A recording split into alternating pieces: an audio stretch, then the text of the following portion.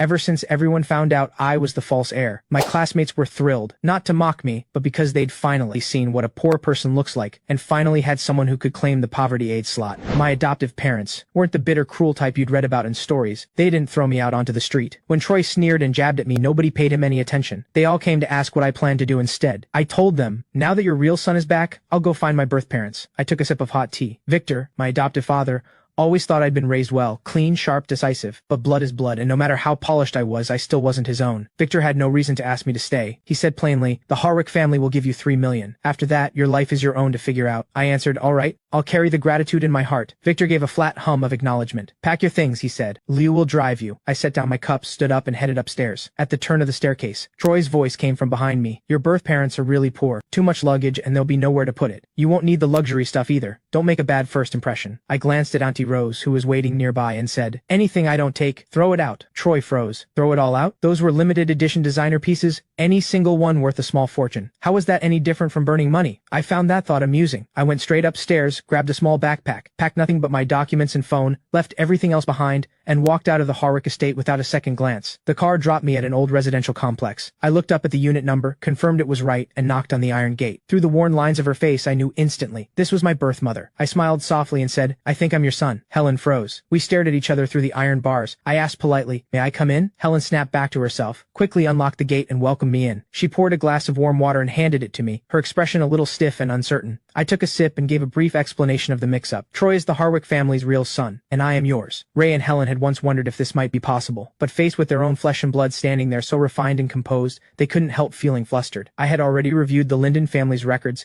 and had a rough picture of everyone. Is there anything you'd like to ask me? This felt nothing like a family reunion. It felt more like a business negotiation. Helen nervously asked what I'd like to eat. I smiled softly. Nothing in particular, I said. Helen glanced at Ray and got to her feet. I'll head to the market then. Call Lyra and Nora. Tell them to come home. Hearing the iron gate clang outside, I got up and stepped out. I met my birth sisters. With a warm, easy smile, I said, I'm Adrian. At the sound of that low, pleasant voice, Nora felt a small flutter in her chest. She met my eyes in disbelief. You don't mind how plain it is here? Nora felt a little more at ease. Dad already told me everything, she said. This is our little sister, Bee. Helen came back from the market and went straight into the kitchen, as if she was trying to avoid talking to me. I sat on the small sofa with Ray. The other three sat cross-legged on the floor. The room felt packed. Ray let out a long sigh. You've seen how it is. All of us squeezed into less than 600 square feet. I'll rent you a place outside and send you a monthly allowance. I met Ray's eyes, calm and steady. Are you saying I'm not welcome to live here? Ray quickly shook his head. Of course not. I just thought you might not be comfortable. With that settled, my mood lifted. If you don't mind, I'll stay here from now on, Nora offered. We'll get you a bigger bed. The guest room sofa is fine for me. I'm planning to renovate the layout a bit anyway. Bee lit up when she heard there'd be a new desk, bouncing on the spot with excitement. Helen carried dishes out from the kitchen. Dinner's ready, she said. On the table sat a pot of rich fish soup and a plate of generously sized steamed shrimp. Bee's eyes lit up. These were her favorites, dishes she only got to eat during holidays. I'd grown up eating the finest food, so this spread didn't move me the way it might have, but the care behind it was impossible to miss. The awkward tension at the table melted away. I'd arrived with nothing but money. I figured I'd head out and pick up a couple of outfits nearby. Bee eagerly volunteered to show me the way, so I took her hand and we headed out. Shopping used to mean a private, very important person suite. Browsing the racks myself was a new experience. I picked out 3 or 4 casual outfits and grabbed a pair of sneakers while I was at it. On the way home, hand in hand with Bee, we passed a candied hawthorn stall. I caught her sneaking glances at the glass display case, then quietly looking away like she knew better than to want it. I bought her a strawberry one. Bee's face broke into pure joy as she held it. She grinned and held it up toward me. Adrian, you have one too. I paused for just a moment. I ruffled Bee's hair. I'm not big on sweets, I told her. Bee counted the strawberries on the skewer. 1 for Nora, 1 for Lyra, 1 for Mom, 1 for Dad. Just enough to go around. I smiled and gave a small laugh, then took her hand and headed back to the complex. From a distance I spotted Lyra rummaging through something. She pulled a doll out of a battered cardboard box. At the sound of my footsteps, she quickly hid it behind her back. She watched me approach, step by step. My expression stayed flat. No need to hide it, I said. I already saw. Lyra lowered her eyes, like a child caught in the act, and slowly brought the doll back out. Troy used to love this doll. He'd hold it every night to fall asleep. I never thought he'd throw even this away. This wasn't the only thing he threw away. I said it flatly, and it landed. I sighed quietly inside. Pain is what makes people wake up. Out loud, I said, if you want it, take it home. She tossed the doll back into the box and gave me a bitter smile. That night, a small electric fan was creaking away in the summer heat. Through the thin, worn windows came the noise of neighbors, voices, shuffling, all of it bleeding through. I woke in the middle of the night to hushed voices. Nora and her parents were whispering just outside. Adrian probably can't sleep on this mattress. He was tossing and turning all night. Let's get him a good mattress. My scholarship comes in next week. I'll cover it then. Their voices were barely above a whisper, but I heard every word. By the time I got dressed and came out, Nora and Ray had already left. I asked Helen, where did Ray and Nora go? Helen poured me a glass of warm water. Nora went back to university early. Ray drove her to the train station on his ride-hailing shift. Morning tickets are cheaper. Nora was clearly someone who pushed frugality to its absolute limit, and yet she didn't hesitate to spend money on a softer mattress for me. Something about that sat strangely in my chest. Lyra had left early for her part-time job. Bea was out playing with the neighborhood kids. Helen had gone to the craft workshop for the day. I had the place to myself. At the sound of the door, I got up and opened it. Sienna burst in loaded with tools. I haven't even eaten breakfast yet, she announced. I walked her through the rooms and told her what I had in mind for the renovation. Sienna's face scrunched into a knot. She looked pained. Your old mattress alone cost more than $20,000. Now you want me to redo the whole place for $20,000? I leaned against the doorframe, arms crossed. If it were easy, I wouldn't need you. Once she'd measured every corner of the apartment, a rough layout began to take shape in her mind. We went back to the living room and sat down. Sienna closed her tablet. You're really staying here? Tired of the fine dining? I smiled, letting the question hang. Do you know why the Linden family went bankrupt? I've heard a rumor, something about Nora bumping into the Harwick third daughter's boyfriend at work, and the daughter destroying the Linden family over it. On the surface, yes, but I know the truth better than anyone. Nora wasn't the one who caused it. Suddenly there was noise at the door. Ray rushed in. Didn't you go out on a ride? I asked. Forgot my phone charger, just came back for it. His eyes landed on the person beside me. Ray thought she looked familiar. I took the chance to introduce her. This is my friend Sienna. I asked her to come look at the layout. Ray went completely still. He had heard of Sienna, a celebrated design prodigy. She had already won numerous awards at a young age. Countless people had tried to pay her to take on their projects. Sienna wouldn't even give them a glance. I won't interrupt your work, Ray said. I'll grab the cable and get out of your way. Terrified of holding Sienna up, Ray snatched the cable and hurried out. The two of us didn't linger on small talk. Sienna rushed off to work on the plans. I gathered my documents and stopped by the craft workshop on the way out. 7 or 8 women were busy inside, labeling products and chatting as they worked. I called out from the doorway, Helen, I'm heading out for some errands. I won't be home for lunch. Helen smiled warmly. All right, don't be too late tonight.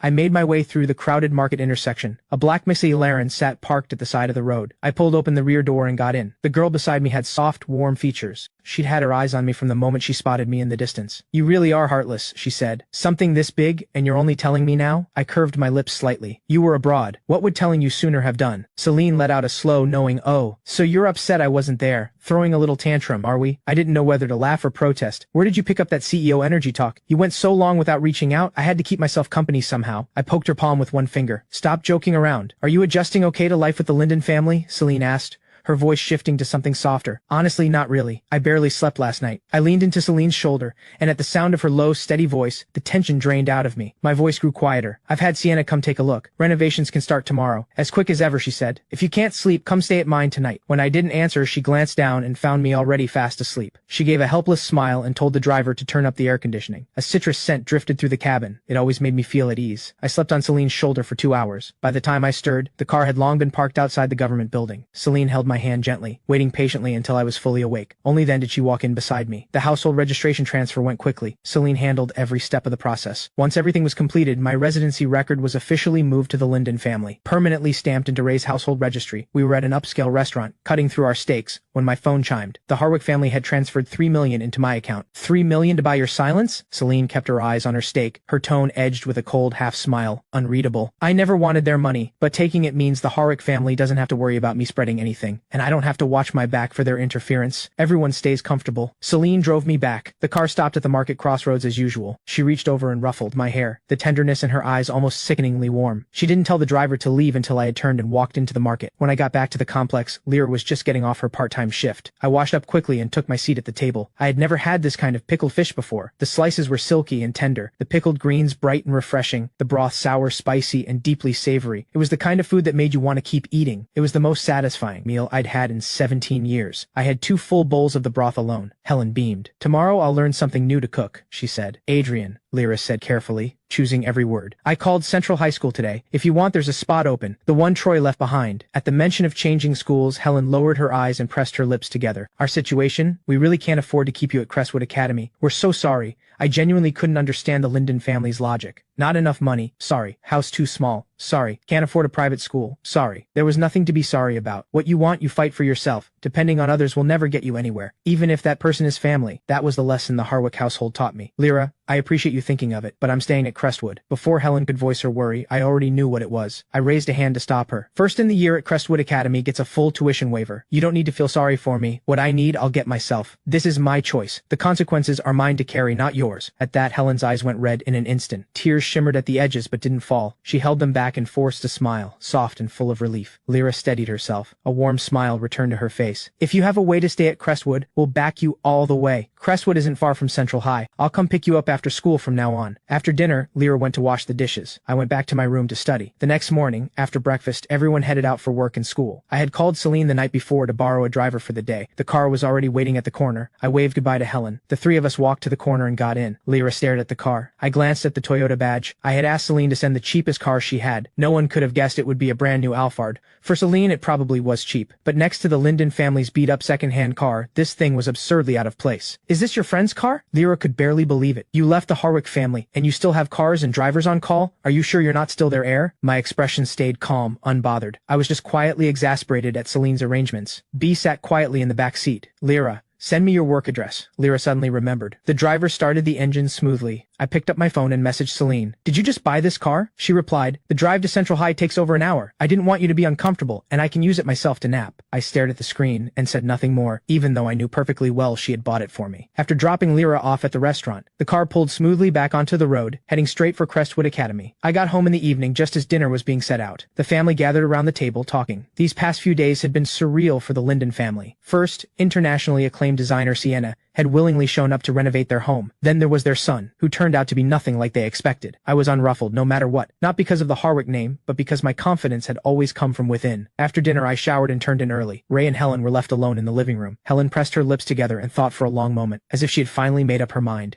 We can't keep underestimating Adrian's connections. We're not too old yet. We should make one more push. Ray nodded firmly in agreement. These past 2 days since Adrian came back, I've been thinking a lot too. For this family to have a better life, we can't afford to just settle for where we are. Ride-hailing is hard-earned money. When it comes down to it, you need your own business. Helen sighed, her expression clouding over. But business is tough right now. Ray pulled Helen close, his arm firm around her shoulders. His voice carried a quiet certainty. We did it once before. We can do it again. For now, let's feel out the market. Doing the groundwork first is the safer play. The next morning, Ray took B to school. Crestwood Academy, the most elite private school around, sat just across the road from Central High, where Lyra studied. Lyra and I decided to take the bus together. The bus stop wasn't far from the complex. When we boarded, there were still plenty of seats. Lyra tapped her card twice for the fare, then guided me to a seat in the back. I stared at the transit card clipped to her bag. It was the first time I had ever ridden a public bus, and the first time I had seen one of those cards. Seems pretty handy, I said. Where did you get yours? I'd like to get one to clip on my bag. Lyra was quiet for a moment, then unclipped the card and handed it to me. You have to go to a service center to get one. Use mine for now. Then how will you get around? I asked. You can scan your phone now. It works just as well. Lyra smiled, warm and easy. She had noticed how curious I was about the little card, so she simply unclipped it and gave it to me. I clipped it onto my own bag. More passengers trickled on. At this hour, alongside the students and office workers, there were older folks who'd been up since dawn chasing deals at the morning market. The more people boarded, the tighter the car became. In the summer heat, the air inside barely moved, thick with a sour smell of sweat. Troy had always hated this smell. He absolutely refused to squeeze onto a bus with anyone. Lyra glanced at me sitting beside her, pale and composed. I was leaning quietly against the window, the outside breeze lifting the hair at my temples. Those bright eyes of mine watched the passing world outside with quiet curiosity. Lyra thought, this brother of hers, so unnervingly mature. He actually had quite an endearing side. The driver pushed hard as bus drivers always do. For the sake of students making it on time, they reached the school stop in just 40 minutes. The stop was right at Central High's entrance. Lyra insisted on walking me all the way to Crestwood's gate. We had time to spare, so the two of us strolled over.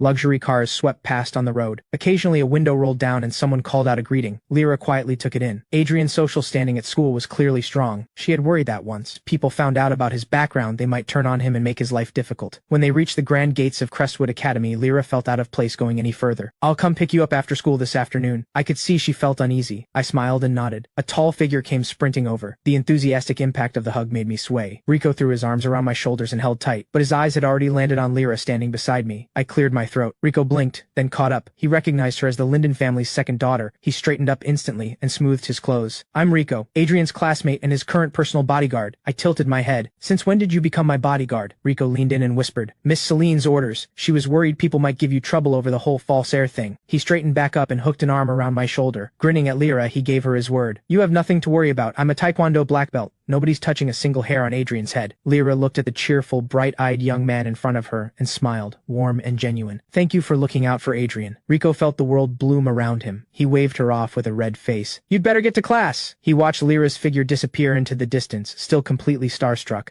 Does Lyra have a boyfriend? Would you mind if I became her boyfriend? I let out a helpless sigh. You have a fiancé. Are you trying to make Lyra the other woman? Rico let out a dramatic cry toward the sky. I glanced at the watch on my wrist. 15 minutes until the bell. I'm not getting late on your account. I picked up my pace toward the classroom. Rico scrambled to keep up. I heard the Linden family went bankrupt, racked up quite a bit of debt, and now they're in some rundown apartment building. Can you even live somewhere like that? I could just give you that villa of mine. Throw in a full-time driver and housekeeper too. If I were moving anywhere, you'd be the last person I'd let make that call. Rico took offense immediately. If Miss Celine can give you things, why can't I? I'm your ride or die, man. He latched onto my arm and refused to let go. I was exasperated and amused in equal measure. When did this whole group develop a savior complex? Throwing around luxury cars and villas complete with drivers and housekeepers. As if leaving the Harwick family had left me completely helpless. Chatting all the while, the two of us arrived at the classroom door. The moment we stepped inside, the buzzing classroom went dead silent. Every face turned toward me, wide-eyed and blank. Did someone ruin my face? I said. You're all looking at me like you've seen a ghost. At that, everyone exhaled and burst out laughing. Someone called out, "What surgeon would dare touch that face?" Is what happened, actually. True. Looks like you've all heard, I said, walking back to my seat without missing a beat. Quinn spotted me and immediately scooted her chair over, dropping her voice. News travels fast in our circle. I have an empty apartment under my name. It's got to be better than where you're staying now. Take it. Live there for a while. Before I could say no, Rico swooped in. He already turned down my villa. Quinn rolled her eyes. She was no match for Rico's sheer energy. The group devolved into cheerful, overlapping banter. Nobody even noticed when Miss Stone walked in. What classified secrets are you all gossiping about? This entire floor can hear you. One look at her expression, and every single person scrambled back to their seat without making another sound. Crestwood Academy was the most elite private school around, its students the children of powerful and wealthy families. But they weren't so different from ordinary students. Equally terrified of strict teachers, equally afraid of getting written up. The outside world assumed elite schools were full of kids coasting through life, doing nothing but showing off. The reality was the opposite. The academic load was heavier here than anywhere else. On top of standard subjects, students studied business management and even equestrianism. Crestwood was founded by the elite, and its standards for student conduct were uncompromising. Any disrespect toward a teacher brought severe consequences. Not just for the student. It could ripple all the way to their family's business. I'll let it go today. It's the first day back. But this is your final year. Stay sharp, stay out of trouble. Are we clear? Yes, Miss Stone, came the chorus. We have a transfer student joining our class this semester, Troy. Everyone please welcome him. The mood in the room shifted immediately. Every pair of eyes swung toward the front. Rico shot me a look. I just smiled, calm and thoroughly amused, giving nothing away. After a few grueling days of etiquette training, Troy had finally picked up something resembling the manner of a young heir. He flashed what he believed was a flawless smile and delivered his introduction at a measured pace. I'm Troy. As a child, I was caught up in a mix-up at birth. I finally found my birth parents. I hope we can all get along well this year. Troy stood there in a tailored casual suit, projecting the image of someone polished and refined, the kind of entrance that might have drawn admiration at Central High, riding the glow of the Harwick name. But this was Crestwood Academy, full of hidden talent, and his little performance didn't register. When he finished, the room stayed silent. Quinn had zero patience for the act. She said, with lazy precision, the real Harwick heir really is something else. Barely back in the fold, and he's already shown the door to Adrian. Troy's eyes flickered sharply. He slipped into the innocent victim routine as naturally as breathing. He lowered his gaze, as if the words cost him something. I thought after 17 years of being raised by them, he'd find it hard to leave. But he asked for $3 million and walked out without looking back. I really don't understand. How can he be so cold? How can you call him cold? The shout rang through the silent room. Troy spun around in alarm and met Rico's eyes blazing, and beside him, me, calm and thoroughly amused. Miss Stone's brow drew tight with displeasure. She stared at Rico, who had slammed the desk and shot to his feet. Sit down. Now. Troy suppressed the flicker of a smirk. He pinched the hem of his jacket, looking for all the world like a wronged victim. My adoptive family situation isn't great financially. The adjustment must have been too much for him. It's natural he'd resent me for it. Miss Stone didn't take Troy's side. This was a school with standards. It was her duty to hold students accountable. Crestwood graduates would one day lead their fields, and no ordinary person taught here. Miss Stone saw through Troy's act in an instant. She simply didn't bother making a scene of it. Let me make one thing clear. Crestwood is not a playground, and tomorrow, wear your uniform. Quiet laughter rippled through the room. Troy nodded, visibly flustered. He hurried off the podium and found an empty seat. When the bell rang, the classroom stirred back to life. Everyone broke into chatter, swapping gossip. Troy looked left and right, completely lost. His classmates were discussing investment circles and market plays. None of it made any sense to him. He had no idea where to fit in. Finally, he fixed his gaze on the middle of the group and said, Adrian, what's that thing hanging on your bag? On Adrian's side, Rico was already poking fun. The former false heir has fallen on hard times. Taking the public bus to school now? Another classmate piled on. Looks like that full scholarship is actually coming in handy now. Oh right, someone said. I almost forgot. The scholarship and the financial aid slot, both going to Adrian now. I wasn't sure whether to laugh or groan. I was just about to get up and head over, when Troy, having heard everything, stepped forward with a look of righteous indignation. That's too much, all of you. Everyone turned to look at him, baffled. These are my friends. I'm easygoing. This is just how we joke around. Nobody asked Troy to make it a whole thing. Rico decided the guy was simply not worth engaging with. I know your birth parents are poor. I know you were used to living like a young heir. Going back to the Linden family must be unbearable. I could put in a good word with my parents. If you apologize properly,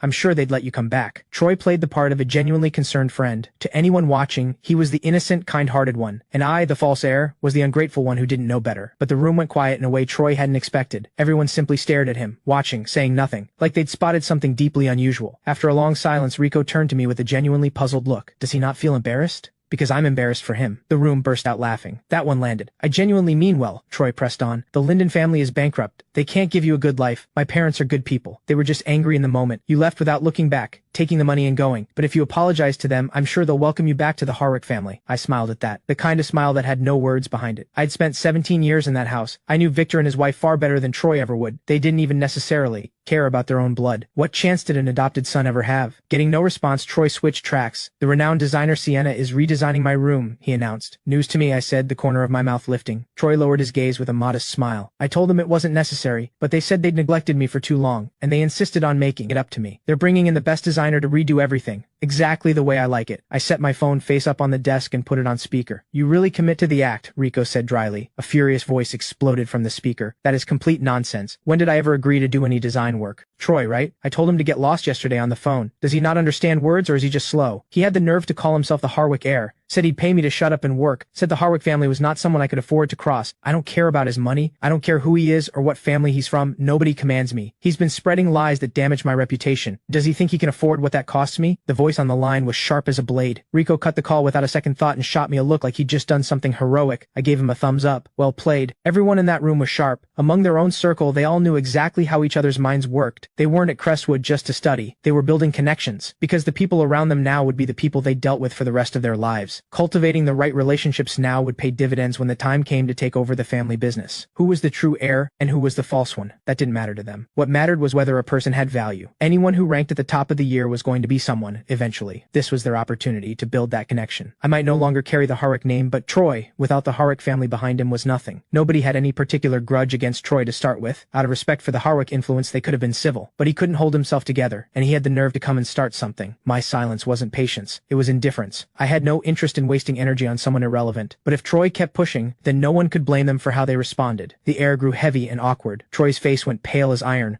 The corners of his eyes reddened. He looked lost and, honestly, a little pitiful. Where there are people willing to stand up for you, there will always be people who can't stand you. Brad stood up, playing the righteous defender. That's way too far. Is humiliating someone really that entertaining? Troy is just worried about Adrian. The Linden family is bankrupt. He only wanted to help. Is all this really necessary? The room stared back at Brad, everyone knowing exactly what he was really doing. Brad looked outraged on the surface. Inside, he was thrilled. I had outpaced him at every turn, and this was his chance to finally flip the table. With the Linden family now bankrupt, he saw his opening, and he was working it. Play it perfectly, and he could also curry favor with the real Harwick heir in one move. Kill two birds with one stone. Troy looked up, surprised, and struggled to hide his relief as he shot Brad a grateful look. Brad returned it with a warm smile, something like genuine concern flickering in his eyes, as if Troy were actually his friend. At that moment, a knock at the classroom door turned every head in the room. Celine stood in the doorway holding a folder. "What's all the excitement?" she said. Brad froze mid-posture, instantly deflated. Celine didn't spare him a glance. She walked straight toward me. "Just dropping something off," she said simply. She said it casually, but Brad didn't dare make a single sound in response. Everyone else in the room was a future heir in training. But Celine already sat at the same table as their parents' generation. Troy studied her quietly. She was dressed simply and cleanly. Fair skin, strikingly beautiful face, her whole presence effortlessly above the room. On her wrist, a deep red Bodhi bead bracelet. As she passed him, he caught a faint trace of citrus. Troy was genuinely shaken. He had always thought Lyra was the beauty of the Linden family, but standing before this girl, Lyra didn't even come close. And she's dressed so simply, she must just be a delivery girl or something. Yet she looks like that. What Troy didn't know was that the clothes Celine was wearing, paired with her understated accessories, especially that Bodhi bead bracelet, were worth more than a villa in Harborview. Quinn teased. What could possibly be worth Celine making the trip herself. Celine's gaze fell on me, making no effort to hide the warmth she reserved just for me. I'm Adrian's personal errand girl. Even a single leaf? I'll deliver it myself. The room erupted in teasing laughter. Celine and I didn't flinch. Completely at ease, completely open about it. Everyone knew exactly what they were to each other. Childhood friends, growing up side by side, both fully aware of the other's heart. Nothing to hide. They hadn't made it official simply because the timing wasn't right, both choosing to put their careers first for now. Celine set the folder on my desk, and the room immediately crowded around in amazement. Everyone leaned in for a look. This project proposal is stunning. Adrian never disappoints. Looks like this year's spot is yours. My proposal scored quite a bit higher, I said. I said nothing more, leaning back with the easy confidence of someone who had already won. Troy glanced over from the side. He recognized it. B had made this. That's the little Linden girl's work, isn't it? A child scribbling, passed off as a serious project proposal. That's pretty disrespectful to everyone else competing. Quinn gave him a flat look. That's a bold thing to say. This is the top-ranked proposal in the evaluation. You're calling this a child scribbling? Troy went silent. I curved my lips. B put real effort into this. She made it especially for me. No empty theory from any of you could match that, I said, and I meant every word of it. Everyone protested, calling me out for playing favorites. Celine, can you please do something about him? Celine tucked both hands into her pockets. She leaned slightly onto my desk. Adrian's always been the one giving me orders. Who am I to manage him? I laughed softly and reached out, hooking my fingers around her bracelet. Troy stepped forward, unbothered by his own ignorance. You're not a student here, right? I get it. Everyone needs to make a living. Celine narrowed her eyes in genuine confusion. She had already suspected Troy wasn't the sharpest, but she hadn't expected him to be this blind. The room went still. Someone had just called Celine a delivery girl. That might be the most absurd thing said all year. Rico was doubled over laughing. You think Celine is a delivery girl? I raised an eyebrow, thoroughly done. I took back every generous thought I'd ever had about Troy's intelligence. He wasn't naive. He was just genuinely, thoroughly dense. Someone who laughed and joked with this circle of wealthy heirs. Someone they all called Celine with that particular kind of respect. Could not possibly be ordinary. Celine glanced down at my hand. Sienna asked me to pass something along. The plans and furniture have been sorted. She wants to know if tomorrow works to start. I kept my voice low. I'll get back to her later. I glanced up and met her eyes. You've wrapped up the acquisition deal. You've got a flight to catch this week, don't you? I let go of her bracelet and gave her arm a gentle poke. Go on then. Don't miss your flight. I'll bring you something back, Celine said, lightly tipping my chin with her finger. Their voices had dropped low enough to form a quiet world of their own, like an invisible wall had risen around them. The others instinctively gave them space, silently eating this up. Rico had his chin propped in his hands. Quinn stared with a slow parade of question marks forming above her head. Is it really okay to be this oblivious to everyone around you? When school let out, the area outside the gates came alive. Street food vendors were setting up, drawing steady crowds. Even the wealthy heirs of Crestwood couldn't resist street food at their age. Among the constant flow of people, Lyra stood out, her presence gentle and quietly striking, like a figure from another era, a quiet melancholy drifting through her features. If Lyra ever starred in a period drama, I thought, she'd break hearts without even trying. Just look at Rico for proof. The moment he spotted Lyra, he forgot how to blink. Then two voices called out at the same time. I followed the sound, and saw Troy, face bright with a wide smile, jogging toward Lyra. The sight of that smile made something inside Lyra pull in two directions at once. She thought of the times she used to go meet him after school, how he'd come running toward her with that same excitement. She had loved him so much, that little brother of hers. When the Linden family first went bankrupt, things had stayed the same for a while. They still rode the bus home together. Sometimes they'd feel like walking instead. Halfway through, Troy would always ask her to carry him, and Lyra would laugh and take him on her back the rest of the way home. Riding on her back, he'd say, "My sister is the best sister in the world. I'm the happiest kid alive." And then it all fell apart. At some point, the smile disappeared. What replaced it was something twisted and ugly. "I'm sick of this bus. I'm done. Carry me back then." "What's wrong with you? You can't even walk a little without giving out. Can't you just buy a bike? No money? Then go get a job." In the end, he threw her away. The same sister he had once called the best in the world. Lyra swallowed. She didn't know how to face him anymore. Troy didn't notice a thing. His smile stayed bright and sweet. "I really miss walking to school with you. It's a shame I transferred to Crestwood. My classmates don't seem to like me much. They only hang out with Adrian." As he spoke, the smile slowly faded. His eyes grew red at the edges, as if Adrian had led the charge against him, and he was the wounded one. Lyra caught the implication. She thought about these past few days with Adrian, and the words to push back nearly came out on their own. Adrian isn't like that. He's not petty. I had spent 17 years in a wealthy household, yet I never once complained the Linden home was too small or that the mattress was too hard. I told Helen her cooking was wonderful. I bought bee sweets.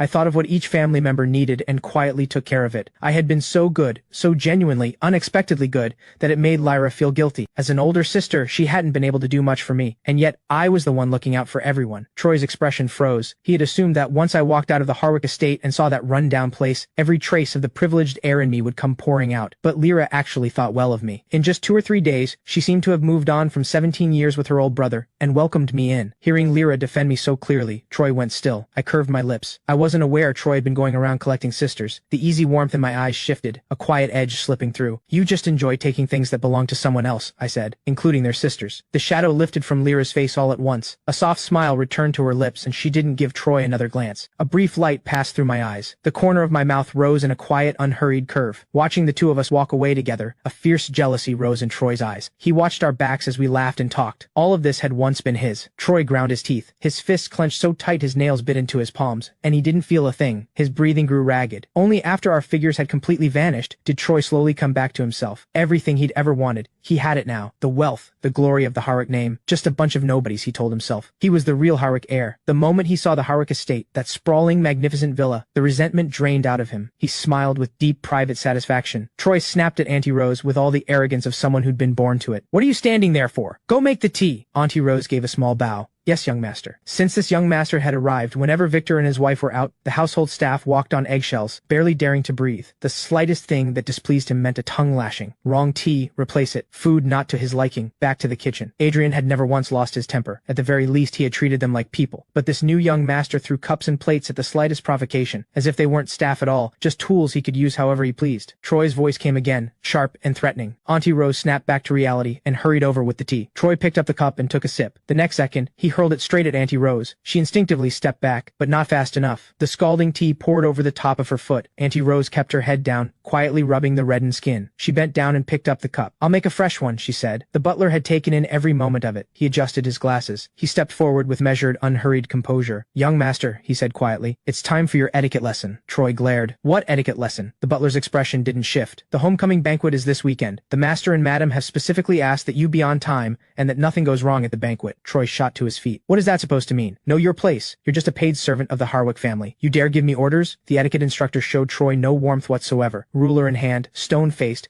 correcting every mistake with blunt severity and no regard for his status. The only reason she could get away with it was that Victor and his wife had her back. The butler gave a composed, unhurried nod. Both young ladies will be returning for the homecoming banquet. Troy paused. He'd heard the Harwick sisters were not easy to deal with, but regardless, it was his first time meeting his real sisters. He should make a good impression. Once he won them over, he'd be the undisputed son of the Harwick family. Then let's see who would dare look down on him. Troy swallowed his anger and with great reluctance went to his lesson. Unlike the cold, rigid atmosphere of the Harwick estate, the Linden family's small home was full of warmth. The family crowded together cheerfully, reaching across to serve each other food. 2 drumsticks passed back and forth between everyone. The little ones get the drumsticks, the adults get the wingtips, and everyone in between gets the mid-wings. Helen smiled and placed a mid-wing into Lyra's bowl. The drumsticks went to me and B, 1 each. Lyra seemed happier than usual. Maybe seeing Troy again had finally given her the closure she needed. I looked at the drumstick sitting in my bowl. Something rare and warm stirred in my chest. The Harwick family took dining etiquette very seriously. Seats were kept far apart. Talking at the table was strictly forbidden. So was making any noise at all. Serving food to each other was completely out of the question. And Victor and his wife were rarely home to begin with. Both daughters had been sent abroad to study. Most of the time, I ate alone. The Linden family was nothing like that. They shared whatever was good. They laughed and talked throughout the meal, crammed into that tiny space. And the warmth in the room could not have been more real. Life filled every corner of it. Maybe this was what a real home actually felt like. Helen rubbed her hands together, looking a little sheepish. You kids are in school, and Ray is out driving. I want to set up a little stall of my own. Do something small. Help take some of the weight off. I'm thinking of getting some goods and selling outside the elementary school. I don't have much experience. I'm not sure if I can make it work. I thought back. Before she married, Helen had been the pampered daughter of her family. She'd help with light chores here and there, but nothing more was expected of her. By the time she married Ray, his business had already gotten off the ground, so she settled into life as a full-time homemaker and had never once gone out to make her own money. After the Linden family went bankrupt, she had wanted to find a proper job, but Troy complained that no one was taking care of the house, and so she stayed, a full-time homemaker once again. Being a homemaker was no easy thing. Every day was full of physical, grinding tasks. By the time everything was done, the day was nearly over. There was no such thing as rest. Watching everyone work so hard, she had agreed to stay home and hold things together from the inside. Now I was here, and everyone was fired up, ready to push once more. Helen wanted to be part of it too. Lyra immediately threw her support behind it. You've been cooped up doing housework all day with no one to even talk to, Ray agreed. Getting out there with a stall, that sounds great. Do something that means something. Whether it makes money or not, think of it as getting out of the house and clearing your head. Ray set down his chopsticks and took Helen's hand in both of his. All these years, you've given so much, and barely done a single thing just for yourself. Everyone deserves to feel like they're building something. If you want to try the stall, go for it. With the whole family firmly behind her, Helen quietly breathed a sigh of relief. Then she looked toward me, the only one who hadn't said a word. I thought it over and answered carefully. Selling stationery requires a wide range of stock, which means higher upfront costs, and elementary school kids don't have much pocket money. The break-even period could drag on for a long time. School hours near our area are consistent. and the street food stalls nearby do pretty solid business. You might want to consider selling food instead. There are several schools in that area, plenty of customers to go around. The early mornings would be tough. You'd need to be up early to prep fresh ingredients. But to be clear, I'm in favor of the stall idea. Helen smiled like a weight had been lifted off her. A little hard work never hurt anyone, but all I know how to make is home cooking. I wouldn't know the first thing about fancy street food. Your cooking is better than most restaurants. And we're not going for fancy, that's not the point. Hearty, satisfying breakfast food. That's what sells. There's definitely a market for it. As for what exactly to sell, I'm afraid I don't have much to offer. There are so many street food carts outside school gates. I've never stopped at a single one. I've never even looked at what they sell. Being the Harwick heir meant constant attention to physique, presentation, and strictly controlled diet, maintaining appearances at all times. The Harwicks firmly believed that roadside food was beneath them, that eating it would damage the family image. Being seen as someone who ate indulgently was considered a stain on the Harwick name. During my years there, I had long since cut off any real appetite. The Harwick family noticed I barely ate, so they cycled through chef after chef trying to fix it. It wasn't until later that I understood. The problem was never the food. It was the cold, suffocating atmosphere of that house. Lyra thought for a moment. Back in middle school, there used to be someone selling rice balls outside the gates. They were actually pretty good. And right now, nobody seems to be selling them near the school gates. If we do rice balls, we'd have the market to ourselves. Ray and Helen exchanged a glance. They both seemed to think it was a solid idea. I'll get the ingredients tomorrow and try making a batch. Your job is to taste test. Helen had never felt this energized. The thought of actually contributing to the family's income filled her with a kind of drive she hadn't felt in years. Ray raised a practical question. If we're selling rice balls, wouldn't we need a proper custom food cart? I've seen other street vendors at work. Most of them use specially fitted carts with a designated spot for every ingredient. Very organized, Lyra suddenly remembered. The old stall used a steamer box to keep the rice balls warm, though I think a wooden barrel would work just as well. Cover it tightly with non-woven fabric and it should hold the heat just fine. Ray slapped his knee with excitement. I'll ask around with my driving buddies tomorrow, see where we can get one. For now, let's figure out what goes inside. We'll buy ingredients tomorrow and do a proper test run. Lyra immediately cleared the table. Everyone gathered and the conversation grew lively. Someone would toss in a funny line, and the whole family would burst out laughing. I was genuinely impressed by how fast they moved. This whole family operated at full speed, no hesitation. They had barely floated the idea of a stall, and already they were locking in a plan, debating ingredients and working out costs. The less people have, the more boldly they're willing to try, and to fail. And it's often exactly that kind of courage that carries people across to the other side. I found myself fully swept up in the energy around me. Since I was part of this family now, something came over me, and I raised my hand. The cart, let me handle that. The room went still. Every pair of eyes turned to me at once, and it made me feel slightly uneasy. Ray's brow furrowed slightly. I know you probably have some savings from the Harwick years, he said, but you're a Linden now. Family decisions we make together, but there's no way I'm letting a kid pay for any of this. Even with the renovation. Yes, we benefited from your connection with Sienna, but for any expensive furniture that goes in, I'll pay you back for it. Something about this felt strange inside me. Maybe it was because I'd never experienced this kind of family warmth before, and it left me not quite knowing what to do with it. Actually, I have a friend in the steel business. We might be able to get a second-hand cart at a low price. I quickly added that. Ray nodded at that and let it go. I took the chance to mention that Sienna was bringing a crew over to renovate, so Helen wouldn't be caught off guard in the morning. The family talked well past 1 in the morning.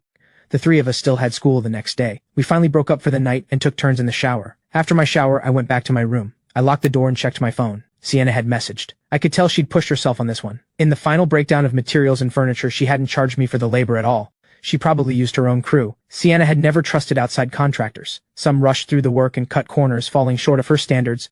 For high-end interior work, she kept her own team on retainer. The critical parts were always handled in-house. That labor cost was supposed to go on the client's bill, her way of recouping some of the overhead. Among friends, she didn't sweat the difference. I'd always thought of Sienna as someone with a terrible temper, but she was one of the most loyal people I knew. When she went off on someone, there was always a reason. A client with no taste. Someone who didn't know how to appreciate good work. You couldn't blame Sienna for that. The problem was always on the other end. I transferred the amount listed on her breakdown, and the next second she messaged back, "Troy is out of his mind." You want to know what he said when he called? He actually called me beneath him. Where does he get the nerve? Slavery ended centuries ago, and this guy is still sorting people into high and low. And then he had the nerve to threaten me with the Harwick name. Said if I didn't do the design work, the Harwicks would blacklist me. Laughable. Who does he think they are? And Claire and Victor have completely lost it, turning me away for that guy's sake. Since they love to play games, right after Troy hung up on me, the Harwick invitation showed up in my hands. Should I go crash the party and embarrass him? I stopped at that last line and replied, "Go." The next day, I ran into Quinn in the classroom. She brought up the invitation she'd received, barely hiding her delight. "I'm absolutely going to the Harwick homecoming banquet. This is too good to miss. I'm live streaming the whole thing for you." Quinn knew Rico well enough to ask, "He's not planning to cause a scene, is he?" They could say this kind of thing openly because they had already read the situation clearly. Crossing the Harwicks at this point, so be it. The Harwick family had been in business for generations. Their power was nothing to dismiss. Anyone who showed up to that banquet and humiliated them to their face would pay for it. Quinn continued, Rico, you probably haven't heard. There's no need for us to do a thing. Haven't you seen the news? The 2 Harwick daughters are coming back. They both instinctively looked at me, as if I'd have the answer. I raised an eyebrow. I'm a broke high schooler. Now, my intel can't exactly keep up with yours. Quinn raised an eyebrow, clearly amused. Broke or not, you're still the heir. When the 3 of us got back to the classroom, we caught the tail end of Troy's voice. My parents are hosting a homecoming banquet to introduce me as the Harwick heir. I don't have friends in this circle. I hope everyone can make it. He spotted me walking in from the doorway and smiled, that harmless-looking smile of his. There'll be great food at the banquet, and my parents bought me new clothes. You're welcome to come pick whatever you like. The clothes were bought for you. They're yours. Adrian doesn't do hand-me-downs. And the food? He's not interested. Quinn said it flatly. Every time I faced off with Troy, I could feel my friends close in around me. I wasn't the Harwick heir anymore, but I had no shortage of people in my corner. I didn't spare Troy another glance. I walked back to my seat. Without looking up, I said, the Harwick etiquette teacher needs some work. Invitations are supposed to be given in advance. This one doesn't count. I hung my bag on the side of the desk. Troy twisted his hands together, looking like someone who'd been wrongly accused. I just know your birth family doesn't have much. Going back there must be really hard for you. I wanted to invite you to the banquet. If you just apologize, I'm sure my parents would let you come back. Rico jabbed a finger at him. Apologize for what? What exactly did Adrian do wrong? Troy went quiet, tears welling up at the corners of his eyes. The innocent victim routine in full bloom. He started this, and now he's the one tearing up, like he's the one being bullied. Brad wasn't going to let the moment pass. He stepped forward to defend Troy right away. Troy is just too kind. He's worried about you. Why do you have to be so aggressive? Rico scoffed. I think he's genuinely not right in the head. Did he ever bother asking Adrian if he even wants to go back? Who gave him the right to play the concerned savior? Brad's lips moved but didn't form words. As someone in the same circle, he could see through Troy as clearly as anyone. But Brad was different from Rico. Rico was one of a kind in that class. Parents who adored each other. A home full of warmth. The family business was going to Rico, no question. Brad had brothers. Inheritance was far from guaranteed, and he knew it. So he was quietly shopping for a strategic marriage. If he could marry into the Harwick daughters, his future would be secure, and his family's ties to the Harwicks would give him real weight at home. And so he chose Troy's side. Troy was naive in this circle, but naive people are easy to manage. I had no interest in getting involved. Other people's agendas were their own business, as long as they stayed away from me. How complicated these circles could get. I knew better than anyone in that room. The less drama, the better. No point making enemies at every turn. Who's to say the outsider today won't be at the top tomorrow? With that in mind, I spoke up and broke the tension, before Rico burned any more bridges on my behalf. I looked at Troy. 2 things. I have no intention of going back to the Harwick family, and I have no interest in competing with you for their favor. As long as you don't come looking for trouble, we can all coexist without a problem. But if you cross my line, let's see just how much the Harwick name can protect you. Troy, mid-sniffle, felt his chest tighten. He looked up at me, stunned. He met my eyes, steady, unshakable, completely sure of itself. He didn't understand it. There wasn't a trace of loss or defeat in me. Everyone in the class still had my back, same as always. They still called me by name, with that particular tone that meant something. And now I was standing here making threats with a straight face. Who on earth had given me that kind of confidence? What would things look like if Celine weren't on my side? Troy kept staring at me, his eyes full of calculation. Quinn lounged beside him, drawling, "With that brain of yours, you'll never figure it out." He had no idea how capable I was, but my classmates did. Whatever they couldn't get through begging or bargaining, I could always find a way. My connections may not rival the Harwick families, but add everything up, and even those at the very top of the capital circle can fall. Quinn smiled coolly, with just enough condescension in her voice. The first rule of surviving this circle is knowing how to read a room. Rico had no interest in educating Troy. He just didn't want the future headache. For once, he didn't push back against Quinn. Troy's back teeth were grinding. The redness crept into his eyes as he stared at me. He turned and stormed out. Brad called after him, ignored completely, then curved his lips and said lightly, "If you want someone's trust, you find them when their defenses are lowest." He watched me with careful eyes. I met them evenly. I don't do things without a return. And you have nothing to offer me. Brad gave a dismissive shrug, then strolled out to go after Troy. With both of them gone, the whole room exhaled. Raised by the Harwicks, all business and leverage, no warmth or conscience to speak of. The reason Adrian gets along with us isn't the same. It's because we're the same age, we've known each other for years, and the trust was built slowly over time. The Linden family, to me, were still strangers who happened to share my blood. Rico was genuinely curious, knowing my personality and what I was capable of. Leaving the Harwick family probably meant going independent. Staying with the Linden family now, there had to be a reason. But forever? Not a chance. Being a minor came with real limitations. At 18, I could open my own accounts and stand on my own. For now, things were stable, and helping the Linden family wasn't entirely without purpose. The renovation speaks for itself. I just wanted somewhere comfortable to sleep. I'm not exactly built for roughing it. I can't spend a whole year sleeping badly. And honestly, I wanted to leave them a little less in debt to me when the time came. Brad stood on the 5th floor corridor and spotted Troy alone behind the decorative rocks, crying. He waited a solid 20 minutes before strolling down. Right before he reached the spot, he mussed up his hair and did 2 rounds of high-knee exercises. Then he jogged over, breathless, playing the part of someone who'd been searching desperately. "There you are. I've been looking everywhere." Troy looked up, surprised. I'm in no state to go back to class." Feeling what he thought was genuine concern from Brad, Troy hadn't expected anyone to be in his corner, and every bit of hurt he'd been holding back came flooding out. Tears rolled down without stopping. "I just wanted to connect with my classmates. I didn't expect everyone to be so set against me." Brad patted his back gently. "That group has always been like that. They follow Adrian without question. I can't stand the way they operate. That's why I've never clicked with them. I can be your friend." Something lit up in Troy's tear-filled eyes. He nodded hard and let out a quiet, grateful sound. Since coming back to the Harwick family, Troy had no one to talk to. Victor and Claire were rarely home. Both sisters were still abroad. Around him were nothing but oblivious, mediocre people. No friends at school. Everyone fawning over Adrian. Nobody who understood his pain. It wasn't like he could talk to a dog about it. Brad took Troy's hand. "I understand you. Going from an ordinary family to all this? There's so much to adjust to. You're under so much pressure. Whenever it gets to be too much, come find me. I may not be able to fix things, but having someone listen, that helps." Troy tightened his grip on Brad's hand. "Is the reason everyone sides with Adrian because of Celine? Celine isn't even in our class, but everyone in the room treats her with this particular deference. That means she and Adrian have some kind of arrangement. He doesn't need the Harwick name because of his connection to Celine. Even bankrupt, he's untouchable, and Celine is part of why." But Brad didn't know the full picture, so he kept it vague. Adrian has known Celine and Quinn for years. What they have isn't built on deals. Especially Celine. They grew up side by side. Not officially a couple, but something close. And then there's Rico, the undisputed heir of the Lynn family, completely in Adrian's corner. Their bond is closer than most brothers. With those two behind him, who would dare cross him? Brad had to admit it. Adrian was exceptional on his own. That last part he kept to himself. So Troy concluded that whatever pull I had came entirely from Celine and Rico. "Is the Liu family really that powerful?" he asked. Brad answered him. "The Liu family is among the top tier of the capital circle. Assets and influence on par with the Harwicks, and the two families have deep business ties. But Celine's parents were in a car accident some time ago. They still haven't woken up. Celine had no choice but to take over early. It's no secret in the capital circle, and Celine is no small force herself. She had just graduated high school when it happened, gave up studying abroad and walked straight into running the entire Liu empire. Not a single major misstep in the past year, and she runs it with precision. The elders of the circle respect her deeply. They call her Director Liu." Listening to Brad's account, Troy absently smoothed the hem of his jacket, something turning over in his mind. The Harwick and Liu families were close. If Celine became his fiancée, Adrian would lose his biggest advantage. Back at the old residential complex, Helen was making rice balls today. There were a lot of ingredients to get through. Ray skipped his driving shift and stayed home to help her. When Ray opened the door to Sienna, he looked confused. He stepped aside quickly and ushered her in with a respectful gesture. Sienna walked in and greeted them politely. She glanced at the movement in the kitchen and raised her voice a little. "I'm Adrian's friend. I brought a crew to work on the rooms. Hope that's all right." Helen quickly wiped her hands and came out. "Please sit and have some tea."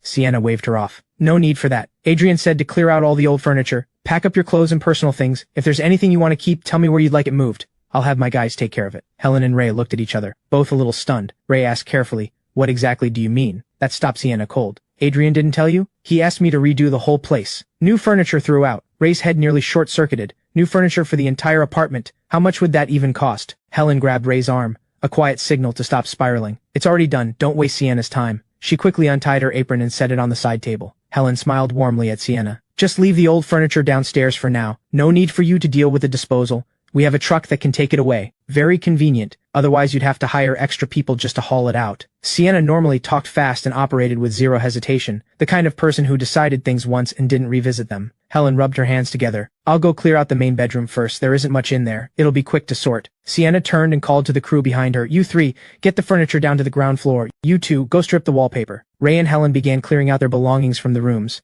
Sienna stood watch over the work. "Get those edges lined up properly. What are you looking at? Why is there a gap that big? Did you not see the wall was crumbling? You clean it before you paste, or are you planning to grow a garden in there? Handle the window corners carefully. If it goes on crooked, tear it all off and start over." Every worker who heard her felt the hairs on their arms stand up, and their hands move faster without being told. Sienna's reputation for being impossibly demanding was clearly well earned. With the renovation in full swing, Ray occasionally stepped in to lend a hand. Helen went back to the kitchen to keep working on the rice balls. Helen poured a cup of tea and brought it over. "Miss Sienna, take a break and have some tea." Sienna was in the middle of tearing into someone, hands on her hips. At the sound of Helen's voice, the fire went out of her instantly. She turned and took the cup with both hands. "Thank you. Really, no need to be so formal. Adrian and I go way back. Just call me Little Sue." Helen decided she wasn't nearly as difficult as expected. "Quite polite, actually. I'm planning to sell rice balls at a stall. I'm testing a batch today, and I haven't made lunch. If you're hungry, would you like to try some?" Sienna didn't waste a second on politeness. "Actually, I'm a little hungry."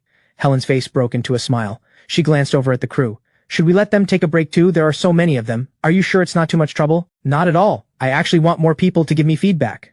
Since Helen had put it that way, Sienna called everyone to stop and eat before getting back to it. Helen went to the kitchen and brought out the rice balls. Several different flavors, each one cut in half, so everyone could try a bit and share their thoughts. Sienna hadn't even taken a bite yet, but the moment she saw the filling, she was already full of praise. Most rice balls out there use frozen ingredients. It's rare to find someone using fresh like this. After her first bite, she gave a thumbs up without hesitation. These are incredible. She heaped praise on Helen so generously that Helen practically glowed. The crew ate with obvious enjoyment and went straight back to work when they were done. Helen invited Sienna to sit and have some tea. Sienna could tell there was something on her mind, so she sat. How did you and Adrian meet? It's a long story. He's young, but we've known each other for about 10 years now. Helen gave a thoughtful hum. After a moment, she said, a little hesitantly, since Adrian came back, there's always been this distance between him and us. His life, the way he is. Could you tell me a little more about him? Sienna understood now. Adrian was staying with the Linden family for reasons of his own, but this family genuinely cared about the boy. But he had grown up without any real warmth, and it had made him emotionally reserved. His manner was easy enough on the surface, but there was a real gap between him and what family was supposed to feel like. Helen wanted to reach him, and didn't know how. Sienna let out a quiet sigh. She could tell Ray and Helen were good people. She had worried at first that Adrian would struggle here. She didn't think that anymore. She began to share what she knew. When Adrian was with the Harwick family, Victor and Claire barely paid attention to him. He was mostly raised by the two Harwick daughters, but not with affection. It was more like a constant battle of wits, push and pull, love and friction, all tangled together. So he never really learned what warmth felt like. He became a little emotionally detached, not without friends,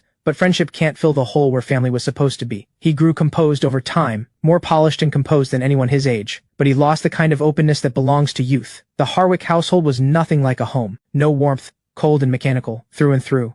The three children it produced are each extraordinarily gifted, and not one of them is emotionally intact. Every one of them carries something broken. Hearing what her child's life had actually been like in that house, Helen felt a pain in her chest she couldn't quiet. She had assumed that, with food, clothes, and comfort provided, he must have been happy, and that the distance she felt now was just the difficulty of adjusting to a poorer home. Only now did she understand her son had never experienced warmth, and it had made him cold. So what does Adrian usually like to eat? She asked. Honestly, I'm not sure. All I know is that the Harwick family went through chefs constantly. Not one of them lasted half a year. School was out. Lyra and I walked over to pick up B from elementary school. Several neighbors spotted Lyra and called out, "Did your family come into money? Why did you replace all the furniture?" Lyra was caught completely off guard. She instinctively looked at me. Wasn't it just a layout adjustment and adding a desk? Why is everything replaced? I blinked. Sienna's idea. She knows people in the furniture industry. It didn't cost that much. I thought to myself, Sienna can take the blame on this one. Meanwhile, Sienna, currently in the middle of lecturing someone, suddenly sneezed. She shook it off. So much dust in here.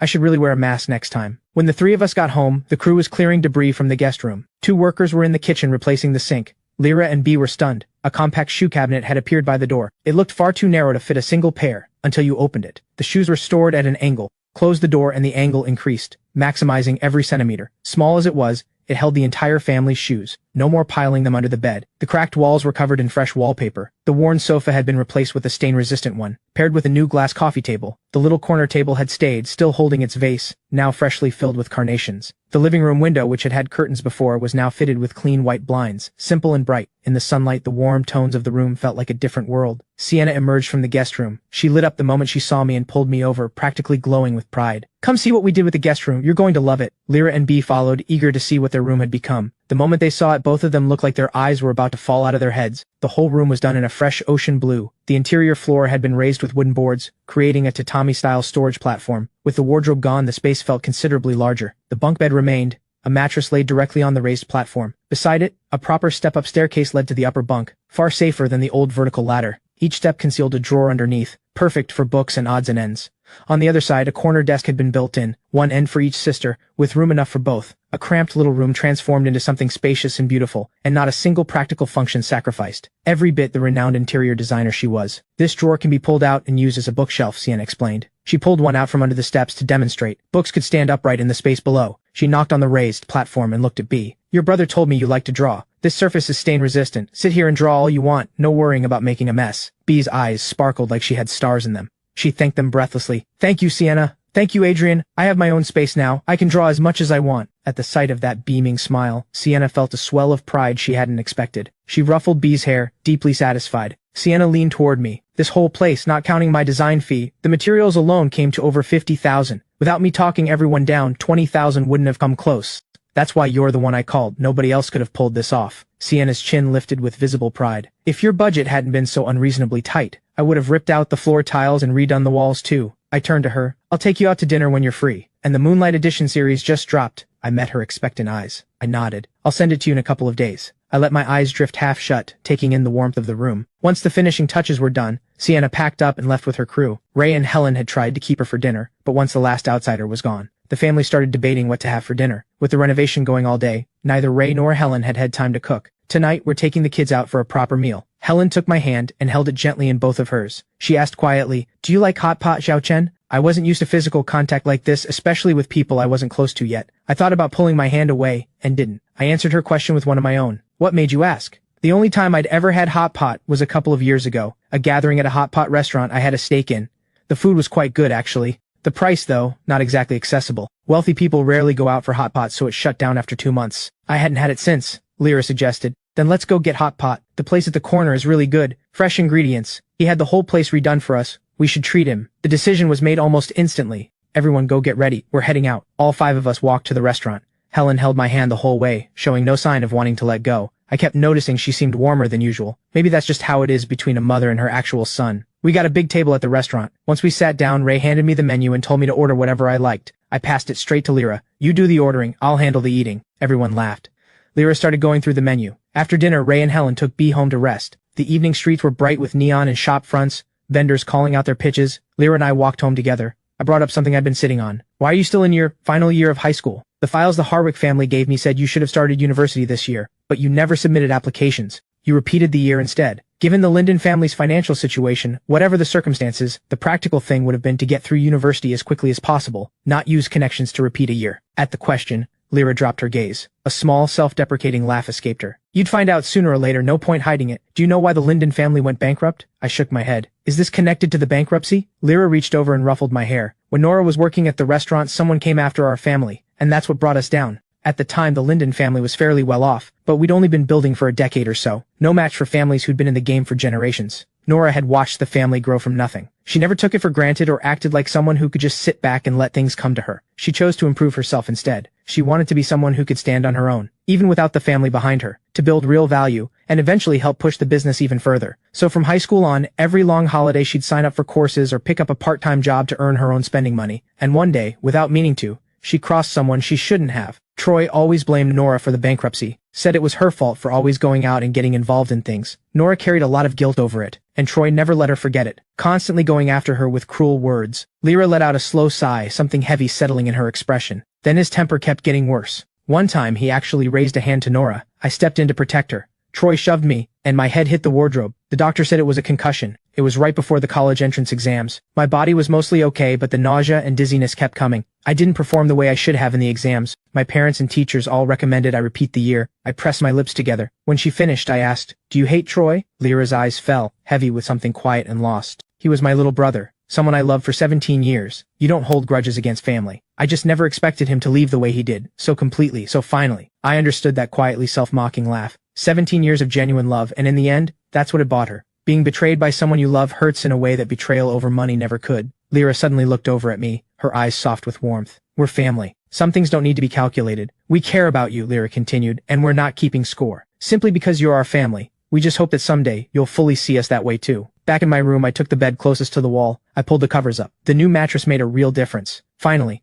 no more sleeping on what felt like a plank. I turned on the little hanging fan and sat up to call Celine. The moment it connected, a low laugh came through. What does the young master require? Don't tell me you actually missed me. Just bored, I said. Maybe it was a childhood without much warmth, but I'd never been able to say things like I miss you out loud. Sentiment didn't come easy to me. When there was real business, I said so directly. When I called her just to talk, that was its own kind of saying it. Celine laughed, the sound rippling, warmth touching the corners of her eyes. So, a 5-cent conversation, or the $5 kind? You're charging me now? I laughed. You called me. That means I'm already winning. I couldn't hold it in. Then I should be billing by the hour, $5 a session. No friends and family discount? Celine glanced at the time. 2 hours, 500. Deal? I laughed hard enough to feel it in my chest. You were born for business. Back to actual business. The documents are all signed. They go to the notary tomorrow. Should clear in 2 to 3 days. Celine set down whatever she'd been working on and leaned back in her chair to talk. I gave a distracted sound of acknowledgement, then told her about the evening. Celine found the whole Linden family thoroughly entertaining. Are you scared? It came out less like a question and more like a statement, as if she understood my feelings better than I did. You're afraid of family love. I thought back. There was a time I had wanted it, craved it, but Victor and Claire's attention was always on the daughters. Their education was what mattered. I was always the one left out. In the Harwick household, everything material was the finest, but I wanted to be seen.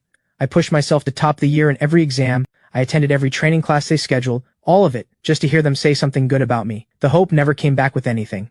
At 8 years old, I finally understood why the sisters were learning business, and I was learning etiquette. They studied financial reports. I was handed foreign language speeches to memorize. Commercial knowledge was simply never on the table for me, because I was a bargaining piece. My job was to behave, look the part, and eventually be traded in whatever deal required it. After that, I stopped expecting anything from family. And when the Linden family showed me kindness, when I kept searching for the angle, waiting for the catch, that was just me running from something I didn't know how to face. After a long silence from my end, Celine spoke. Some things don't need to be figured out. You have every right to accept love, and enough strength to face whatever comes. There's nothing to be afraid of. Celine steadied something in me. 2 years ago, I learned the Linden family had gone bankrupt, and found out at the same time that I wasn't a Harwick at all. After I told Celine, I started deliberately erasing my own name, distancing myself from who I had been told I was. Celine said it without hesitation. No matter what name you carry, no matter what happens, I'll be right here. She was the reason leaving the Harwick family hadn't felt like free falling. Her voice came through the phone, low and steady. Adrian, just keep moving forward. I'll always be behind you. You're my trump card, even if I have to bet everything on you. I smiled, quietly, deeply. The next day, perhaps because the warning had landed, Troy kept to himself in class for a while. Before long, the homecoming banquet arrived. Ava spotted Rico at the venue and was visibly surprised. What are you doing here? Aren't you on Adrian's side? Are you here to spy? Rico, forever defending his loyalty, just said, just passing through. Then he actually answered Ava's question. The 2 Harwick daughters are back. I have to livestream this for Adrian. He pulled out his phone with barely concealed excitement, ready to document every second for his friend. Quinn entered and scanned the room. Her expression was flat and purposeful. She strode across the room about to say something, when the hall's speakers came to life. Victor's voice from the stage microphone filled the room. They all looked over. Troy stood in a white suit, radiating the easy, pampered pride of a favorite son. Rico immediately video-called Adrian, dropping his voice. The show's about to start. As the banquet got underway, he panned the camera in a full circle to capture the room. Guess what your hot-headed sister is going to bring to this? Whatever it is, it won't be anything nice. I was sitting at my desk, the lamp casting light across my face, a quiet brightness in my eyes. A faint smile tugged at my lips. I'll leave you to it. I'm going to eat. If anything good happens, film it and send it over. Consider it done. Rico gave an okay sign to the camera. He ended the call, switched to the camera, and hit record. He wasn't going to miss a single moment of this. Victor delivered his opening remarks from the stage. Claire stood beside him, her expressions perfectly calibrated, performing the image of devoted parents reunited with their beloved son. When Victor had said enough, he passed the microphone to Troy and invited him to say a few words. I'm Troy. When I found out that the parents who raised me for years weren't my birth parents, I was shocked too. He launched into what was meant to be a heartfelt speech, a polished, formal script, almost certainly written by someone else and memorized. Rico's lip curled with distaste. He rolled his eyes for good measure. Quinn wasn't listening to Troy at all. Hardly anyone in the room cared about those 17 years or how he'd been found. People were here because this was a Harwick event. Business ties or not. The Harwick sat at the top of the capital circle. You showed up. That was just how it worked. Rico held his phone up recording, switching hands whenever his arm got tired. Quinn drifted closer to Rico. She lowered her voice by his ear. Let me hold it for a bit. Rico instinctively turned to look at her, and suddenly registered just how close she was. He snapped his head back forward and passed over the phone. They were engaged, but both had only just come of age. The arrangement had been set, in childhood, a business alliance between families. They'd always treated each other like siblings. Nothing romantic had ever entered into it. At least, that's how Rico saw it. Quinn watched him press his lips together and edge sideways. A small smile touched her lips. Even the toughest one in the room has a shy side. Troy barely got through a few lines of his speech, when, right as Quinn took the phone, the roar of an engine erupted from outside. The banquet hall was on the ground floor, but it was deep inside the hotel. No vehicle noise should have been able to reach them. Troy's speech died on his lips. Everyone turned toward the main doors, confused. With a thunderous crash, a black Apollo supercar burst through the doors. Screams erupted across the room as guests scrambled out of the way. The long table stacked with pastries and champagne was hit. Bottles crashed to the floor. The room descended into chaos. Victor, who had just been performing the role of devoted father, went stone-faced, his eyes locked on the car. The car screeched to a stop in the middle of the hall. The passenger door flew open, and a border collie leaped out, charging straight for Troy on the stage. Troy screamed. He was terrified of dogs and stumbled backward. He tripped and went down head first. Get it away from me! Get away! He flailed his arms and legs wildly, but everyone else could see clearly. The border collie had stopped a full meter away and hadn't gone near him at all. The driver's door swung open. A tall girl stepped out. She wore a relaxed, oversized outfit. Long fingers hooked her sunglasses down from the bridge of her nose. She leaned against the car, every inch of her radiating defiance and didn't care energy. The banquet hall behind her was in ruins, and she looked completely unbothered. A lazy, sharp grin curved her lips. Little brother, that mouth of yours is something else. I brought you a dog as a welcome gift. Fine if you don't want it, but did you have to say something so ugly? There was nothing kind about any of this. It had the look of a deliberate takedown start to finish. She curled a finger toward the border collie. The dog trotted over obediently, sat at her feet and wagged its tail. Victor's face had gone a shade of pale green fury. Who gave you permission to drive in here? Have you lost your mind? Take your dog, get in your car, and get out. Now. Jade lifted the border collie back into the car and clicked her tongue twice. Why so upset, father? Your daughter's been abroad for 2 years. I suppose now that you have a new son, daughters don't matter anymore. Don't make me say it a third time. Victor's voice dropped lower, harder. Jade gave a long-suffering shrug, got back in the car and reversed out. Nadia, the eldest Harwick daughter, had slipped in at some point unnoticed. She began moving through the room, calming the guests. My sister acted out of turn. I apologize for the fright. I've had the adjacent hall prepared. Please, this way. With Nadia handling it, people were willing to go along. Nobody pushed to revisit what had just happened. Rico, sensing the excitement was over, took back the phone and stopped recording. He sent the footage over with one comment, absolutely spectacular. Troy was taken by his parents to a side room. The air in there felt like it had no oxygen. He twisted his hands together. His voice came out barely above a whisper, shaking. I was scared. I've been afraid of dogs since I was little. Victor stared him down with cold fury. Filthy language in front of all those people. You've humiliated this family. Troy's eyes went red with disbelief. He had been coddled and adored his whole life. No one had ever spoken to him like this. He looked up at his birth family with simmering resentment. It was Jade's fault, clearly. Before he could finish, Victor cut him off, cold as stone. If I'd known you'd be this useless, I never would have brought you back. Troy couldn't understand what he had done wrong. Jade was the one who had caused all of this. So why was he the one being torn apart? He turned to Claire with desperate eyes. They said a mother always knows. Surely she would be on his side. But Claire's face was just as frozen, her expression no kinder than Victor's. When she spoke, there was nothing warm in it. You made a spectacle of us in front of everyone. If there is a next time, I will send you away myself. Go home. Now. Victor shot Troy one last look, sharp and cutting, then turned to deal with the aftermath alongside Claire. Every bit of strength drained out of Troy at once. He sank to the floor. He laughed, a hollow, self-mocking sound. No wonder Adrian left the way he did. Didn't even bother packing his clothes. Just a bag, his documents, and out the door in under an hour. No wonder Claire had to go get him. He never wanted to come back to this place. Troy took a slow, deep breath and pulled himself up, expressionless. He walked out like something hollow moving through a world it no longer belonged to. Just feelings. They don't matter. He had fine clothes, fine food, a life above everyone else. This was what he had wanted. Unlike the suffocating atmosphere of the Harwick banquet, the Linden home that evening was warm and full of noise. Dinner was pickled fish, my favorite. B ate and laughed at the same time. Lyra had something on her mind. A classmate's sister works at a production company. Short dramas adapted from novels are really trending right now. She said I have the look for it. If I wanted a side gig, she could recommend me as an actor for one of those productions. Sounds sketchy, Ray said. The industry's full of all kinds right now. A lot of it is just scams. They make you pay a training fee up front, promise you work afterward, and then you never hear from them again. Ray had spent years in business and had heard every version of this scheme. Easy-sounding jobs like fitting model always felt like a trap. Lyra herself wasn't entirely sure. There was no shortage of elaborate cons these days. I just wanted to ask what you all thought first. If you're okay with it, I'll go for the interview. And if they try to charge me for training, I walk. I think you should go for it, I said. With your face, there's a real chance you blow up and get scouted for something bigger. And if that doesn't happen on its own, I can always nudge things from behind the scenes. Same result either way. Try it. You might actually enjoy acting, and it's always good to have more options. I smiled to make it count. Lyra laughed. All right, I'll go with what you say. I'll try tomorrow. Do you want to come with me? No point sitting at home doing nothing. We can get out of the house. Let's go after lunch, I said. I want to sleep in tomorrow morning. Lyra gave my head an affectionate ruffle. After dinner, I grabbed the kitchen scraps and headed downstairs to throw them out. Lyra came along. She didn't like the idea of me going out alone at night. We took the rubbish down together. Then the two of us strolled out to grab some milk tea. We had barely reached the corner when a sleek supercar came tearing down the road and stopped smoothly right in front of us. I recognized the Apollo supercar. I stopped walking. My eyes narrowed, something quiet and sharp rising behind them. The easy expression on my face disappeared. Jade stepped out, both arms resting on the roof of the car, smirking at me. Her first words weren't exactly a greeting. Seriously, my silent little brother leaves the Harwick family for what, a few days, and this is how he shows up? I curved the corner of my mouth. The air at home not keeping you busy enough. So you came all the way out here to check on me. Since when do you talk like you're about to draw a weapon? I genuinely care about you. There wasn't a drop of sincerity in it. She walked around the hood of the car toward me, each step as unhurried and untamed as the rest of her. Haven't seen you in over a year. I even brought you a gift. She pulled open the passenger door. The border collie jumped out. It trotted to her side and sat. I hadn't watched Rico's footage yet, but I knew Jade treated that car like it was sacred. The limited edition supercar was covered in damage. Large patches of paint scraped away, dried streaks of what looked like spilled drinks across the body.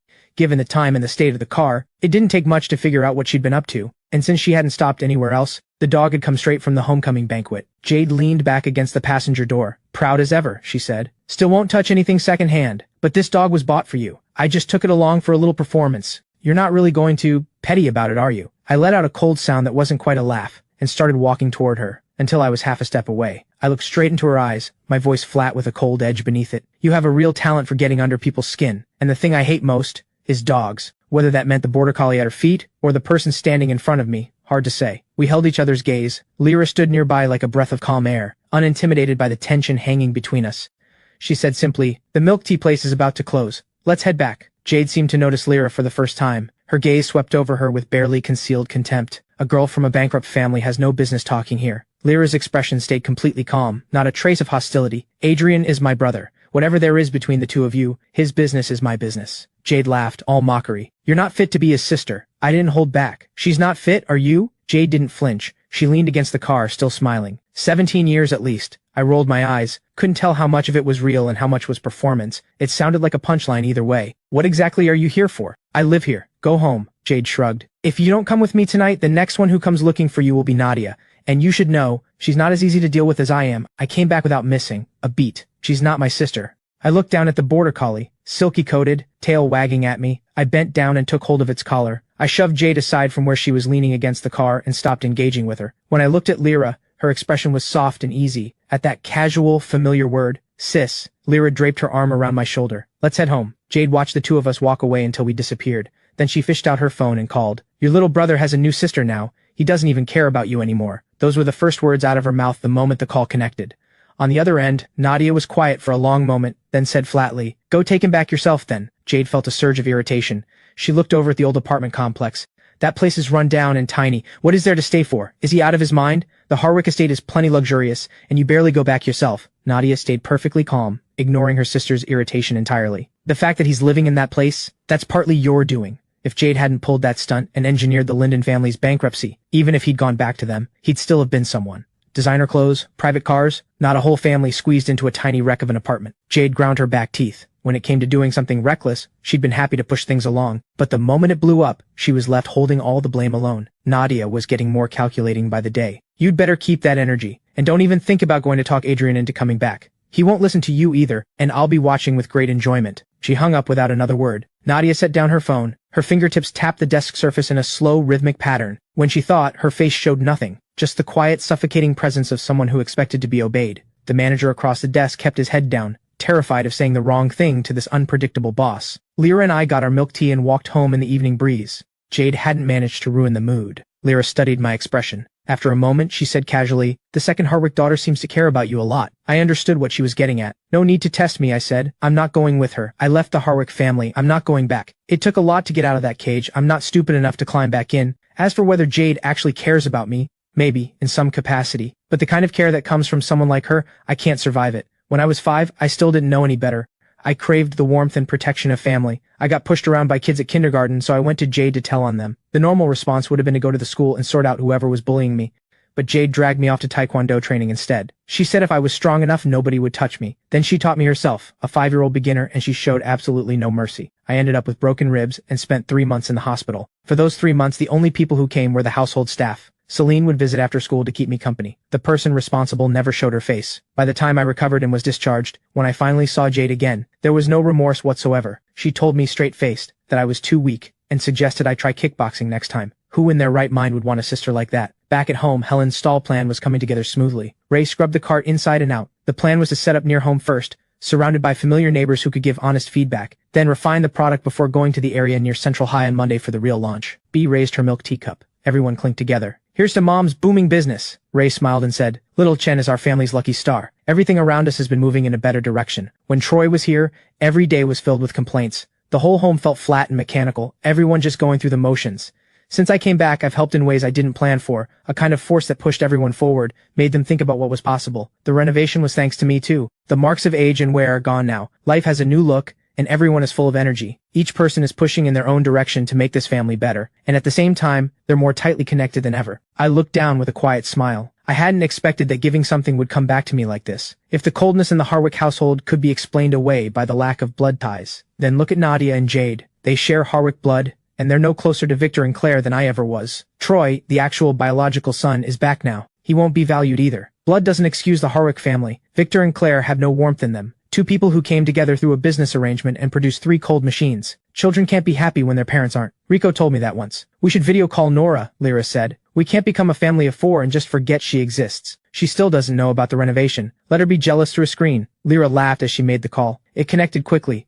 Nora had foundation on and was just starting to do her makeup before heading out. Lyra teased her, getting all dressed up. Where are you off to? She never wore makeup when she came home on breaks. This late? Could it be a date? Nora saw right through her. Tomorrow's the school anniversary showcase. My class put together a performance and I wanted to try the look in advance. Where are you all anyway? Lyra laughed and flipped the camera to show the rest of the family. Everyone took turns saying hello. Nora's voice came through, full of surprise. Is that our home? Ray always got especially animated when the renovation came up. Just happened a couple days ago. Big news. You used to love Sienna's work, right? She designed this place. Nora's voice went up a notch. Sienna made her name at 16, and even when the Linden family had money, we still couldn't have afforded her. After the family went bankrupt, she'd stopped dreaming about it. Stopped even thinking about it, yet here it was, quietly, impossibly real. I took a sip of milk tea, chewing on the tapioca pearls, something turning over in my mind. So Nora was a fan of Sienna's, practically had her as an idol. Why didn't she study interior design then? Why traditional medicine? I took the phone and stood up. Let me give you the tour. I walked her through the living room first, then into the bedroom. Through the phone came one gasp after another. As I talked her through each space, Nora's face was frozen in an enormous smile. She loved it completely. With Sienna's redesign, everything felt so much more open, and the soft blue tones, exactly her style. Nora turned into a completely starstruck fan, murmuring to herself, she's something else, that Sienna. If Sienna ever heard that, she'd be insufferable around me for months. Nora suddenly frowned. A full renovation like this, that has to be 80 or 90,000 at least. I said, Sienna's my friend. She probably didn't charge a design fee, but the materials weren't cheap. 20,000 is nothing to me. Less than a dinner. No point putting that weight on Nora, so I left it out. Nora let out a sigh. I cut her off before she could say it. Don't you dare feel guilty. Finish up graduation this month. Start the internship next month. When you're back, you're treating me to dinner. I smiled. Come back soon. See what your new room feels like. We exchanged a few more words and hung up. Nora was left slightly stunned. She'd only been back at university for a little over a week, and the family had transformed. She knew exactly where that luck had come from. Ever since the new mattress, my sleep had improved considerably. Then my phone rang. I glanced at the screen. My expression darkened. I hung up. They called again immediately. Lyra heard it and came over to ask what was going on. I waved her off. It was nothing. Then I picked up, irritated. What do you want? At that moment, a low-key dark green Mercedes was parked outside the complex. Nadia was looking out the window at Helen. I'm downstairs. Come down and talk. Or I can invite Mrs. Linden into the car instead. Nadia's voice was cold, but what made my skin crawl was the implication. She must have run into Helen coming back from the stall. I grabbed my keys and ran. I knew Nadia too well. Her methods were sharp and ruthless. Helen was no match for her. If Helen actually got into that car, there was no telling what Nadia might say, and she'd almost certainly use it to pressure me into coming back. I shoved my feet into my shoes and bolted downstairs. I ran straight into Helen coming in. I exhaled and slowed my pace, pulling on an easy smile. You're back early. How was business this morning? Helen's face lit up when she saw me. You've got the stall tomorrow, I added. You prepped extra already. Go upstairs and rest for a bit. From a distance, Nadia watched the two of us. Then she saw me break into a stride toward her. She slowly pulled her gaze away and told the driver to leave. I reached the entrance and watched the Mercedes pull away. A question mark formed in my head. I pulled out my phone and called Nadia back, my tone anything but polite. You said you wanted to talk. I came down and you left. What's that about? Nadia's voice was calm. Changed my mind. Dinner tomorrow night, I'll pick you up. Then she hung up. No one with a Harwick name is normal, not a single one. After dinner I changed and threw on my small backpack, heading out with Lyra for her acting audition. On the bus I looked her over. When did you last buy something new to wear? Her white shirt had yellowed, the collar warped out of shape. She had maybe 3 or 4 casual outfits, all washed to the point of fading. Lyra gave a slightly awkward smile. I don't really pay attention to that kind of thing. These are the years you should look your best, I told her. She recalled quietly, most of what I earned from working went to buying things for Troy. I never saved anything for myself. She'd once thought it was worth it. Working hard, saving carefully, buying him clothes and shoes. Now all she could say was that she had no regrets. Even if Troy had turned his back on her without a second thought, she could say she'd been decent. She'd never shortchanged him. The Linden family is honestly the strangest I've ever encountered. Did Troy save their lives in a past life or something? Going to an interview at a production company. You need to look the part. Show up in worn-out clothes and you'll feel it before they even say a word. When we arrived, I took her to a clothing store first to pick something out. We had barely stepped inside when a sharp, contemptuous voice cut through. Well, isn't it the Harwick Heir? Used to wear custom-tailored everything. Now look at you. I almost didn't recognize you. I didn't bother responding. Zane's face went red with frustration. It happened every single time we crossed paths. The Joe family ran a few factories, wealthy, but nowhere near the level of an established dynasty. Zane had always resented my academic performance. We'd never gotten along. He'd always disliked me but had been careful not to push things because of my status. But that was then. Now I was just a former foster son, pushed out of the Harwick family. I had no Harwick name anymore. What grounds did I have to be arrogant? Since you're aware I left the Harwick family, you should also know I no longer carry that name. The real Harwick heir won't let you off, he said. I smiled, the kind that didn't reach anywhere near my eyes. I let his resentful glare wash over me. I pulled a new style Chinese outfit from the rack and handed it to Lyra. This suits you. Lyra cast a cautious glance at Zane. I gave her a look. Don't worry about him. Zane scoffed and kept glaring. You're broke, reeking of poverty. That piece cost several thousand. Can you even afford it? Trying things on just to put them back. And if you damage something, what are you going to pay with? I kept my tone flat, making the insult land quietly. Whether I have money or not is none of your business. Stop polluting my field of vision. After years of going head to head with Nadia and Jade, my tongue was perfectly sharp.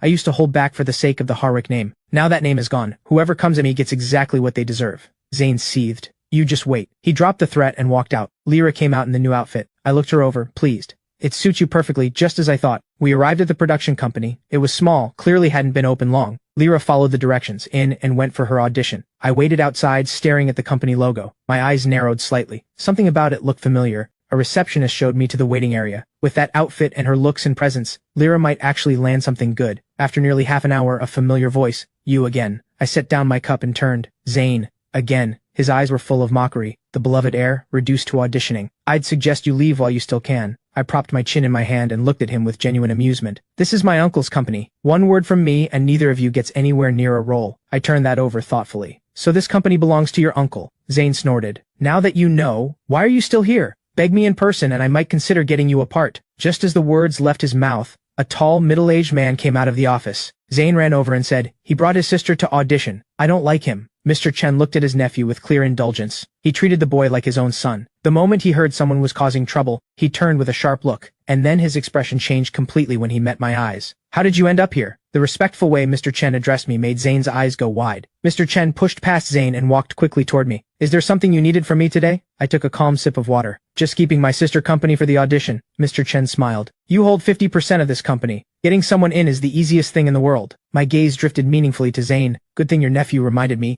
I'd almost forgotten I had a stake in this. All I had to do back then was handle whatever the Harwick family assigned me. I'd been learning investment from Celine since we were young. I honestly couldn't keep track of which companies I had shares in. Every owner who knew called me by my given name. Mr. Chen continued. Which role is your sister going for? I'll have it locked in immediately. I glanced at Zane. My sister prefers to earn things herself. She doesn't rely on other people's connections. Mr. Chen caught the meaning beneath that. He shot his nephew a look. Did you have some kind of misunderstanding with him? Apologize. Right now. I curved my lips. No misunderstanding. He just doesn't like me, and that's a personal matter.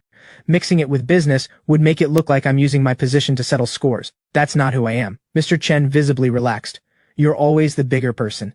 This nephew of mine has been spoiled. I'll keep a tighter rein on him going forward. Zane clenched his teeth, but he didn't say a word. A group of about a dozen auditionees came out. Lyra was among them. I pulled back the energy immediately. Lyra smiled. I got a small role, not much screen time. I said a brief goodbye to Mr. Chen and we headed out. He watched the two of us go. At the mall, I picked up 2 outfits each for the whole family. Mid-autumn festival gifts. Watching me spend nearly 10,000 in one go. Lyra felt uneasy. That much money, Mom and Dad are definitely going to feel awkward accepting it. I said 1,000 for a piece that lasts. That's value. Cheap things that fall apart after a wash are pointless. My philosophy is simple. Your wardrobe should have pieces that hold up when it counts. Honestly, spending a few thousand on clothes was partly just to annoy Jade. When the news reached Jade, she nearly lost her mind. Adrian took Lyra shopping and bought new clothes for the whole Linden family. 17 years as siblings, and he never once bought me anything to wear. And now he's taking that stand-in sister of his shopping. I need to go confront him about this. Jade grabbed her phone and car keys. I'm dragging him back today. The butler stepped smoothly in front of her, head slightly bowed. And what exactly would going accomplish?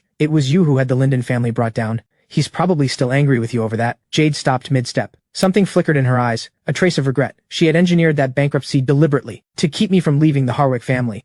Who could have predicted that even knowing the Linden family had fallen apart, I'd still walk out without a second thought? I had no trust in the Harwick family, not a drop. Jade's reputation in the capital circle wasn't exactly clean. Reckless, unruly, never serious about anything. So what had suddenly driven her to pull a stunt this big? The answer went back 2 years, to when Nora had an accidental run-in with Jade's boyfriend. Jade had been there. The moment she saw Nora's face, so similar to mine, she had someone look into it immediately. That was how she found out I wasn't her real brother. That I was the Linden family's biological son. I was probably the only person in that cold house who had ever genuinely interested her. She didn't want me to leave the Harwick family, so she arranged for the Linden family to go bankrupt. Even if the truth about the real and false heir came out, she figured I'd take one look at the broken-down Linden family and refuse to claim them. But at the same time, she was afraid that once everything was out in the open, I might not get a real choice, and she didn't want me to actually go back there and suffer. So after the Linden family went under, she came to find me and said it to my face. The Linden family is broke now. Stay put, be my good little brother, and I'll keep spoiling you just the same. She told me the truth early, so that before it became public I'd have time to prepare. use the Harwick family's resources to make some investments, set aside some savings, so that whatever happened,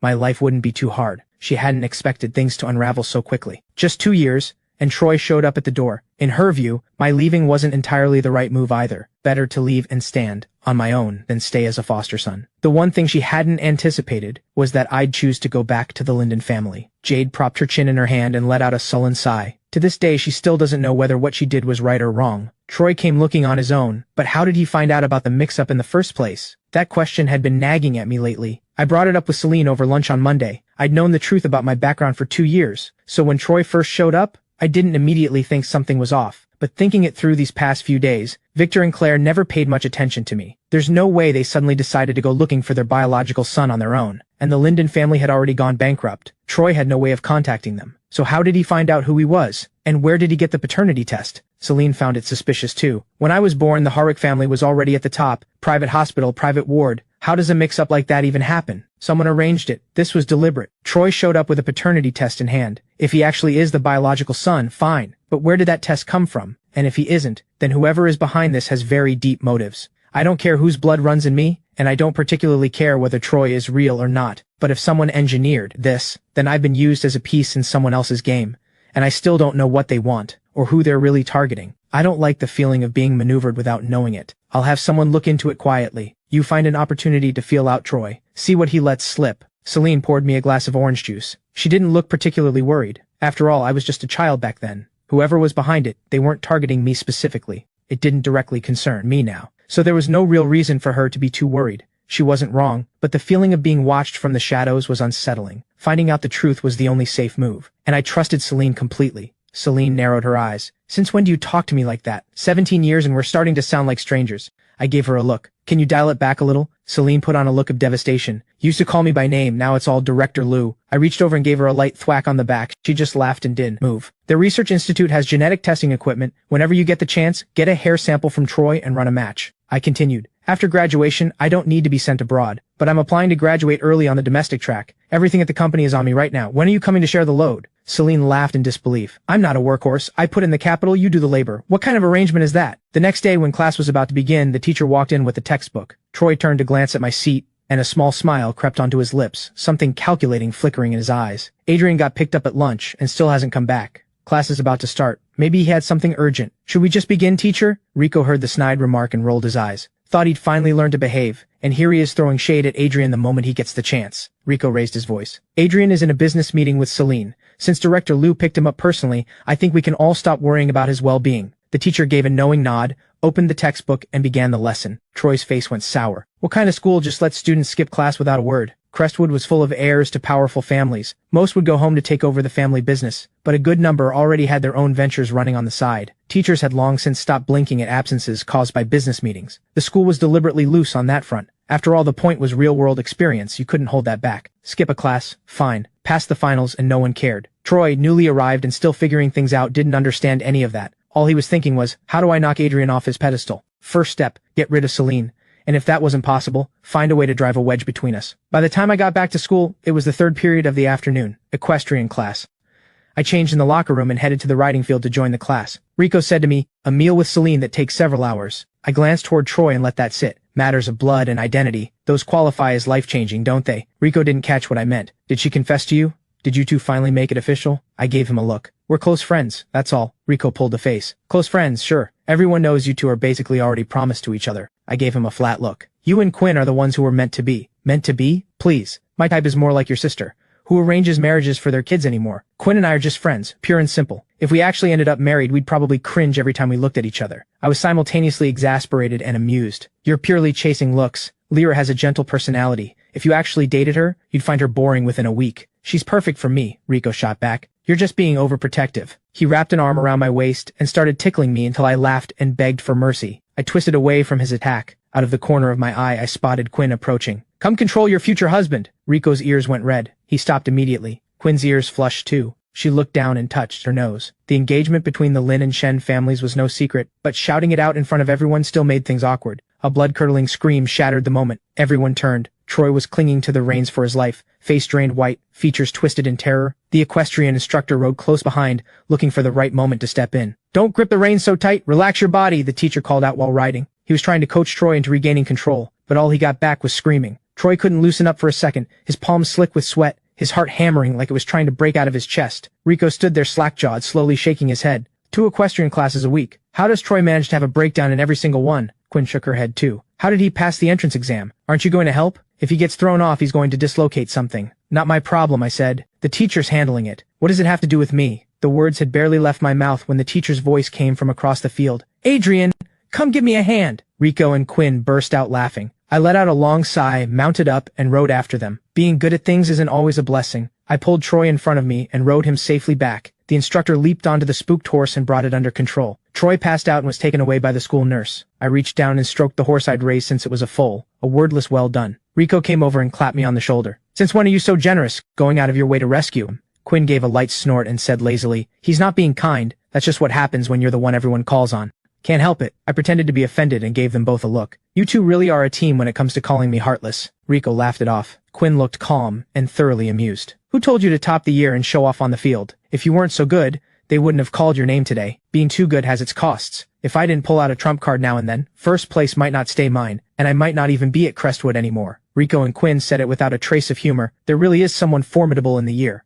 Luna from Class 1, my toughest competitor at school. Our scores were neck and neck. In every exam I only edged her out by a few points. Last semester Luna pulled off a stunning score in the equestrian exam.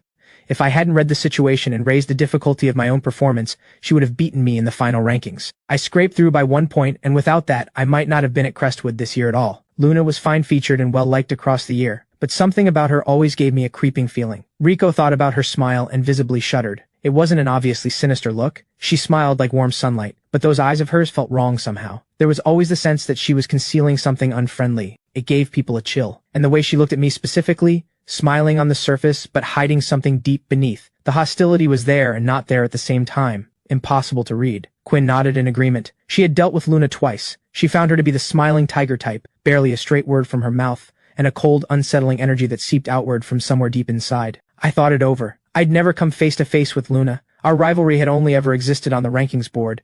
I'd never bothered to look into her background. Among the Capital Circle's elite families, I didn't recall ever hearing of a Liu family. Quinn actually had something. I heard she's not from the capital, she lives with her aunt. Her aunt is from the Eastport Circle. Nobody seems to know exactly who she is, and people don't ask. Luna herself comes from money. That much is clear. Rico was puzzled. So she's from Eastport, coming all the way to the capital just to study here. Quinn shrugged. Is that so unusual? It's a top private school. We have students from outside the capital too. Someone probably sent her here specifically for Crestwood's curriculum. Luna was strange, sure, but when it came down to it, she had nothing to do with me. I'd never even met her properly. There was no way she had anything against me specifically. I let it go. Don't overthink it, I said. I mounted up and rode a free, easy practice lap around the field. Then I went to change for the next class. I came out of the locker room and walked straight into the girl my friends had described. Luna, the unsettling one.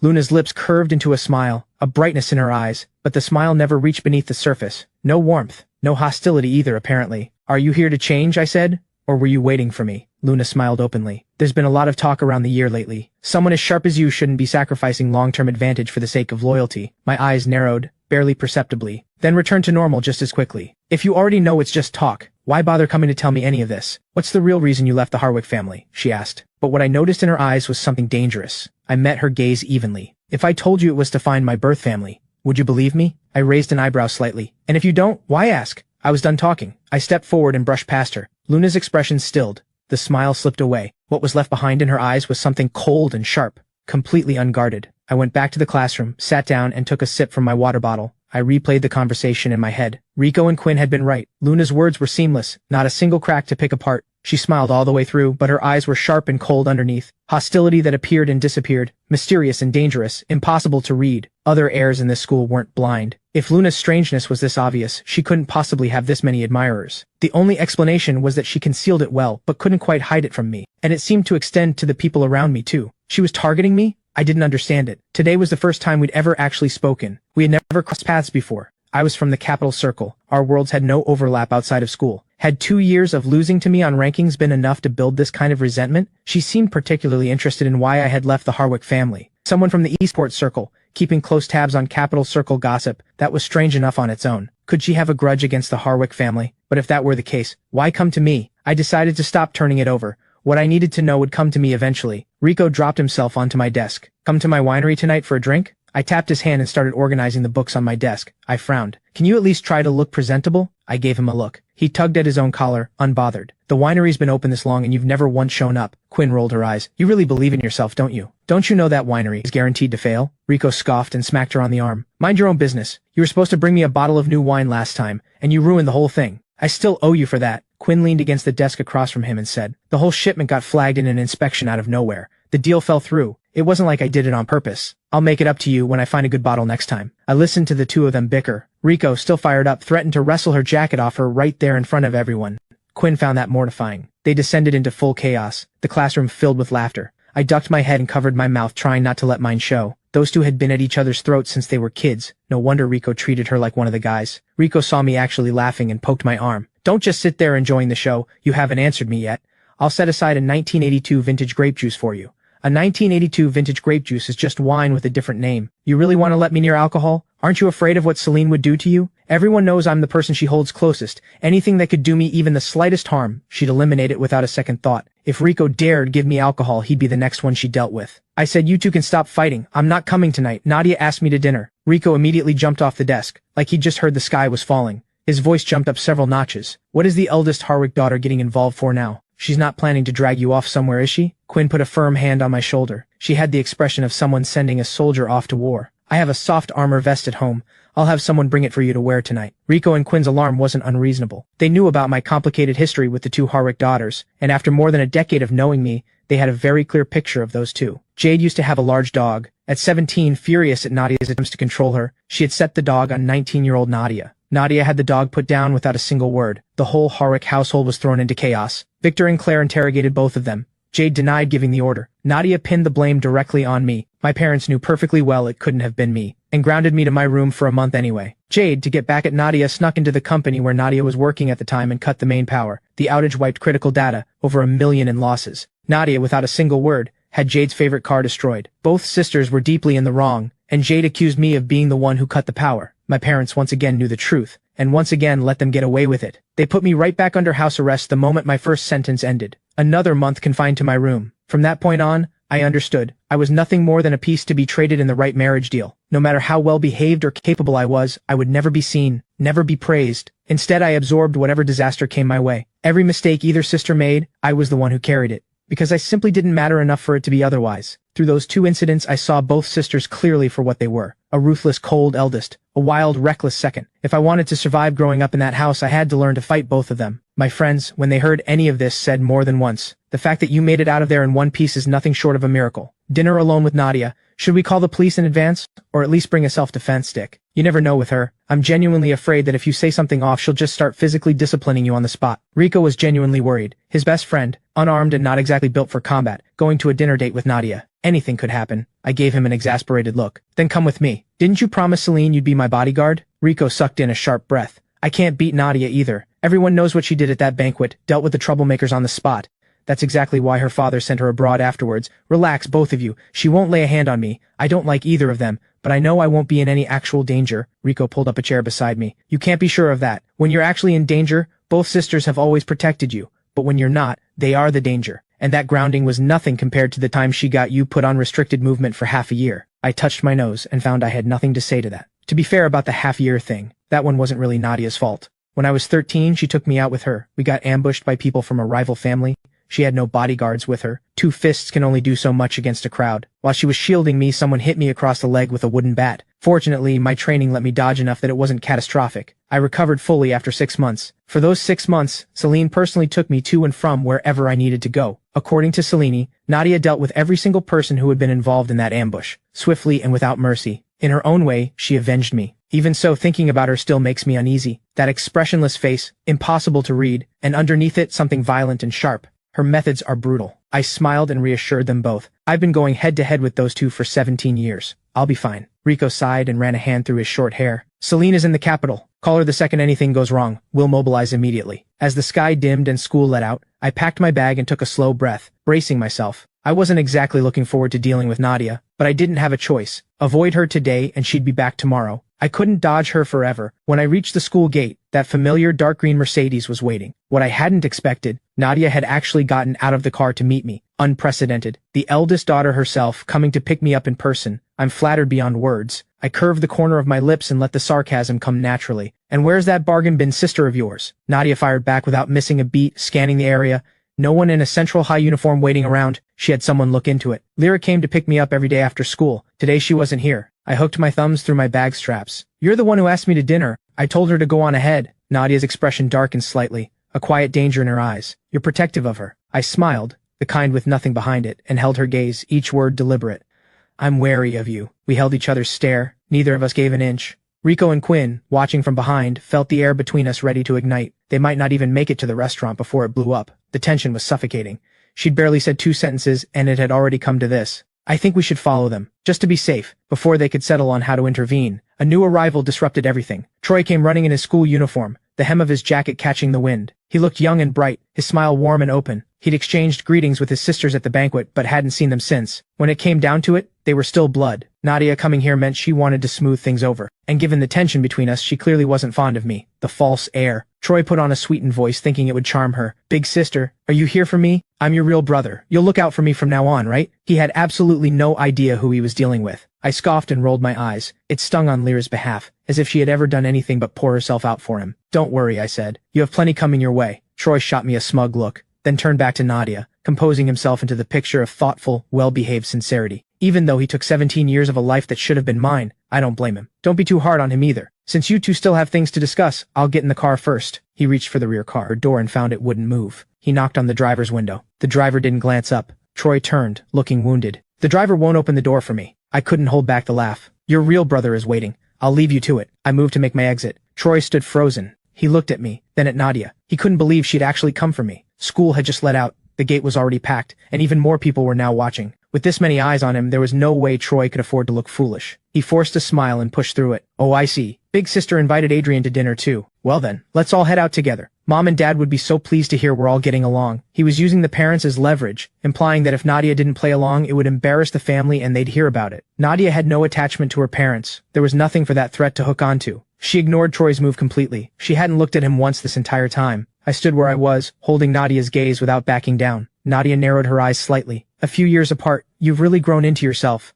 You flatter me. And this car, I wouldn't dare get in. I'm not getting in. We can stand here as long as you like. Do you need me to physically put you in? Nadia's patience had run out. I held my ground. Let's see what she actually does. In the Harwick household, it wasn't just me at war with them. The two sisters had been at each other's throats since childhood. Constant sabotage, constant blame shifting. Eventually, I learned to use Jade to keep Nadia in check, and Nadia to keep Jade in line. Each one held the other back. Nadia bit down on her back teeth, let out a barely audible sigh of resignation, and said, "Get in." Another round to me. I smiled, and got in. I walked to the rear door. The driver, reading the room, immediately unlocked it. I pulled it open and folded myself inside. Finally, she said. Then she turned a cold, sweeping glance toward Troy. Every stray that crawls along thinks they can climb up here. Things that don't belong will only dirty my car. She wasn't talking about anyone else. She was looking straight at Troy and finding him beneath her. Nadia walked around to the other side and got in. I lowered the window, a quiet laugh. Work on your equestrian skills. If something like today happens again, I won't come for you. An ungrateful person is worse than a dog, don't you think? The window went up, the car pulled away.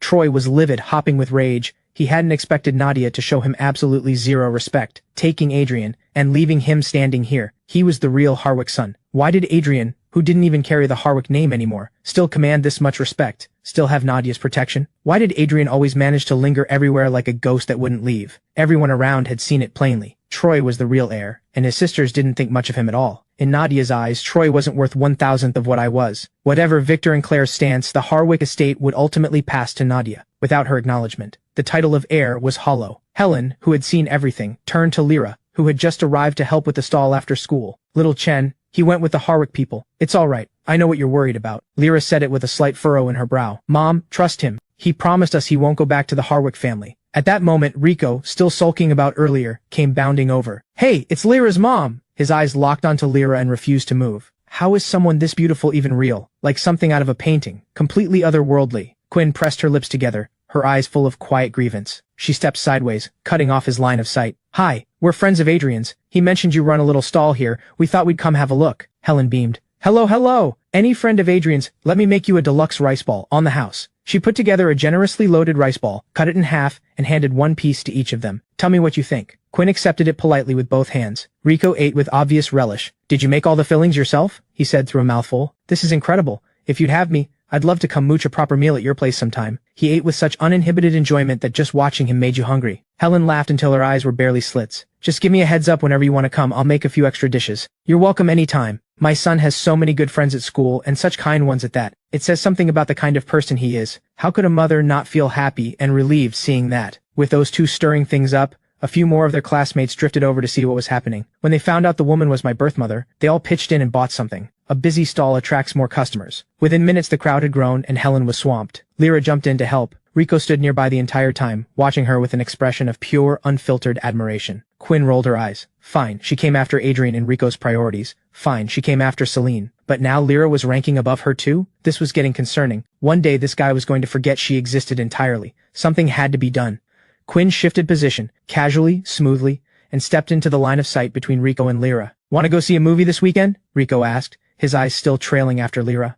Lyra caught the starstruck look in his eyes and felt her face warm. She'd been quietly regarded as the most beautiful girl at Central High. People stared when she went out. She was used to being looked at, but when the person doing the looking was her brother's best friend, that was somehow different. Thank you both. You clearly have a really close friendship. Rico threw an arm grandly around Quinn's shoulder. If I weren't already spoken for, I'd carry her home in a bridal sedan chair with full ceremony. Quinn pressed her palm to her forehead. Saying something like that in front of someone's sister, and you're not afraid of being misunderstood? Over 10 years of knowing him and she genuinely believed he was missing something upstairs. No wonder the only real friend he'd ever had was Adrian. Lyra, for her part, found his straightforwardness refreshing. You still haven't answered. Are you coming this weekend? Rico lit up immediately. Would you want to come with us? If he could get Lyra to come along, he'd get to spend more time around someone worth looking at. Lyra shook her head. I have a shift this weekend. You two go. Rico deflated. What's the great Adrian up to then? The first couple of weeks were busy with settling back into the Linden family. On weekends there were hospital visits to make, and Celine is back in town this week. There's probably a visit there too. Lyra didn't know the specifics of what kept me occupied, but after these weeks together, she understood well enough that my reach extended far beyond what was visible. Even without the Harwick name, there were enterprises most people knew nothing about. I was not an ordinary high school student, and it was my private business, so she left it alone. Then, whenever you're free, come visit. You're always welcome. When the rice balls were sold out, the stall wrapped up. Ray came to collect everyone. Quinn helped lift the cart into the vehicle. The car had been parked on the side of the road for a while. She pulled Rico in with her, apparently planning to take him home to help sort through some things. Quinn let out a helpless sigh. She and Celine were both, in their own ways, the reliable ones their childhood friends leaned on. And yet somehow that felt entirely different for each of them. Night fell. The car window reflected my expression back at me, thoroughly unenthused. This restaurant again. Maybe it was because the Harwick years held so few real memories, and this place had been one of the constants. Nadia had bought it at some point. After that, she always brought me here. But human warmth has its limits.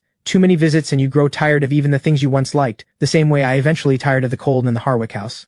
I went straight to the point. All this effort to drag me out to dinner. What do you actually want? You came yesterday and drove off without a word. Now a formal dinner. Whatever this is, it's clearly not something you can say in a few sentences. Nadia lifted her wineglass and took a slow sip. Are they good to you? All of this, and that's the question. No worse than being the Harwick heir. Nadia's expression shifted through something unreadable. She set down her glass without a word, neither agreeing nor pushing back. She had known for a long time that I planned to leave the Harwick family once I came of age. In the 2 years before that, she had quietly backed certain investments, making sure I'd have enough in my hands to stand on my own. What she hadn't predicted was that I'd go back to the Linden family and choose to live with people she considered to have nothing to offer. With what I currently had, a little attention to it would be enough to live comfortably for the rest of my life. Instead, I was getting involved in things that weren't my concern, spending time and resources on the Linden family. I looked out at the night beyond the window and felt something I hadn't felt in a long time, a stillness with nothing behind it. This was enough. Nadia was blunt and to the point. I bought an estate in Country A. If you won't go back to the Harwick family, come with me instead. I set down my knife and fork and looked up at her, coldly. You think it's just the house I hate? Nadia kept cutting her steak, something private moving behind her expression. After I left, the Harwick estate had become nothing but a cold mechanical operation. Neither she nor Jade wanted to go back. Even with the arrival of the real heir, it was no longer a place either of them could call home. Deep down, Nadia knew perfectly well. What I resented wasn't just that house, or just Victor and Claire. It included her and Jade too. So which is it? Do you like the Linden family itself? That cramped little apartment? The people in it? Do you like having Lyra as a sister? She fired the questions one after another. Her tone was calm, but I heard the anger underneath it and I went on guard immediately. If you touch anyone in the Linden family, this is the last time we meet. It wasn't that I cared so deeply about the Linden family. It was more that lately this had started to feel like a game to me. Seeing how long it would take to build something from nothing, I'd finally found something that held my interest, and I'd used my connections to give them a push. If Nadia went rogue now, everything I'd set in motion would be wasted. Nadia let out a cold, scoffing laugh. She always did know exactly how to handle me. She stared at me, the way a predator watches something it has already decided belongs to it. I don't make a habit of crushing things for sport, but the Baekuhan family project, forget it. I narrowed my eyes slightly. Same as always, pulling the same leash every time. She knew I cared about my work, so she used business leverage to make me fall in line. It wasn't that I couldn't find an alternative, it was that I'd spent over a year on that deal, pouring in time and effort. Walking away now meant writing off a significant investment, but the one thing I had never lacked was the courage to start over. If Nadia thought this move would work on me, it wouldn't. What exactly do you want? Take me with you. Then what? Lock me up in country A? Have people watching me every day? It's been a while since you've been this extreme. Nadia curved her lips slightly. The Linden family can't give you anything. Come with me instead. We may not share blood, we can't be siblings, but I can marry you. I stared at her, completely stunned. Nadia, are you out of your mind? I looked at her, not bothering to hide the revulsion in my eyes. Nadia took a sip of wine. You think with your current standing, that girl from the Liu family would still choose you? Her parents are unconscious, in a hospital. How many pairs of eyes inside the Liu family are watching her right now? This will be a 5 or 6 year problem at minimum. Under Nadia's skeptical gaze, I spoke. I trust her. No time for you to sit on it. The Liu group has been in talks over a chip deal. If the deal goes through, the Liu group's valuation at least doubles. The condition is that Celine marries into the Jiang family. Engagement to Dorian Zhang. That's what Chairman Jiang is demanding. Everyone in the circle knows what you two are to each other. The moment Celine gets engaged to Dorian Zhang, you become the joke of the entire capital circle. I was quiet for a long moment. Then I laughed, quietly. Celine and I have no engagement. We're not a couple. Even if she gets engaged to Dorian Zhang, she's still my childhood friend, my business partner. It can hardly be called being abandoned. What exactly is there to laugh at? Nadia didn't look surprised. She said nothing more, set down her glass and stood up.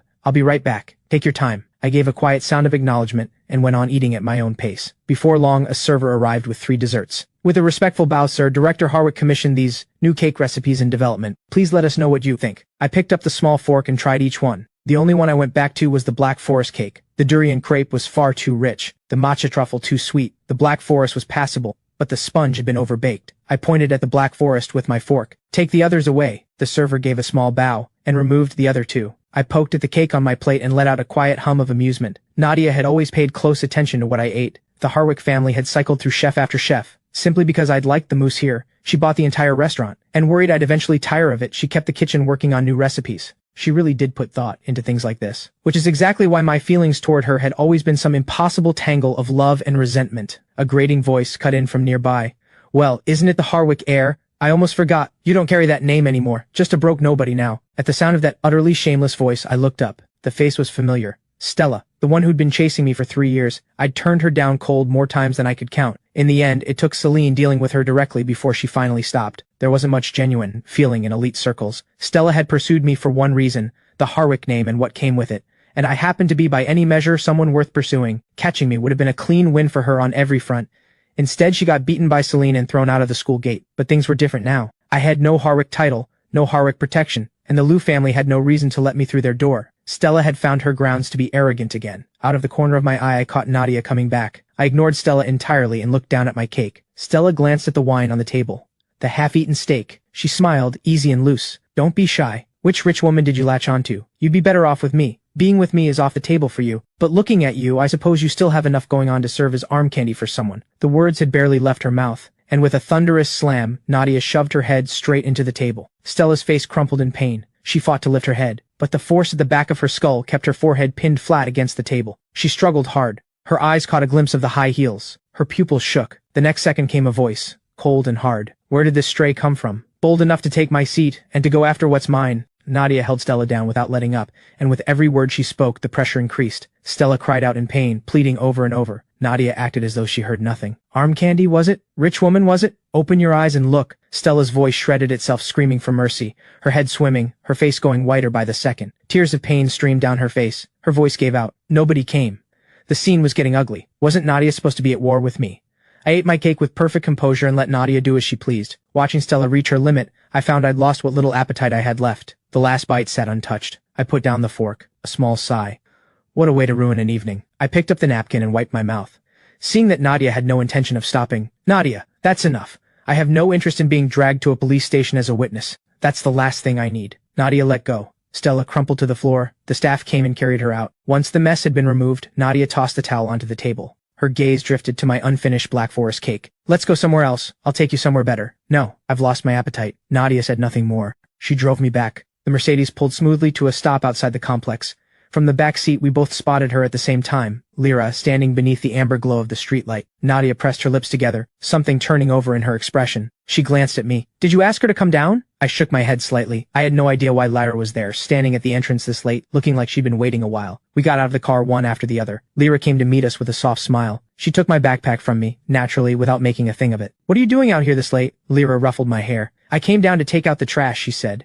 It was about time for you to be back, so I waited a bit. The complex's security wasn't great. Even within the grounds there were occasional incidents at night. Lyra had been worried about me coming home alone, but she didn't want to interrupt if I was in a meeting, so she stood at the gate and waited. I stilled for a moment. It was past 10. I hadn't sent a single message to let anyone know I was okay, and she'd stood out here this long, and yet she said nothing. Just the same quiet warmth, the same gentle indulgence. Something tightened in my chest, strange and unfamiliar, something I couldn't quite name. Thank you for bringing him home, Lyra said to Nadia, soft-faced, unhurried, carrying the same quiet grace she always did, as if she had nothing against anyone. Something dimmed in Nadia's eyes. Seeing me with my head down, silent, she could read what I was thinking. She looked up at Lyra. He's my brother. Her voice was flat, but her eyes were anything but. Lyra's expression didn't shift. She answered simply, knowing that so many people care about him makes me happy too. Something flickered in Nadia's eyes. She said nothing more, turned and got in the car. This time, she had lost. I found Nadia's behavior strange. I watched the Mercedes until it disappeared. Then I let it go, hooked my arm through Lyra's, and walked home. I spoke with a little guilt in my voice. From now on, if I'm going to be late, I'll call. I'll message before I head back too. You don't need to wait at the gate. It's summer. The mosquitoes are out. Look at your arms. 5 or 6 swollen bites on her forearm. Something unsettled in my chest. Lyra didn't blame me for a second. She actually seemed happy, because her brother was worried about her, and because he'd offered, on his own, to check in from now on. I was slowly accepting her as my sister, slowly growing into this family. When we got home, Bea was already asleep. Ray and Helen were still up in the living room talking about the Mercedes they'd seen. Helen's eyes were cast down, her rims faintly red. She spoke, the loss barely concealed. That car came by the day before yesterday. Today it took him away again. I recognized her,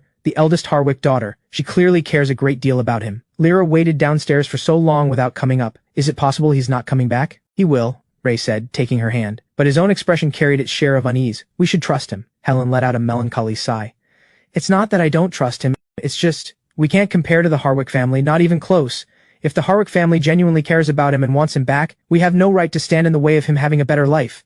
Everyone knows where the Linden family stands. The day he arrived, his clothes alone were worth more than we could imagine. Their situation was so far behind. Spending a few hundred on clothing was already stretching it. If Adrian truly wanted to go back to the Harwick family, to live that kind of life again, that would be understandable. What right did they have to say no, to keep him here struggling alongside them? If the Linden family could rise again, no father would ever want his own son living under someone else's roof. Standing just outside the door, I heard every word. To me, staying with the Linden family was just a kind of game. But to the Linden family, it was the return of something priceless. A real family member found again. I pushed the door open quietly. The conversation stopped instantly. Ray and Helen looked up at the same moment, the joy in their eyes unmistakably that of something recovered after being lost. Helen quietly brushed the corner of her eye and turned her worry into a smile. She was on her feet before I'd taken another step. You're back. Did you eat enough? Let me make you something. I nodded, quietly obedient. Sure, the food out there isn't as good as yours. I want egg noodles. Helen's joy was impossible to contain. She was in the kitchen in one step. I changed into clean slippers. Lyra locked the door behind us. The two of us settled onto the sofa. Ray kept sipping at his water, trying to mask the relief flooding through him, palms clearly damp with nerves, and yet putting on a performance of perfect calm. I smiled inwardly and spoke up. Dad, let me run something by you. Ray's hand gave a sudden jolt. A little water sloshed out.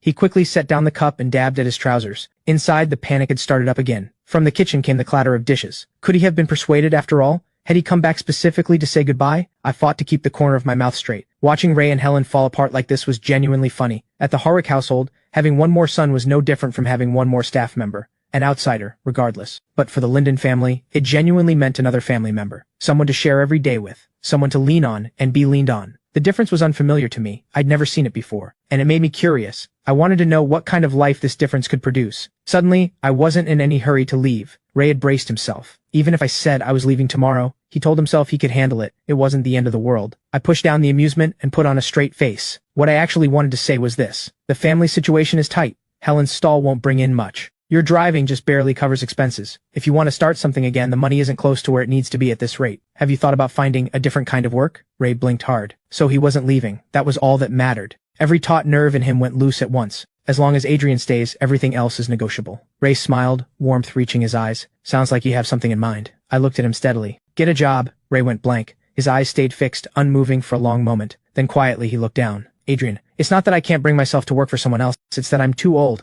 Right after the bankruptcy, I went to interview after interview. Nobody would take me. We had nothing coming in. Couldn't put food on the table. That's why I took out a loan and started driving.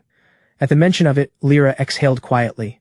More than once during that period, she had come home from school to find her father sitting under a tree, briefcase in hand, face dark with worry, the shade pressing down on his shoulders, the harsh sunlight bleaching the hair at his temples. When he came home, he pretended everything was fine, swallowed every cold look and cruel word, and then had to face relatives calling him useless. The weight of it bent this man in the middle of his life into something small and cornered. It was Lyra who had suggested the loan, and the car, and the driving. Once there was some income to cover the basics, some of that pressure finally lifted from him. Ray managed a thin smile. I know you want things to get better. I'll take extra evening shifts, save up a bit more. We'll get a little shop going eventually. Things will keep getting better. Ray didn't want to dismiss what I'd said, but he'd tried. Nobody wanted to hire a man in his 50s. Reading their expressions, I understood. Finding work had been even harder than I'd imagined. I slouched back against the chair and pulled a cushion into my lap. Then I kept going. Dad, the market is flooded with young graduates. Go for an entry-level position and you'll be buried under competitors half your age. But you built something from nothing. The Linden family was established for over 20 years. Your real advantage is management experience. So why not go for a management role? Ray's dry lips pressed together. Nobody even wanted me for a junior position. Why would they take me for senior management? Helen came out of the kitchen with a bowl of noodles and set it gently in front of me, handing me a pair of chopsticks. Noodles are ready. Eat first, talk after. I tossed the cushion aside, took the chopsticks and stirred the egg noodles. Helen perched on the arm of Ray's sofa, watching her son eat with that unhurried, completely at ease air of his. Afraid he didn't understand how hard things were out there, she spoke up gently. Adrian, it's not that your father doesn't want to try. Finding work is just genuinely that difficult. In most companies these days, without connections or the right background, you can work 5 or 6 years and still never move up. They're not going to bring in someone out of nowhere and hand them a management position. I slurped a mouthful of noodles and tilted my head slightly toward her. Don't I count as a connection? Helen went blank. She and Ray exchanged a bewildered look. They had almost forgotten. This quiet, well-behaved son of theirs had connections that could make anyone's head spin. I continued, unhurried. The Linden family used to be in the automotive business, right? A friend of mine recently acquired a car company and is looking for someone to run things. Your background lines up pretty well. If you're interested, I can put in a word and get you an interview. Getting inside that world would give you a real read on the market. Useful if you ever want to start something of your own again. I looked down at my noodles, my tone as casual as if I were mentioning picking up a shirt. Ray ventured carefully. What kind of company does your friend run? It's not going to be someone like, an extremely prominent figure again, is it? I blinked at him and replied, perfectly calm. You've probably heard of Jiling Motors? Ray's mouth fell open. He started stuttering. Jiling was a rising brand. They had just launched an off-road model priced at over $1 million. Their proprietary full rebound glass technology was what set them apart, known for exceptional safety. And Jiling fell under Liu Auto Group, one of the most recognized names in the country, with brands consistently ranking in the domestic top 10 for sales. The group had long since gone international, especially in Country A, where Liu vehicles were everywhere. Adrian, you actually have connections at Liu? I bit through a strand of noodles. Not exactly Liu directly. A friend of mine oversees production for the Jiling brand. Lots of components, lots of processes, naturally a lot of factories involved. He recently acquired a factory handling paint finishing and parts assembly. Ray was still wide-eyed after the explanation. These factories run entirely on robotic arms now. The technology is something else.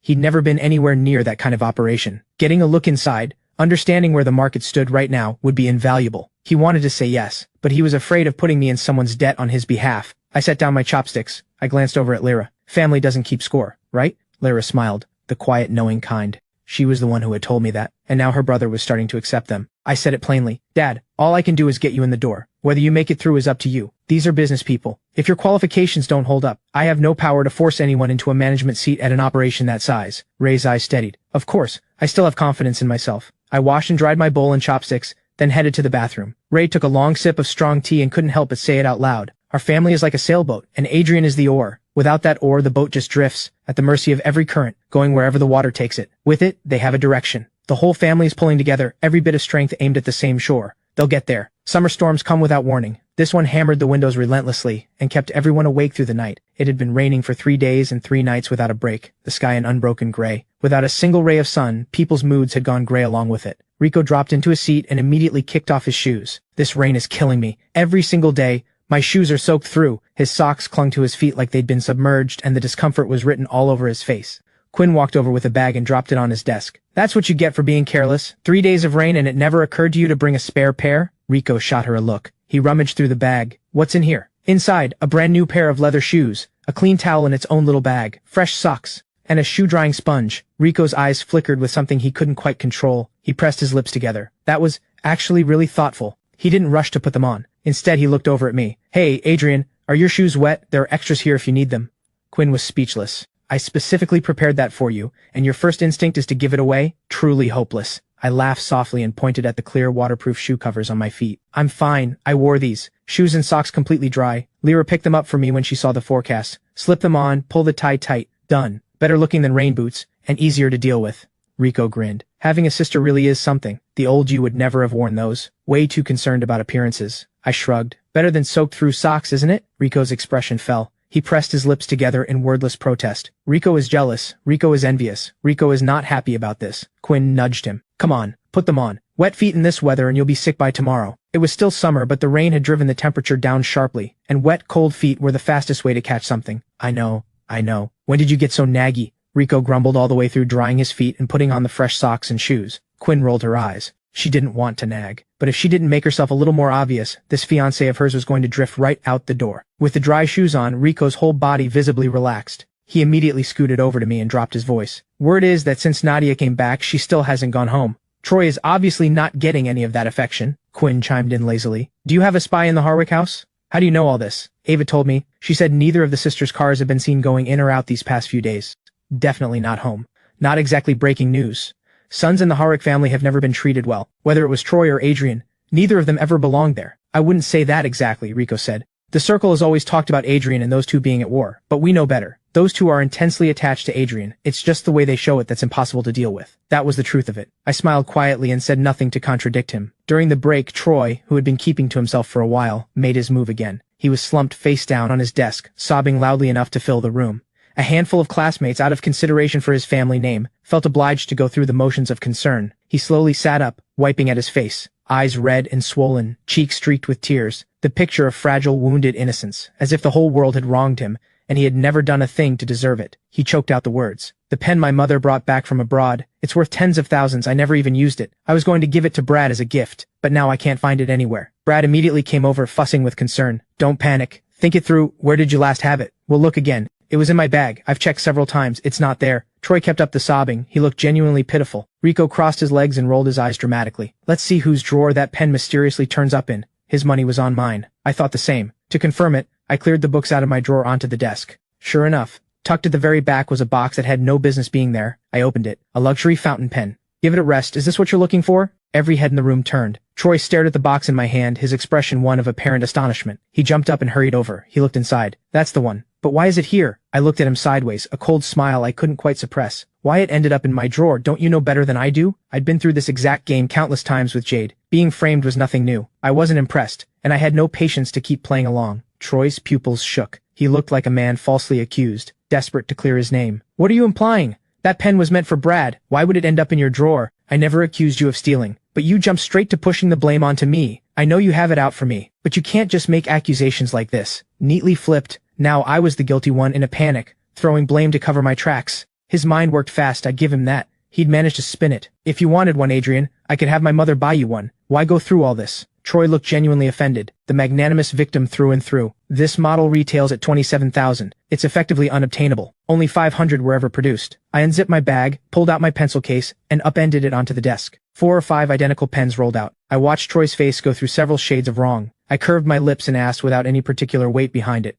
Before you run a play, shouldn't you do your research first? Go look at the shareholder list. My name is near the top, pretty hard to miss. This was one of my failed investments. 500 pens, price too high. Terrible sales. They write beautifully though, so I took a few for personal use.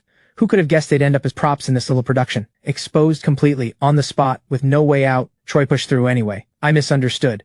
Someone must have taken the pen as a prank and put it in your drawer. Who on earth would bother taking your pen just to frame Adrian? Rico said flatly. This time, Troy genuinely panicked. He finally registered the looks his classmates were giving him. Even Brad was looking at him strangely and not stepping up. From the moment I'd pulled out that pen, Troy had been completely isolated. He stood there unable to settle on an expression. The emotions warred across his face until it drained of all color, and he passed out. Brad, the better actor by far, remembered at the last second to play the loyal friend.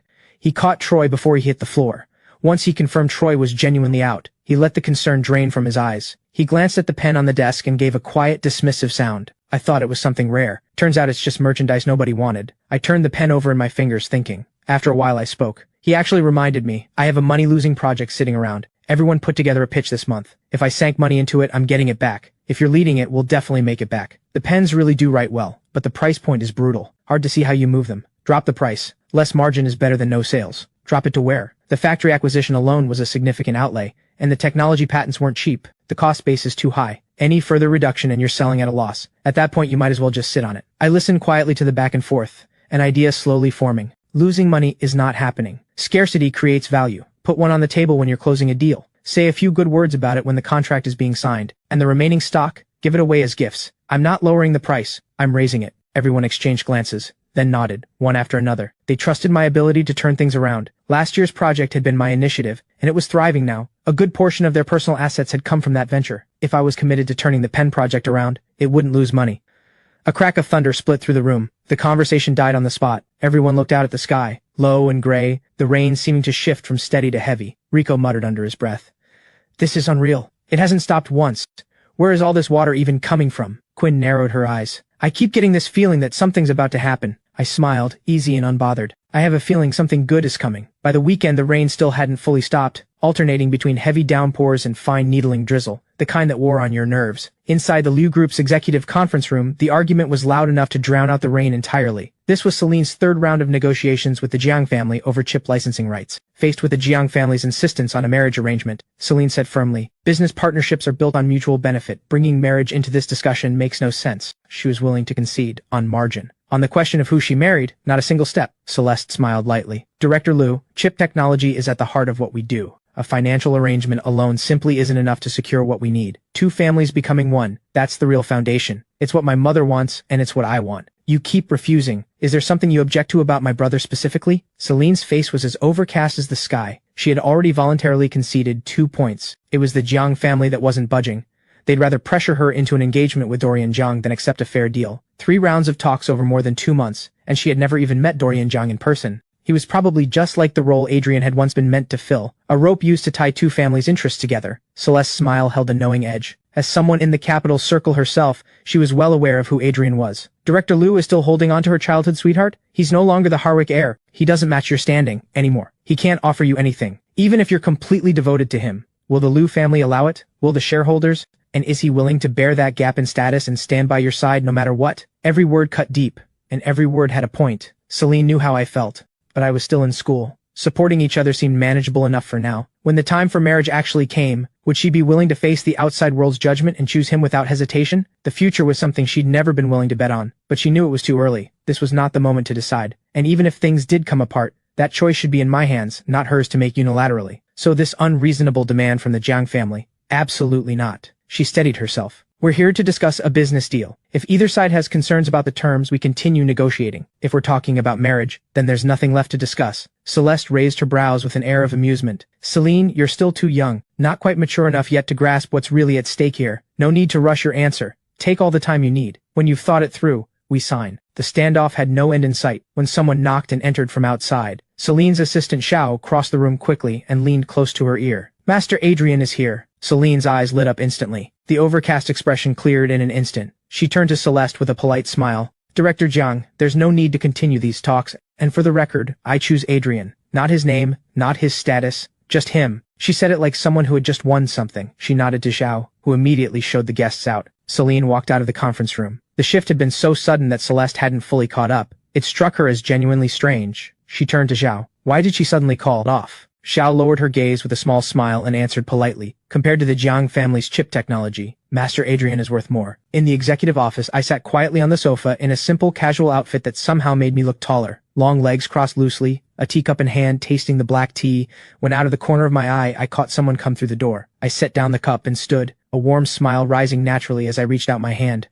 Director Liu, I'm here on behalf of Rooming Technology to discuss a partnership. Celine looked at me, bright-faced, at ease, and the warmth rising in her eyes was the kind that could barely be contained. Even her voice came out softer than intended. You finished it? I smiled and nodded. Does this rain arrive in time to put the fire out? Celine took my hand and pulled me down onto the sofa beside her. She leaned into me with a dramatic put-upon pout. Putting out a fire? This is saving my life. They were trying to force me into an engagement with Dorian Jiang. If you'd been any later, you'd have lost your childhood friend. I pulled my hand back sharply and gave her a look. So if I hadn't shown up, you were going to give in? Celine choked on her words. She shot up 3 fingers in an oath. I swear on everything. That is absolutely not what I meant. I raised an eyebrow. Then what did you mean? Celine pressed her lips together pitifully. She took my hand and held it in both of hers. I just wanted to be a little dramatic with you. I narrowed my eyes slightly, giving her a look of mild exasperation. Celine, you've been getting increasingly unbearable lately. Celine laughed and made no effort to argue. What could she do? Her Adrian was almost done with school. Before anything changed between them, there had to be some kind of transition period for her to adjust. Stop playing around. I came here for business. I have the contract ready. Once we're done,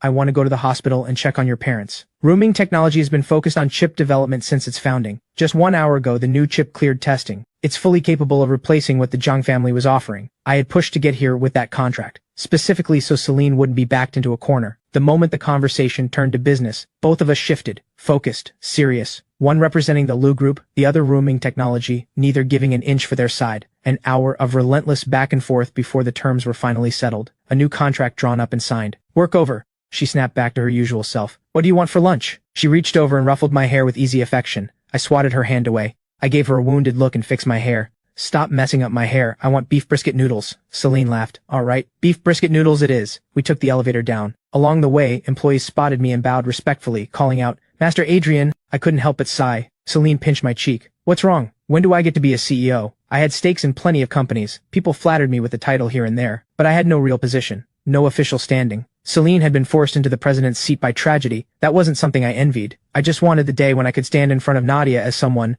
under my own name on my own terms, and not be treated like a toy to be collected with small favors. Celine laughed quietly. My ambitions were plain and uncomplicated. Money and building something. The more Nadia tried to hold me down, the harder I pushed upward. Studying, investing, building connections, failing and coming back stronger every time. This was the version of me she loved. Regardless of what name I carried, I was always the one she wanted. The strengthening rain didn't touch our mood. I climbed into the passenger seat and looked at her with equal parts suspicion and mild fear. How's your driving? You're not going to send me flying off somewhere mid-trip, are you? Celine stifled a laugh. Good or bad, you'll find out. I stared at her. That sentence has more than one meaning, you know. I'm still an innocent young man. Relax. I've been driving for over a year. Celine leaned across and buckled my seatbelt for me. She said lightly, I'm probably not as good as Jade, though. She drove a car through a banquet hall. I don't have that kind of nerve. I laughed. That kind of crazy is hard to find. Speaking of which, she hasn't come looking for me since that night. She went to Rongcheng for a race. Apparently she won something in Country R last year. She's built up a real following in the racing world. This time she was invited to make an appearance.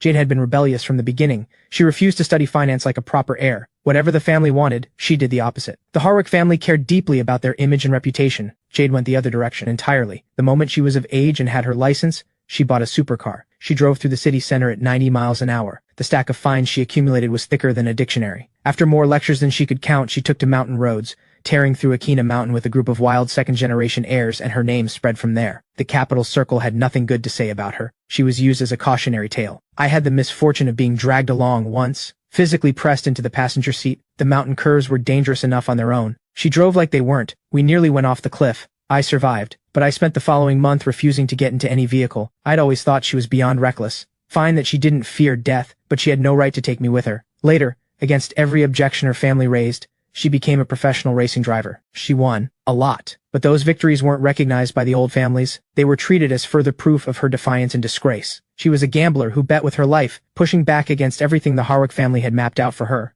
One of these days she might not come back. But thinking about how I managed to survive her, I couldn't really worry too much. Celine curved her lips in quiet understanding. She knew I wasn't just pretending not to care. I genuinely couldn't stand Jade. If not for sheer luck, she would have killed me by now. Celine drove at a completely reasonable speed and pulled up smoothly outside a noodle shop near an elementary school. The shop was called NIU's. I loved their beef brisket noodles. After school, I never wanted to go back to that house, never wanted to deal with those two difficult sisters. I'd fill up here first before facing whatever waited for me. After I graduated from elementary school, I'd still miss this flavor sometimes, and I'd drag Celine along to come with me. Celine ordered the moment we walked in, completely at home. Uncle New, 2 bowls of beef brisket noodles. Uncle New called back with a smile. Coming right up. He slid the noodles into the pot and looked over. Haven't seen you two in a while. Where are you studying these days? Still in the city. After that, not sure yet. I smiled, openly, completely without pretense. The noodles cooked quickly. A ladle of braised brisket over the top and the bowls were ready. Uncle New carried both bowls over. He set the one without spring onions in front of me. Here you go. No green onions, you still remember that. I stirred the noodles to let the brisket broth work into the soup. Uncle New chuckled. How could I forget? You forgot once to ask for no green onions, and this one picked every single one out for you. A girl that considerate. I haven't forgotten it. I pressed my lips together and said nothing. The tips of my ears had gone quietly red. I had barely taken my first bite when my phone rang. Back at the Linden family home, things had taken an unwelcome turn. I had left early that morning for work. The moment I was out the door, an uninvited guest arrived. Helen stared at the tall, cold-faced woman in front of her for a long moment, more afraid than surprised. She was in an immaculate formal suit, her expression set and utterly emotionless, her eyes carrying a dangerous depth. She didn't have to do anything. Just standing there was enough to feel like a threat. Ray and Lyra, mid-breakfast, both went still the moment they saw who it was. Nadia showing up this early and specifically timing it to when I'd be gone. This wasn't a friendly visit. Are you looking for Adrian? He just left. Helen's voice was trembling. The presence this young woman carried was simply overwhelming, the kind that made it impossible to do anything but comply. Nadia's expression remained flat. I'm here for you. Lyra knew her mother couldn't handle this. She set down her chopsticks,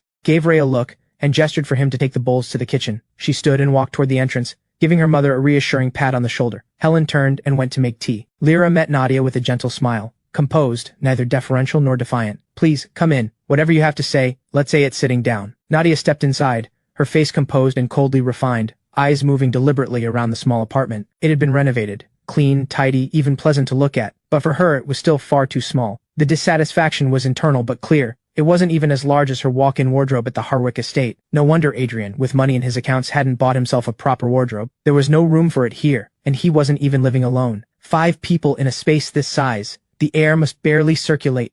Nadia settled onto the small sofa. Her long legs made the already cramped piece of furniture look even smaller. Helen brought out freshly brewed tea with a warm smile that couldn't quite hide her discomfort. Nadia glanced at the glass. Clean enough, she supposed, but the tea leaves were mediocre at best. Worse than what you'd find at a mid-range restaurant, and certainly not spring water. She stared at the cup, barely 2/3 full, and didn't touch it. Helen grew even more tense. Old money daughters were notoriously impossible to please. Lyra glanced at her parents and gestured for them to sit and stay calm. She'd handle this herself. She turned to Nadia and asked with measured politeness, I doubt you came all the way here this early just to pay a visit. You waited until Adrian left before coming. Whatever you have to say, just say it. Nadia looked at her, sharp and direct. Since there was no point dancing around it, Nadia didn't bother. Name your price, I'm taking Adrian with me. The room went still.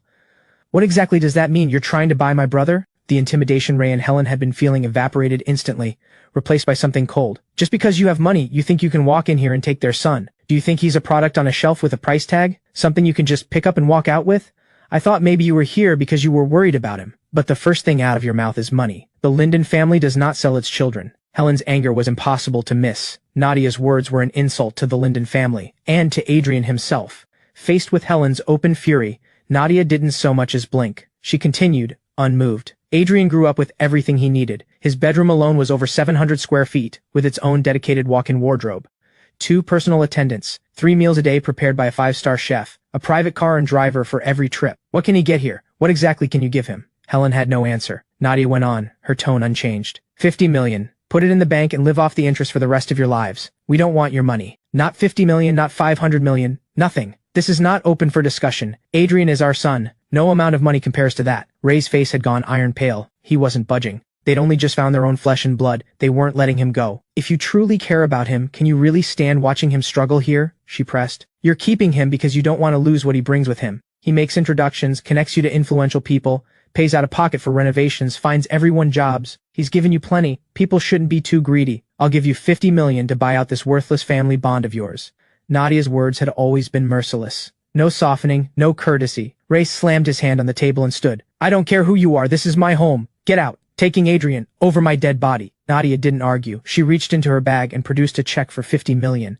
She set it on the table with unhurried grace. Then she stood and walked toward the door. Ray was so furious he could barely see straight. He snatched up the check and tore it to pieces.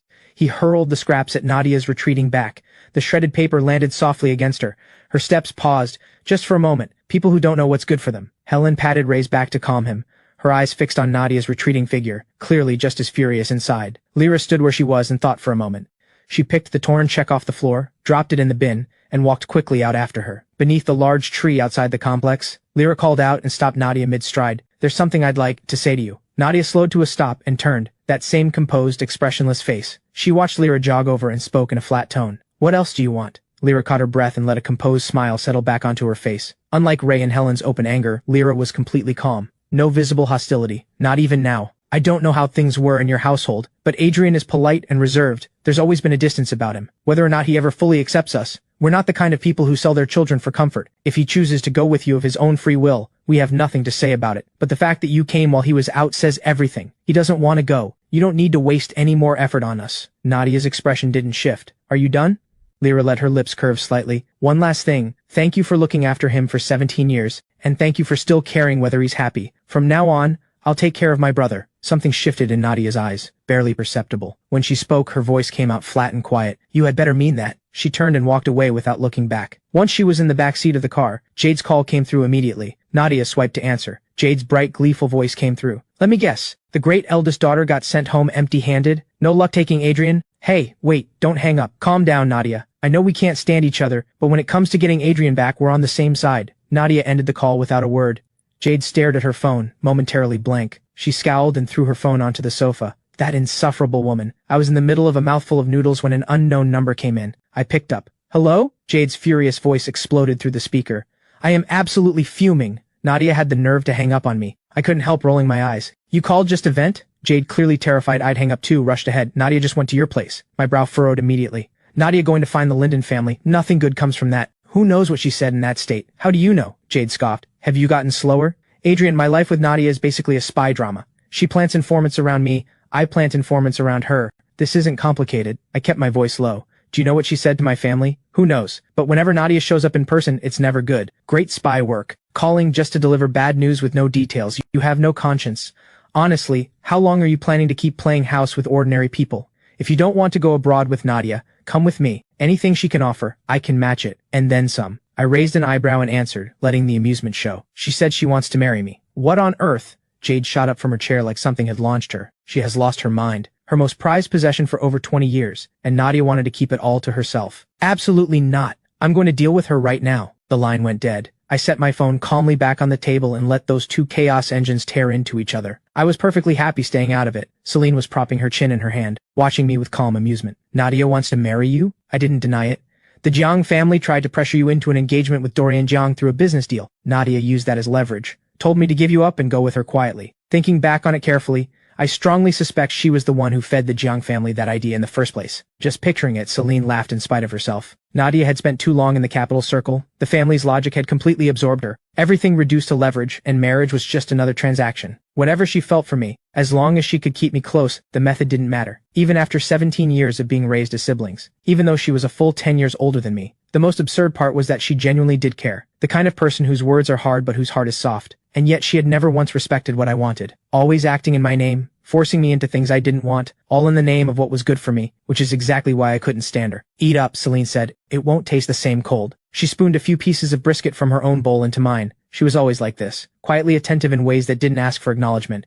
It was the details that had slowly opened something in me, made me willing to let her in. Lunch ended on a warm note. Celine drove us forward again afterward. The car moved steadily toward the hospital. On the top floor of a private hospital in the capital, a corridor of rooms. Only the room at the very end was occupied. The entire floor was so quiet, you could hear a pin drop. Almost nobody ever came through. Mr. Liu and his wife lay in adjacent beds. Celine went to each of them in turn after we came in. She asked the attending nurse detailed questions. The nurse could only relay what the doctor had said. No improvement whatsoever. Celine let out a quiet, private sigh. I stood to the side and said nothing. Every time Celine came here, the weight on her was visible. A year ago, the Lias had driven in from out of province, just to celebrate Celine's coming of age. But at the intersection after they came off the highway, a freight truck lost control and hit them with full force. The car was launched by the impact, spinning through the air before slamming into the trunk of a large tree. The ambulance arrived in time. They were taken straight to emergency. Surgery stabilized their vital signs, but when they might wake was anyone's guess. And so they had lain there, unresponsive, for over a year. Not a single sign of waking. Celine asked the nurse to wait outside. She wanted a quiet moment alone with her parents, just to talk. The nurse nodded and left. The two of us did what we always did, gently massaged each patient's limbs. Both were still in a coma, kept alive by the drips. Their nutrition was nowhere near sufficient, and they hadn't moved in over a year. Their muscles had already begun to waste. Celine's mother's face had lost the smoothness and life it once had. I took it all in, and something inside me couldn't stop aching. Please wake up, I thought. How can you bear to leave her alone facing the wolves in that world out there? She just turned 19. She should be living freely. Instead, she's carrying an entire corporation on her back. How many eyes are watching her in the dark, waiting for the moment they can push her under, all of them circling to pick apart what she's built. The Jiang family had already gone after her marriage, dangling a business deal as bait to force her hand. If you don't wake up soon, how is she supposed to deal with every cunning old fox who comes at her? And how am I supposed to stand beside her without anything to stand on? Celine. I think her mother's finger just moved. I told her immediately. Whether I'd really seen it or not, for Celine it was something to hold on to. Celine dropped the towel she'd been holding and pulled back the curtain. She went straight in. She took her mother's cold hand in both of hers. She looked at her mother's sleeping face with everything she had, and called out in a voice that trembled, "Can you hear me? Mom, please wake up, open your eyes and look at me." Celine's eyes went red almost instantly, and there was nothing. No answer. Watching her, I felt the sting rise in my own nose. I set down the warm towel I was holding. I turned and walked quickly out. "I'll go get the doctor." Celine sat at the bedside, completely hollow. She held her mother's thin, dry hands and whispered, "Mom, please. Please wake up. I'll never argue with you again. I'll never make you angry again. You said my handwriting was bad. I've been practicing every single day. Adrian says it's better than Dad's now. Please get up and see for yourself." I came rushing back with the on-duty doctor. Hearing those words from Celine, my eyes went hot before I could stop them. For all the force she carried in the business world, she was 19 years old, and inside she still desperately wanted her mother. One accident had left her carrying an entire corporation alone, facing every sharp edge of that world by herself, and all she wanted was a warm place to come home to, somewhere she could rest when the weight became too much. But the safest harbor she'd ever known had become a broken vessel drifting alone on the open sea. Her parents lay in their beds, still unreachable. Every day she lived with the fear that one great wave would come and capsize the only place left in the world she could call her own. The doctor examined Celine's mother carefully. Under both our desperate watching eyes, he could only shake his head, most likely just an involuntary nerve response. As for when she might regain consciousness, truly impossible to say. She could open her eyes tonight, or the next part of that sentence. The doctor didn't finish it. The implication was clear. Prepare for the worst. There was a very real chance she might never wake up at all. After seeing the doctor out politely, I walked back slowly and stood beside Celine. I let her lean her tired head against my chest. I could feel her trembling, the deep, bone-level fear of losing the people she loved most, permanently and forever. I pressed my lips together. I knew that nothing I could say would be enough. I reached out and gently wrapped my arms around her, patting her back softly, one slow rhythm at a time, trying to give her whatever small warmth I could. Celine's tears soaked into the shoulder of my shirt, and I felt the ache pull tight in my own chest. After a long silence, I pushed past the roughness in my throat. "Celine, what if we asked Elder Silas to come?" The arms around me slowly tightened, as if she were trying to press me into herself, but all I felt in it was the struggle inside her. I kept my voice soft. "Don't worry about anything else. I'll find a way to bring Elder Silas here." That evening, the Liu family's driver came to collect us. Celine fell asleep with her head on my lap for the entire journey. I tried calling Elder Silas more than a dozen times. The line never connected. The car pulled smoothly into the Liu family's estate. I stayed quietly by Celine's side. Only once she was fully asleep did I slip away. I hailed a taxi back to the Linden family's home alone.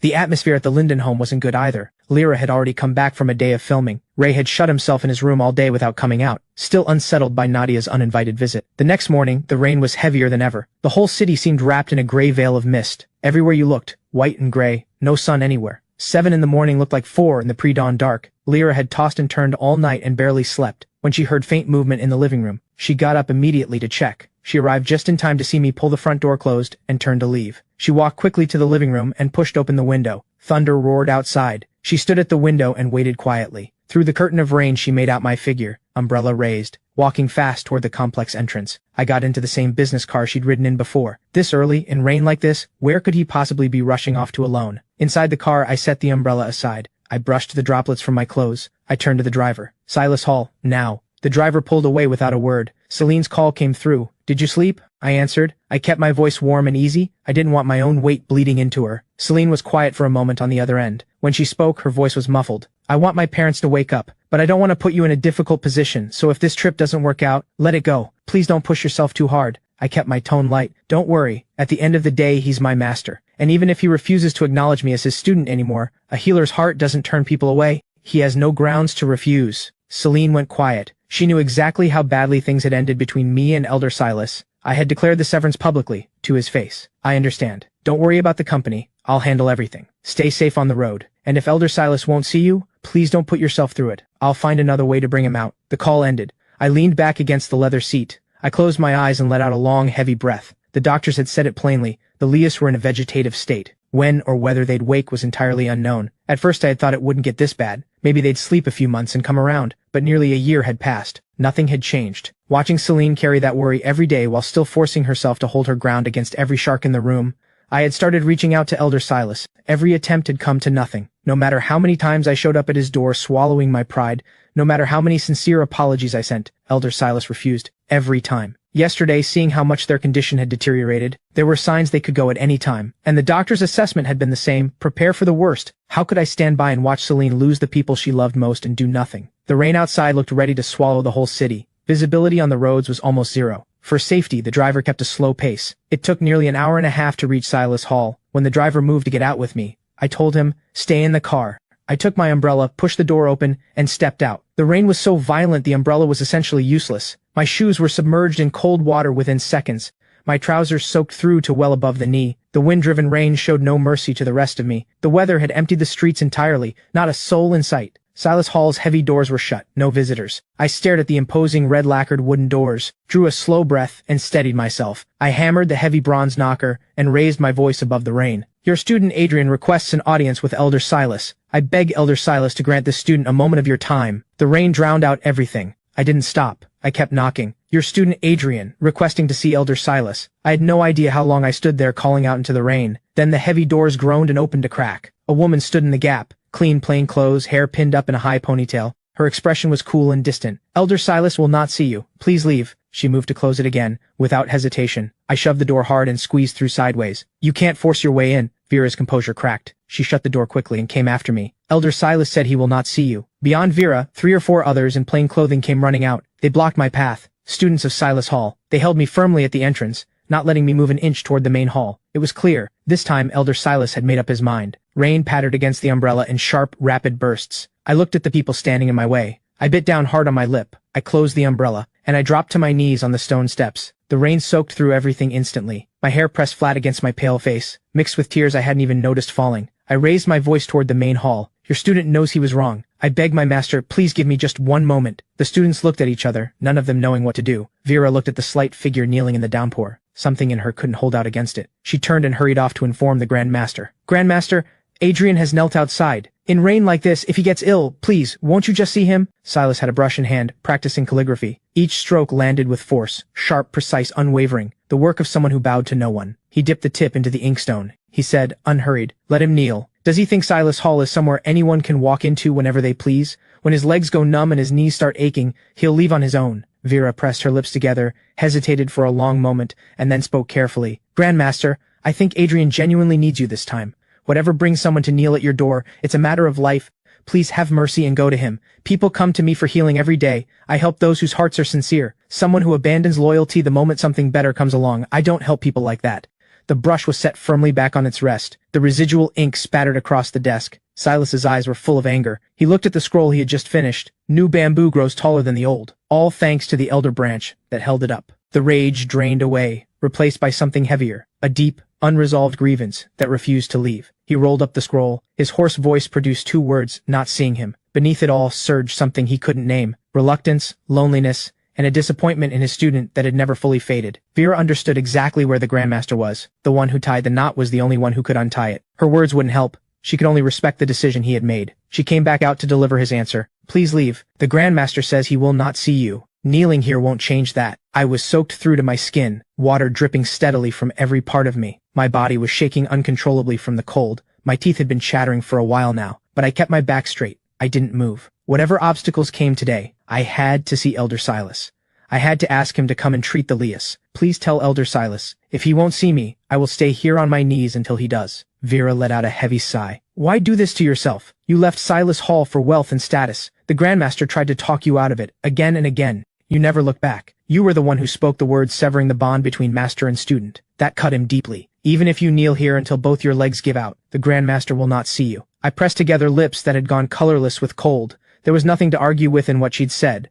I admit it. 5 years ago I was ruthless and cold. I severed the bond to his face and walked away from Silas Hall without hesitation. Whatever the reasons, there was no denying it. I had wronged him. I had wasted everything he had given me. Wrong is wrong. There are no excuses. Anything more I said would only sound like justification. What mattered now was sincerity, a genuine apology, and a genuine plea for forgiveness. I was weakening. Each shout took more out of me than the last. I had to gather myself before I could raise my voice again, before I could call out once more. "I know I was wrong. Please, just see me." At the window on the 2nd floor, Silas had quietly opened it a crack. He looked down, cold-eyed, at the figure in the rain, shaking like a leaf in the wind. The rims of his aged, clouded eyes went faintly red. This was the first student he had ever taken in with his own hands. The child he had watched grow up before his eyes, and now that child was kneeling in the pouring rain, broken and drenched before him. How could he not ache? But this boy had always been proud, Cold to the core, never once willing to bow to anyone, never truly understanding the warmth of human connection, always measuring the worth of others, always calculating the choice that would maximize his own gain, never truly receiving anyone's kindness, eyes always full of defense, always braced for the next threat. 5 years ago, Nadia had come personally, with people, to take me back,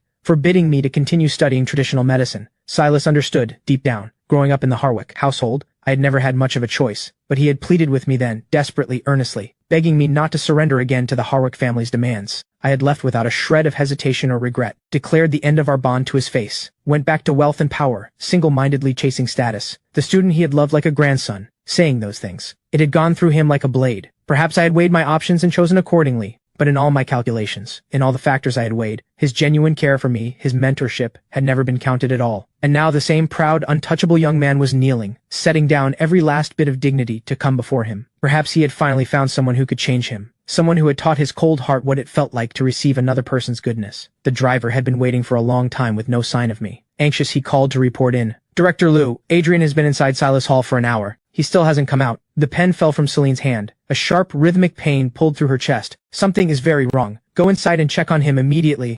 I already knocked. They told me the hall isn't accepting visitors today. They won't let me in. I can hear Adrian inside calling out, asking Elder Silas for forgiveness. But it sounds like Elder Silas still won't see him. In rain like this, is he still out there in the courtyard getting soaked? Celine's breath caught. She steadied herself. She took a moment to think, then gave her order. The moment anything changes, tell me immediately. I'm on my way now. Before she'd even finished speaking, Xiao pushed the door open in a rush. Director Liu, the board members have all arrived. They're waiting for you to open the meeting. Celine bit down hard on her back teeth. Of all the moments for this, I had been kneeling outside Silas Hall for over 2 hours. The cold had burrowed into my bones. Just as my consciousness began to slip from me, I finally made out a familiar, blurred figure. Master, your student knows he was wrong. My voice had become barely a breath. Silas closed his eyes and let out a long, slow sigh. His resolve at last gave way. Get up! My eyes filled with emotions I couldn't name. The ache in my throat was the kind that makes you want to cry. Thank you, Master. I pressed both hands against the wet ground and struggled to push myself up. Vera was already coming with an umbrella, reaching out to help, but my body gave out without warning. A sudden sway,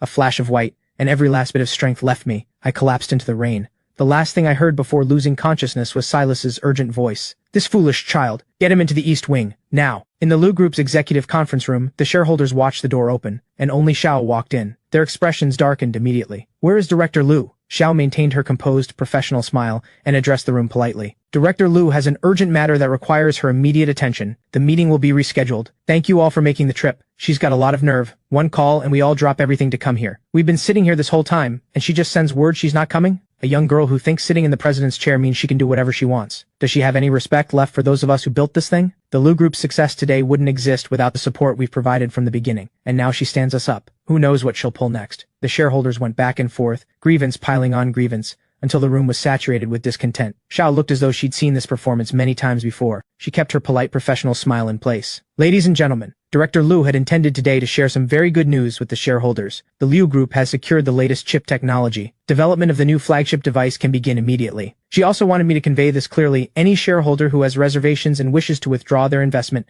please feel free. Xiao had been personally cultivated by Mr. Liu as his most trusted aide. In her early 30s, she already operated with the seasoned precision of someone decades older. Over the past year, it was largely thanks to her guidance that Celine had managed to navigate the Liu Group's complex operations at all, and to hold her ground in a capital circle that would devour the unprepared. A handful of shareholders making noise. Xiao could silence them in a few sentences. The Liu Group's partnership with rooming technology was in place. The most advanced chip on the market was now theirs. Not only could the new flagship device go into production immediately, every smart home product and vehicle under the Liu Group's umbrella would soon be powered by this chip, positioning them at the front of their respective industries. When that happened, the Liu Group's valuation would surge, potentially surpassing the Harwick family, who had been in commerce for 6 generations. Anyone who chose to pull out at this moment would be the biggest fool in the room. And so, the moment Xiao finished, the room went quiet. Silence settled over the conference room. After a long beat, one voice drifted out. If Director Liu has something urgent to attend to, let's reschedule the meeting. Whenever she's free, let us know and we'll come back. The others followed, pulling on their most obliging smiles as they filed out one by one. Outside, the rain had started to ease. Celine pressed the accelerator without hesitation. She drove at full speed towards Silas Hall. The driver had just called to report. Silas Hall was in disarray. Something about me collapsing in the rain. She had no patience left for those shareholders.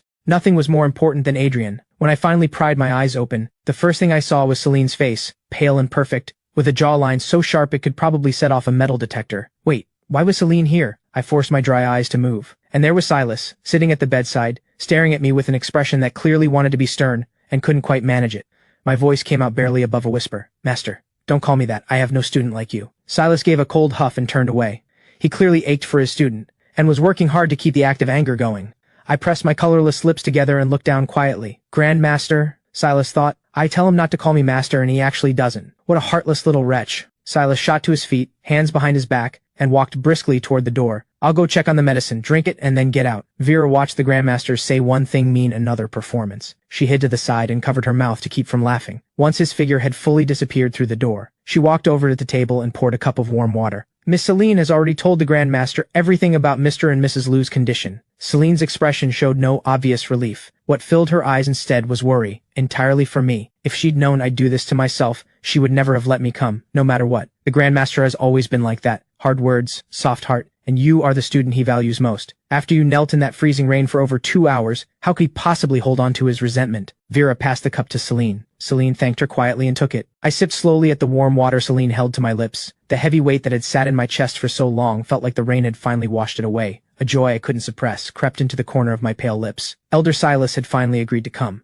Mr. and Mrs. Liu had a real chance now. Celine wouldn't have to lose them. About half an hour later, Vera brought back my dried clothes. I changed back into the fitted outfit I'd arrived in. I looked at the simple, plain clothes I was leaving behind. I probably wouldn't have occasion to wear something like that again. In the world of money and influence, everything about you, how you dress, what you eat, where you live, could be used against you at any moment. The quiet, unhurried atmosphere of Silas Hall, the simple life. It genuinely wasn't for me. There was a hunger inside me that wouldn't go away. For power, for wealth, for standing. I wanted to reach the highest point. I wanted to climb that ladder steadily and stand, unshakable, at the very top of it. Not to quietly disappear here, nameless, removed from the world, as a humble healer. Thinking back carefully, perhaps Nadia hadn't been entirely wrong to take me away by force. Brutal as her methods were, forcing me to sever all ties with this place. At least she put me back on the path that was actually mine. Vera brought in a bowl of thick, dark herbal medicine. She let out a quiet sigh. "Drink this and go. I've prepared 2 doses from the prescription. Miss Celine already has them." I looked at her puzzled. "Where's my master? He treated me. That has to mean he stopped being angry, right?" Vera set the medicine down gently on the table. The Grandmaster's words were, "Those on different paths cannot walk together. He forgives you, and with that forgiveness, he lets go of having ever taken you as his student." I looked down and went quiet. Understood. I tilted my head back and drank the bitter medicine to the last drop.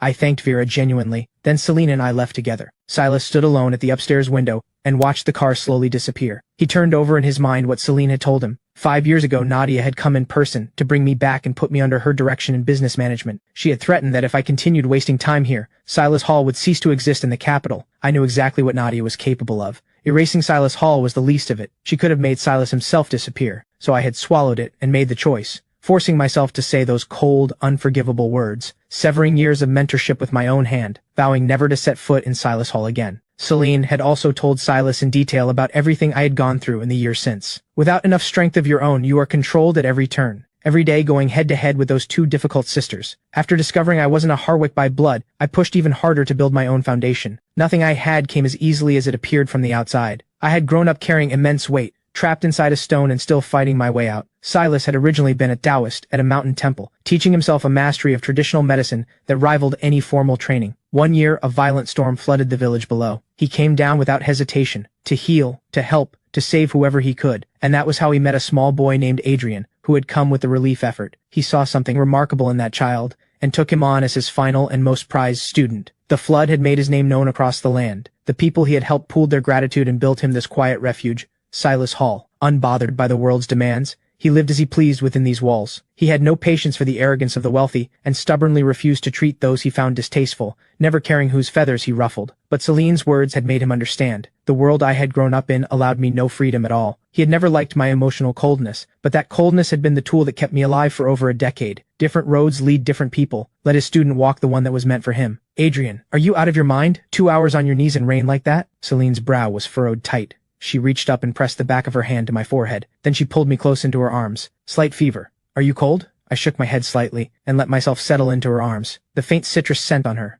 A real quiet smile reached the corner of my pale lips. "I feel much better after the medicine. I've been training in judo for years. A little thing like this won't slow me down." Celine's brow didn't ease. She pinched my cheek with a gentle kind of grievance, careful not to actually hurt. "Didn't I tell you not to push yourself?" My hand settled naturally around her waist, the ease in my posture, a deepening trust that had been building for a long time. "Celine," I never had much of that warmth growing up. I don't want you to lose yours. Something shook in Celine's eyes. She had come to Silas Hall herself before, pleading with him. But Silas had deep contempt for wealthy elites. And once he found out she was connected to me, his wayward student, he'd refused to engage with any of her requests. He had said, cold-faced, "They're in a hospital, only unconscious, no immediate threat to their lives. A vegetative patient is still alive. They're not dying today. I'm of limited use here. Let the hospital doctors handle it." On the subsequent visits Celine made, she couldn't even get through the doors. She had known. Only I could bring Elder Silas out. And I had known it too. Back at the Linden home, a single dim lamp still burned in the living room. Helen was still up on the sofa, waiting for Lyra. Helen got up and brought a glass of warm water from the kitchen.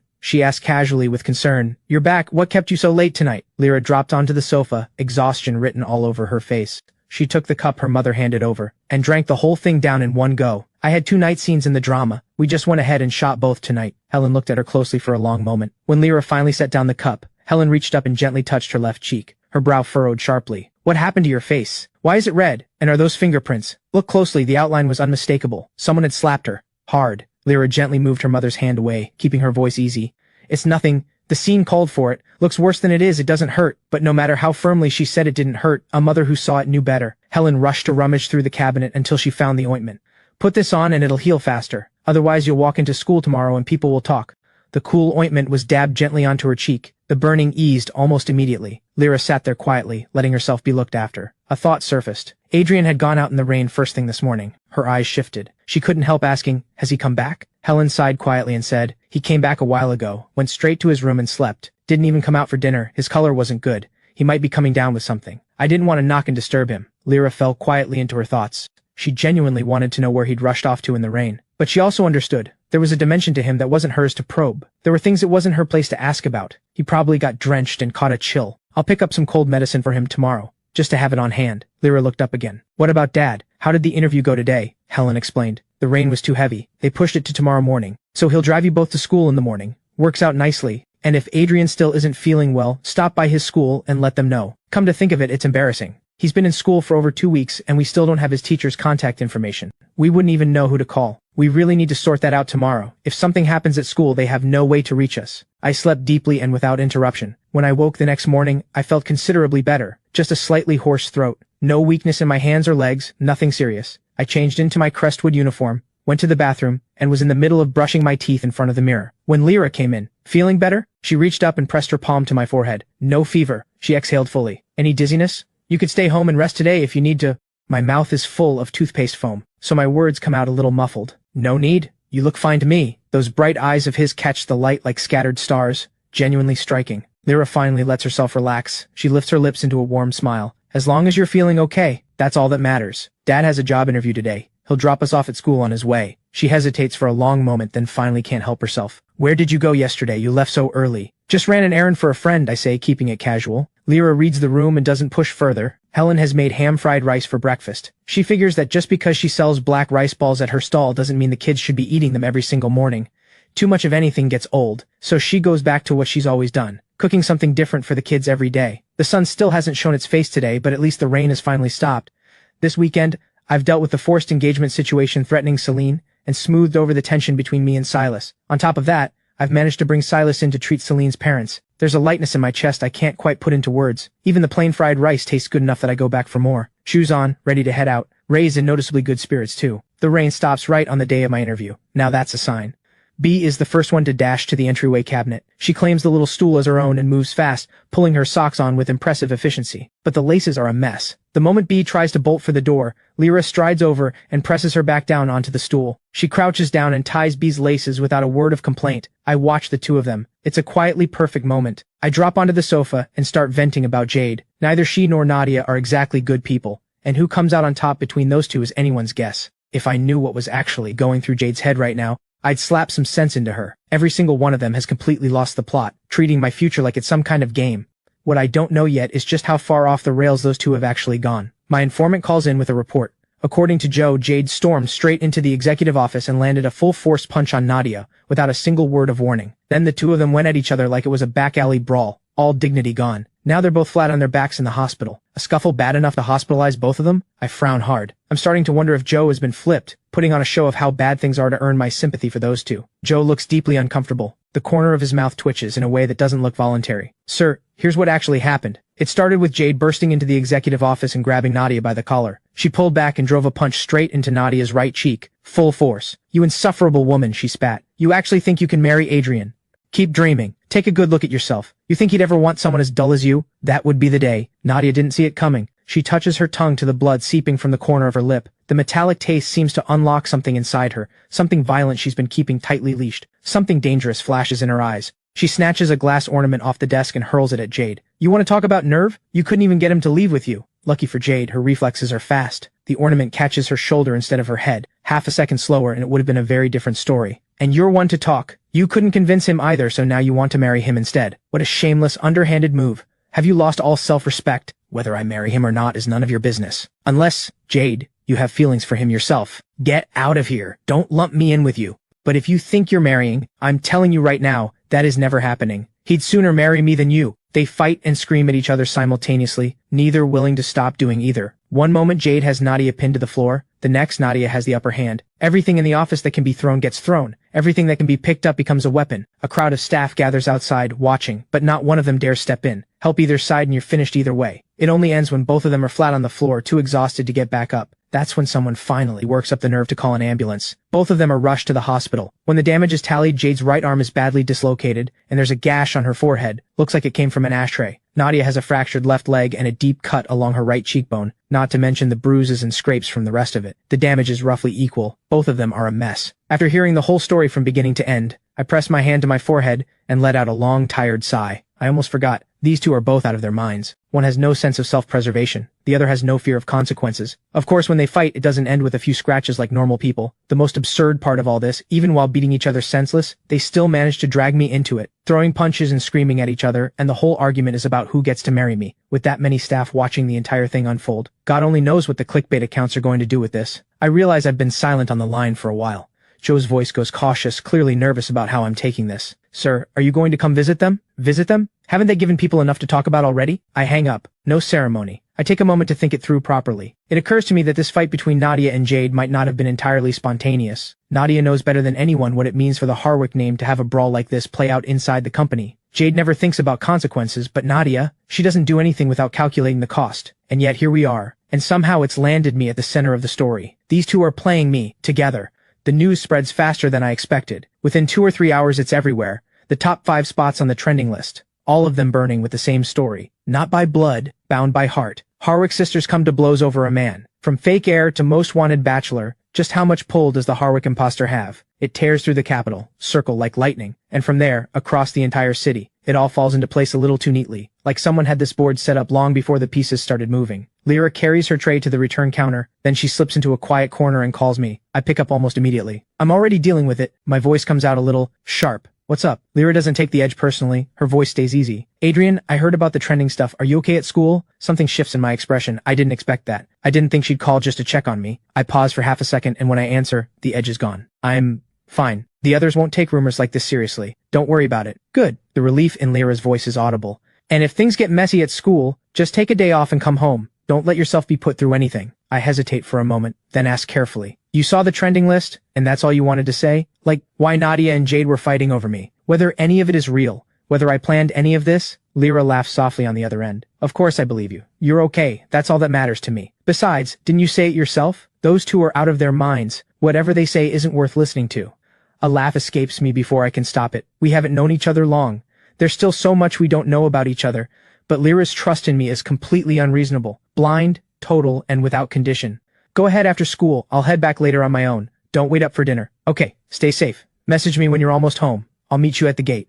I scroll through the comments. In the capital circle, cheap moves like this are nothing new. People on the inside are barely surprised. But outsiders? They live for this kind of elite family gossip. I curve my lips slightly. I don't bother debating the irrelevant stuff with Rico. I glance down and check my messages. There are new messages in the family group chat. Ray and Helen have seen the trending topics. They're worried about whether anyone at school is giving me a hard time. Helen chimes in with her own round of concern. Not a single word of blame from either of them. I type a few lines to reassure them and put my phone away. I turn to Rico. Can I borrow your car after school? I want to go by the hospital. Rico stares at me. Wait, what? The timing couldn't be worse. There are going to be paparazzi staked out at that hospital. If you show up right now, you're basically confirming that you still have ties to those two, even after leaving the Harwick family. I give a calm smile. That's exactly why I'm going. I want to see the paparazzi. Rico doesn't understand it, but he respects the call. When school lets out, Rico walks out with me. Celine is already there to pick me up. She gives a casual shrug and raises an eyebrow at Rico with quiet satisfaction. Nobody knows Adrian better than I do. Rico's fist closes. He looks like he's considering doing something about that face of hers. Instead, he throws an arm around mine. No way. Adrian and I already have plans. I'm taking him. A guy doesn't let his best friend walk into that kind of scene alone, and he is absolutely not missing whatever's about to go down. Celine doesn't argue. They've all known each other since they were kids. There's no point in competing over something like this, and she knows that Rico looks out for me at every turn. She has no reason to push back against someone who's on my side. Then it's settled. Rico grabs my arm and pulls me into the car before anyone can say otherwise. The two of us settle into the back seat, leaving Selena to drive. As the car heads smoothly toward Renhe Medical Center, I lean forward. How are your parents doing? Celine glances at me through the rearview mirror. Silas says that after more than a year in a coma, not once opening their eyes, all we can do now is try our best and leave the rest to fate. Rico blinks. You actually got Silas to come out? That man is next to impossible to reach. Powerful people have been trying to get an audience with him for years. After Rico's grandfather passed away, his grandmother's grief made her seriously ill. The family had gone to Silas Hall multiple times and been turned away every time. In the end, I went with his grandmother myself, and only then did Silas agree to treat her. 2 weeks later, when I brought her back, she was completely recovered. The Lin family never met Silas once through all of it. They just had me deliver their gifts of gratitude on their behalf. And now Silas has agreed to personally travel to a hospital to treat the Lias, breaking his own rules to do it. The weight of that favor is hard to overstate. I don't answer Rico's question directly. I just say quietly, Silas's acupuncture has pulled people back from the edge before. Things will turn around. Celine gives a quiet sound of agreement. She hopes for the same thing every day. Even if they can't get out of bed. Even just waking up enough to hear her voice would be enough. The sun is sinking low. Dusk settles in, and half the sky burns with color. The car eases to a stop outside Renhe Medical Center. I scan the area through the window. I spot them immediately. A handful of paparazzi doing a poor job of looking like ordinary pedestrians, cameras in hand. They're not here for news about the Harwick sisters. They're here for me, the man who somehow ended up at the center of all this. I'll wait in the car, Celine says, something light in her voice. Things are already big enough as it is. If his childhood sweetheart shows up alongside him, she'll be written into the story as the other woman. Rico understands why Celine is staying back. He hooks an arm around my shoulder. I'm going in with Adrian. Don't worry. Your guy comes back in one piece, guaranteed. I look down, holding back a laugh. Who said anything about going inside? I told you from the start. I came here to see the paparazzi. Whether Nadia and Jade are dead or alive has nothing to do with me. We push the doors open and get out. Celine leans against the inside of the window. Adrian, I'll be right here watching the show. The paparazzi disguised as pedestrians spot me the second I step out. Their eyes light up like they've struck gold. Cameras appear from everywhere, all of them angling for the shot that's going to make their night. But I stop at the foot of the hospital steps and sweep a cold, unhurried look across the area. By the time they think to hide, it's already too late. Drop the act. You want the story? Sneaking around for a stolen shot is a waste of everyone's time. I'm right here, come say hello. The smile on my face is light and perfectly composed. The presence behind it leaves no room for anyone to push. He carries himself like exactly who he's always been. Paparazzi work in the shadows by nature. They're nothing like proper reporters. Not one of them wants to step forward and be seen. The silence goes cold. Rico lets out a sharp, deliberate laugh and raises his voice. I have contacts at every outlet here. You want to stay hidden? Fine. I'll go have a word with your editors instead. Rico, sole heir to Lingsing Entertainment, one of the top names in the industry. Not one of them dares cross him. They step out one by one and gather in front of me. One of them pulls a pained expression. Mr. Rico, sir, we're just doing our jobs. Please, go easy on us. Hey, don't look at me. Rico waves off the pleading. He glances sidelong at me, calm, unbothered, and says, I'm just here to back up my friend. Every head turns to me. I curve my lips slightly. You want a story, don't you? That lands instantly. They catch on without another word. Some pull out their phones and hit record. Others lift their cameras and start filming. The questions start coming. Every one of them suddenly a proper journalist. Mr. Heir, one of them starts with the wrong name and gets stopped cold by a single ice-cold glare. They correct themselves. Mr. Linden, the trending topics today have been quite something. Any thoughts? Are you considering either of the Harwick sisters as a potential match? I let out a quiet laugh and make no effort to warm it. You've all been working in the city for years.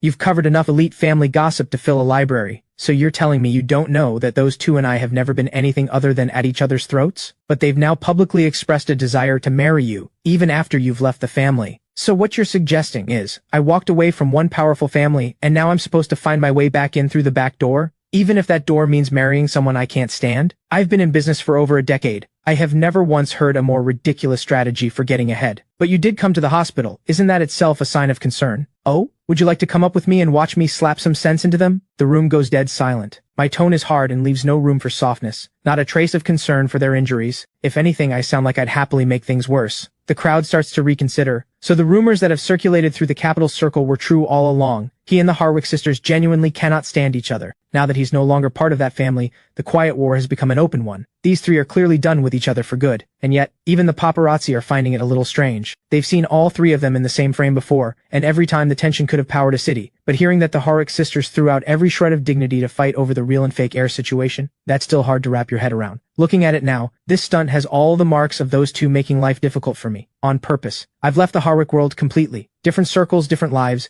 We may never cross paths again. And yet they still come for me like this. I suppose that's what it looks like when people with absolute power decide to go for the kill. The moment the interview clip goes up, it hits the trending list. Public opinion does a complete 180. Rico twirls pasta on his fork while scrolling through the trending list on his phone. He cannot figure out what his best friend could possibly have done to deserve this, or whose ancestral graves he accidentally dug up. Why do Nadia and Jade keep coming at him? And now they're talking about marriage? As if Adrian is just something up for grabs. The more Rico thinks about it, the more irritated he gets.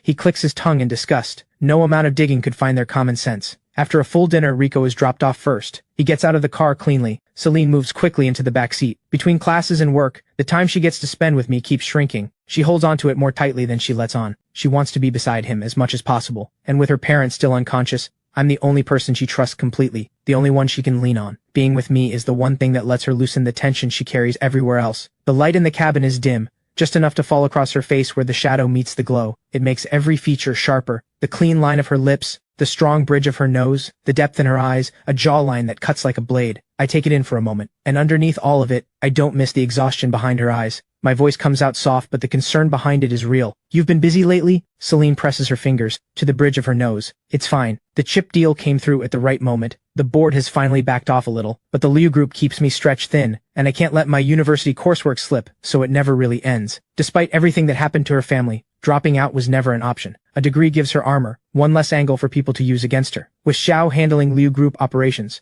Celine is able to carve out just enough time to keep up with her coursework. It helps that she chose economics at Crestwood, and that she grew up surrounded by business from the time she could walk. That combination is the only reason she can hold everything together without her grades collapsing. The Liu group is your family's legacy, I say. Your parents gave half their lives to build it. I'm an outsider. It's not my place to step in. But stop running yourself into the ground. You have to actually rest. Your parents still haven't woken up. If you burn out, who's left to hold the Liu group together? In circles like these, the people who smile to your face and stab you the moment you're down are never in short supply. I've seen enough of those moves to last a lifetime. The Liu group was founded by Mr. Liu and his wife, built at exactly the right moment to ride the wave of the technology boom. In just a few years, a small company became a major group, and the Liu family stepped firmly into the upper tier. The minor investors who put in a little money back then are now sitting on the board.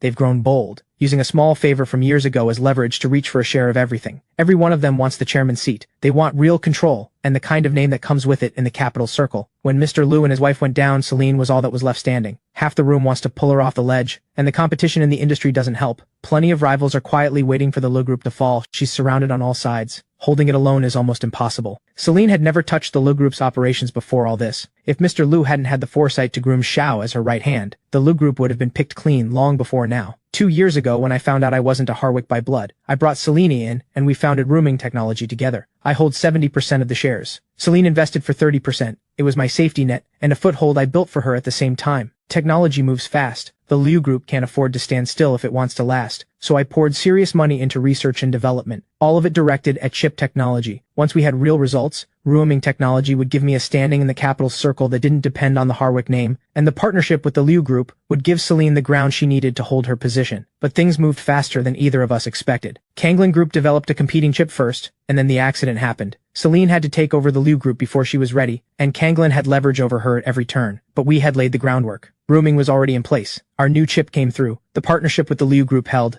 and Celine found her footing inside the political storm of her own company. Thank you, Celine says quietly. She leans, gently, against my shoulder, a rare moment where she doesn't have to hold everything upright. I reach over and touch her hair gently. I'm the one who should be thanking you. Victor and Claire never paid any attention to me. I had no resources, no real connections.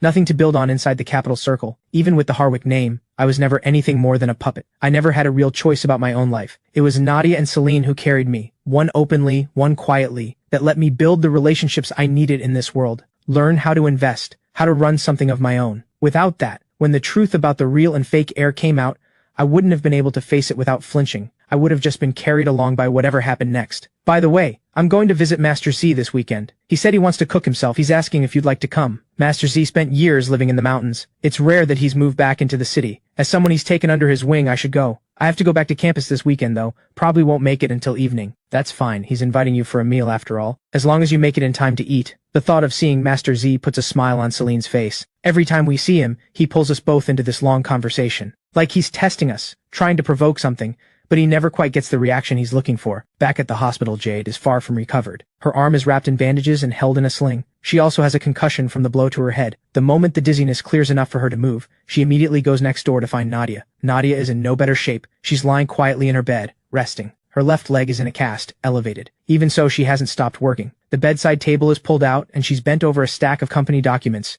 Jade storms in with all the energy of someone looking for round two. Everyone in the room goes rigid. They surge forward to intercept her. Jade, Nadia is badly hurt. Whatever anger you're still carrying, please, let it go. The entire group is waiting for her to come back. She's needed. If you absolutely need to take it out on someone, hit me instead. Jade shoves the human wall aside. She points at her own bandaged head. She really went for it. She almost knocked me senseless for good. The room erupts into overlapping voices, all trying to talk Jade down. Nadia closes the document in front of her. Her voice is perfectly flat. And, if you had, so what? You weren't using it anyway. Nadia, Jade ignites on the spot. She moves like she's going in for another round. The staff throw themselves into a human wall. Your injuries haven't healed. Please, don't do something you'll regret. After several rounds of desperate pleading, Jade barely manages to pull herself back. She fixes Nadia with a hard stare. For the sake of the Harwick group, I'll let this go, but you owe me. That's non-negotiable. To everyone's surprise, Nadia agrees without hesitation. She sweeps a cold look across the staff. All of you, out. I'll discuss the terms with her privately. The staff exchange uncertain looks. They're not comfortable with it, but they follow the order and file out. The door clicks shut. The anger drains out of Jade immediately. She strolls over to the bedside, pulls up a chair, and drops into it. Troy showing up the way he did. Have you found anything? She had flagged this before. Troy somehow obtaining a paternity report linking him to Victor and then showing up to claim his place. The whole thing had felt wrong from the start. So she told Nadia, and Nadia had people looking into it quietly. Adrian grew up in front of us. No matter how much we've fought among ourselves over the years, we don't let outsiders use him. We know exactly who he is, how he thinks, how he moves.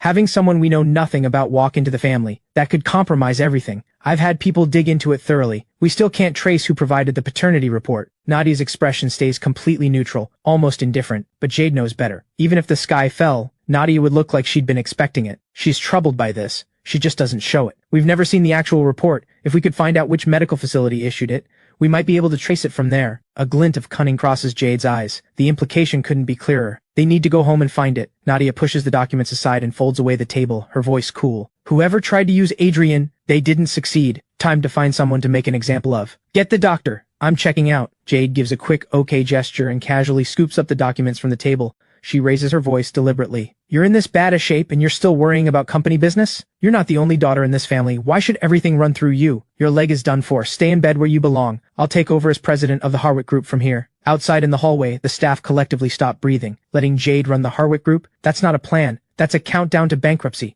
2 months maybe. They watch Jade stroll out of the ward, documents in hand, looking thoroughly pleased with herself. The staff surge back into the room. You cannot let her do this. There are thousands of people in this company counting on you. Please, think of something. Nadia presses her lips together lightly. Go handle my discharge, right away. I'll get the wheelchair. I'll arrange the car. Meanwhile, Troy has been driving himself crazy trying to understand something. Why had his sisters been back in the country for this long without once coming home? And then, after that fight, they suddenly reappear. Whatever the reason, this is a perfect opening for him. Win their genuine approval. And the title of Harwick heir becomes real. No room for Adrian after that. He puts on his most composed smile, though his eyes can't quite hide the eagerness underneath. He steps forward. How are you both feeling? Are you recovering well? Nadia gives him a single cold glance, says nothing. Her assistant reads the room instantly and wheels her straight back to her own room. Troy's smile freezes. This is exactly what happened at the school gate. Nadia acts as if Adrian is the only person worth seeing, and looks straight through her actual blood brother. Well, long time no see. Jade hooks a crooked smile, hands shoved in her pockets, every inch of her radiating effortless defiance. Troy recovers fast, snapping back into his warm, bright smile. About the homecoming banquet. I'm sorry. I've been terrified of dogs since I was little. I wasn't rejecting your gift on purpose. Don't worry about it. I've already given the dog to someone else. There's always something a little wicked in Jade's eyes, paired with a face that was born looking innocent. It makes it genuinely hard to stay mad at her. Troy loses himself for a second, staring. He drops his gaze, a little self-conscious. As long as you're not upset with me. I'm new to all of this. I haven't found my footing yet. I've made a lot of mistakes. She looks rough around the edges, he thinks, but probably easier to get along with than she appears. Better to start here than try to crack Nadia's stone wall. He presses on carefully. Mom and Dad are barely ever home. My classmates don't seem to like me much, even Nadia. He trails off. You don't hate me, do you? Jade's expression lands somewhere between a smile and something harder to read. Of course not, you're our brother. Nadia's just single-minded to a fault. Adrian was with her for 17 years. Of course she's more attached. But you're her actual blood. Learn what she responds to, and she'll come around eventually. Troy's eyes light up. He looks at Jade like she's just handed him something. Really? Can you help me? My relationship with Nadia has never been good. If I step in, it'll only make things worse for you. Jade pauses, deliberately, a flicker of amusement crossing her eyes. She takes her time. That said, you are my brother. I do want you to settle in. Nadia collects fine art, calligraphy, paintings, the kind done by real masters. I've heard that Master Z, who's been living off the grid for years, has recently moved back to the city. If you can get a piece of his work and give it to her, she'll see you differently, guaranteed. Master Z is considered one of the finest traditional painters in the country. His reputation in the art world is unmatched. Word that he's moved back to the city has spread like wildfire. Everyone in the capital circle is scrambling to track down his new address. After years of living in the mountains, his return is an event. The elite are practically beating down his door, declaring their love of art and reverence for the old master. And maybe, just maybe, walking away with a few precious pieces. The harder something is to get, the more they want it. Money is the one thing they've never run out of. It stopped being satisfying a long time ago. Hanging a painting that money alone can't buy, that signals taste and influence. But Master Z, as it happens, has a close friendship across generations with Adrian. If Troy goes through all the trouble of tracking down that address, only to get thrown out the door without ceremony, that would be something worth watching. Jade's suggestion is not a suggestion, it's a setup. She's playing him for a fool. But this is only the third time they've met.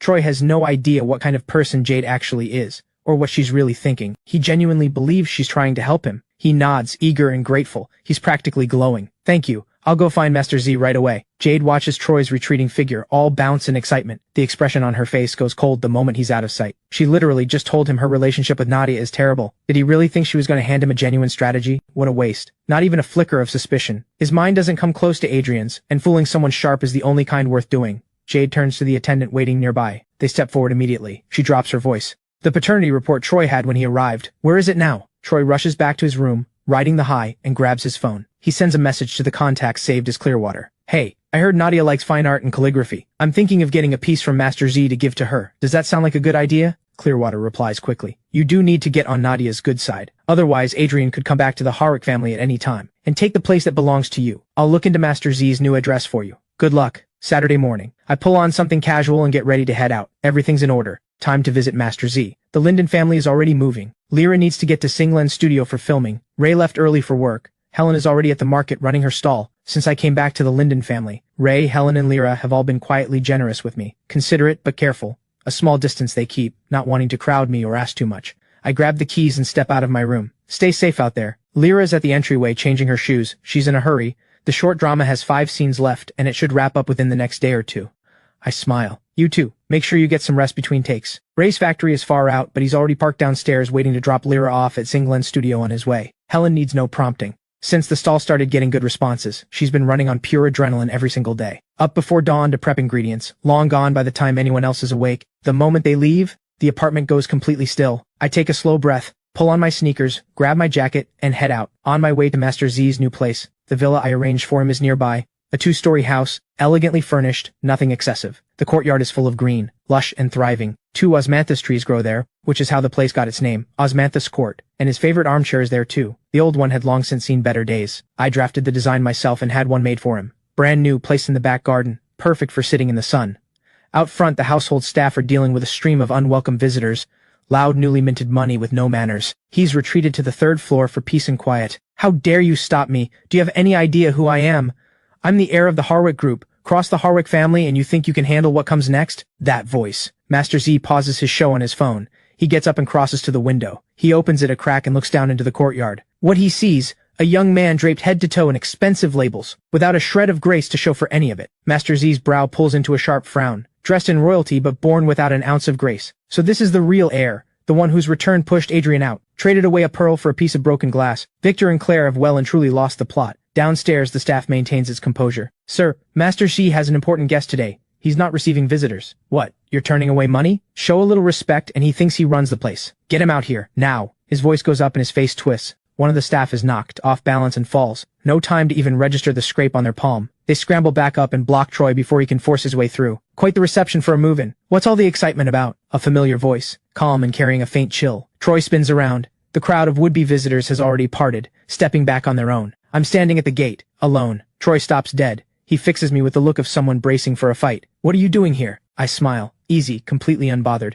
Visiting Master Z, obviously. Troy reacts like that's the funniest thing he's heard all week. He crosses his arms and looks down at me. You? Trying to get close to Master Z? You must be desperate. What, is the whole Linden family leeching off you now? The words are barely out of his mouth when Master Z appears, face dark. You arrogant little fool. Who are you to say a word about anything here? He points directly at Troy. Adrian is my close friend across generations. I will not have you speak that way in front of my door. Get out. Troy stumbles backward, completely caught off guard. The onlookers cover their mouths. A few can't quite hide the laughter. Troy shoots me a look of pure hatred, completely humiliated. You're nothing. A broke nobody. A fake heir. And you have the nerve to team up with someone and embarrass me in public. You'll pay for this. He hasn't even finished the threat before Master Z cuts back in, cold and final. So that's the kind of person you are. Get as far from my gate as possible. I won't have you dirtying the place. Troy has had enough humiliation for one day. He stands there grinding his teeth, something vicious rising in his eyes. He points at me and shouts himself hoarse. Adrian is the real snake here. He stole 17 years of my life, and now he's getting his classmates to freeze me out. Anyone who runs with him is no better. I raise an eyebrow. Genuinely. I walk toward him at my own pace. That's quite a story you've got there. What? You think I was smart enough at birth to crawl into your crib, kick you out and get myself carried home to the Harwick family instead? And my classmates have nothing to do with you. You were the one who treated them like idiots and tried to throw dirt on me. Is it really a surprise that people don't want to spend time around someone who plays those kinds of games? Troy glares at me with everything he has, sputtering with rage, and not a single word of rebuttal comes out. And one more thing, I continue. Master Z and I are old friends. If you want to come at me, fine. But Master Z is one of the most respected artists in the country. Everyone here today came to pay their respects. When you publicly attack his character, you're insulting every single person standing here. The crowd flips in an instant, from spectators to a full-throated chorus of outrage. That's right, a word from Master Z is worth more than money can buy. We came here to pay our respects. How could we stand here and watch someone speak about him that way? Troy is suddenly the target of everyone. The crowd turns on him, voices rising, demanding he be thrown out. In the middle of the chaos, it finally comes back to him, why he came here in the first place. He needs a piece of Master Z's work to win over Nadia. He forces down the towering fury. His voice drops. His posture softens, because it has to. Master Z, my sister is a great admirer of your work. I'm asking you sincerely to sell me one piece. Name any price. Master Z doesn't waste a single word on him. He simply has him removed. The remaining visitors see that Master Z is still in no mood for company, and quietly take their leave. Polite farewells all around, and then they're gone. The staff close the courtyard gate, a long exhale. What a nightmare of a young master. Back with Jade, she's actually a little curious now. Troy has the Harwick title and nothing else. No real power, no connections in the capital circle. So how did he locate Master Z's address this quickly? Whoever is helping him from the shadows, they're not a small player. Master Z turns back around. His whole face opens up and he takes me inside for tea. Adrian, you've finally made time for this old man. Master Z, I know you've just moved. Things must be hectic. I brought some tea I thought you might enjoy. I smile and hold it out to him. Master Z's eyes crinkle into near slits with a smile. He calls to the staff to get the water on immediately. The two of us, one old, one young, settle into the tea room to catch up. One of the staff can't help but notice. It's been a long time since Master Z looked this happy. I let out a quiet laugh and glance over at the staff member standing nearby. You scraped your hand just now, didn't you? Go get the first aid kit. I'll put something on it for you. The staff member is caught completely off guard, waving their hands. Please don't trouble yourself. It's just a small scrape. I can manage. I tilt my head slightly, a light smile on my face. If it's not cleaned properly, it can get infected. And if it does, how are you going to take care of Master Z? I'm not that scary, am I? Adrian stands straight and unhurried, his features clean and sharp, like something carved with careful precision. When he smiles, those eyes curve at the corners, warm like sunlight breaking through. There's a natural ease in him, a quiet presence that doesn't demand anything, and yet somehow makes the people around him feel better just by being there. The staff member finds themselves staring without meaning to. They stand there for a beat too long before finally going to get the kit. The staff member, Summer Shen, is barely in her 20s. Even though she's seen him before, standing this close to someone like him, she can't help feeling flustered. His hands are cool and steady as he works the cotton swab carefully over the scrape. Her face has gone the color of a boiled shrimp. She thinks he carries himself with such care, such composure. And then there's that face. Someone raised with every privilege, and not a trace of arrogance. Approachable, genuinely kind. The kind of person who becomes the center of any room without trying. She lets herself think, if she ever builds something of her own someday, would there be a chance he might actually notice her? Master Z mentioned you're really into music. I worked the swab carefully over Summer's hand, my expression and voice both kept light. A casual topic. Not too close, not too distant. He always keeps that measured space between himself and anyone he doesn't know well, but it's calibrated perfectly, just enough to ease the tension and keep the silence from becoming uncomfortable. The same instinct that carried him through those first days with the Linden family. With something to hold on to, Summer visibly relaxes, she answers.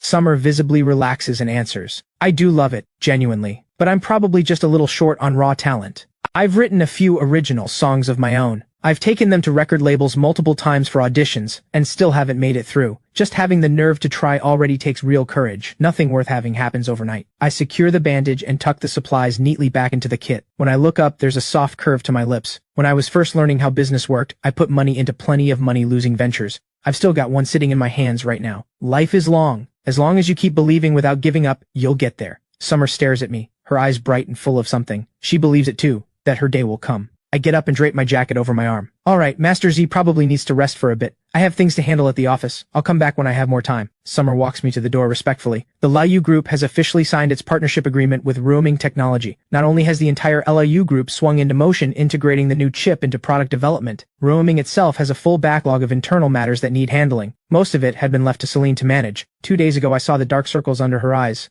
I have no choice but to step up and take on my responsibilities as the one in charge. Master Z watches the car carry me away, and lets out a long, quiet sigh deep inside. Those eyes of his have read more people than he can count, and what they see in this boy is someone smooth in every direction, never missing a beat, flawless to the point where there isn't a single crack to find. But sometimes, being too perfect is itself a flaw that's hard to put into words. Take Nadia, polished and refined on the surface, and underneath it something obsessive and completely unhinged. Once you get to know them, you see where it comes from. The Harwick family. All three of those children, each one more extreme than the last. Master Z has always worried about Adrian, that the crack in him would take root as he grew, and eventually lead him somewhere impossible to come back from. But fortunately, before that happened, he found the Linden family. Good people. Real ones. Nourished by that kind of warmth. Master Z believes the boy will change, that he'll come to love the world a little more than he did before. At the studio, Lyra has changed into her period costume, hair and makeup done, sitting quietly to the side as she waits for her scenes. Today's schedule has 2 fight scenes, not staged sword duels, but scenes where she actually takes real hits for the story. She looks down at the script in her hands and lets out a quiet sigh. If she ends up with visible bruises, Helen is going to worry herself sick the moment she sees them tonight. Lyra! Someone calls out. At the sound of the familiar voice, Lyra looks up with a slightly dazed expression. There's Rico. Short hair, radiating energy. 2 warm cups of milk tea in hand. Lyra tucks away the quiet sadness in her eyes and lets a warm smile take its place. Rico, what are you doing here? Rico answers with his usual easy confidence. My wine shop is right nearby. I spotted you heading into this compound today. Figured you must be filming here. Thought I'd stop by. Even though he's only met Lyra twice, there isn't a trace of awkwardness about him. He holds out a cup with a grin. I brought this specifically for you. Does that count as a ticket in? Lyra takes it with a soft laugh. If you want to stay and watch, you're welcome to. Fair warning though, my scenes today aren't pretty. Pretty much the whole time I'm just on the receiving end. Rico looks at her with complete openness, his eyes full of a smile he isn't trying to hide. Doesn't matter. You're that beautiful. Even taking a hit, you'd still be stunning. That unguarded gaze makes Lyra look away, a little flustered. She drops her eyes with a helpless smile and lets the comment go unanswered. The director's voice booms across the set. Everyone to positions, next scene starting now. Rico settles into a seat beside the set, sipping his milk tea, watching Lyra with a face that's basically one big smile. But that smile doesn't last long. Lyra is playing the third female lead, the one who exists to suffer. The male lead puts her through every kind of pain, and she responds with nothing but devotion. She even takes beatings from the female rival without fighting back, and the wooden rods coming down on her are solid hardwood. Rico's brow pulls into a hard frown. He's out of his seat in an instant. What kind of production is this? It's a short drama, not an actual fight. Lyra has already taken the hits. She doesn't dare call a stop mid-scene. If they reshoot, she'll have to go through it all over again. Rico is practically jumping out of his skin. He quickly records a clip and sends it to me. He remembers I have a stake in this company. Even if my bond with Lyra isn't deep yet, he knows I won't stand by while family gets hurt. I've just stepped out of the office, about to go find Rico for lunch. I'm about to ask if he's at the wine shop, and before I even send it, his message hits first. Adrian, look at this. Now, this isn't filming. Someone is coming after your sister. He watches the rod in someone's hands, about to come down hard on her knee. Rico's heart stops. He doesn't think. He just moves, lunging forward and grabbing the rod with both hands. He fixes the person with a hard glare. Is this a production or an assault? The director sees someone who has no business being on set storm into the shot and explodes. We're in the middle of a scene. Who let an outsider in here? Rico wrenches the rod out of Regina's hands and hurls it to the ground. Let's see exactly what kind of production this is. The dull, heavy thud of solid wood hitting the floor stops the director cold. He rushes over and picks it up to examine it.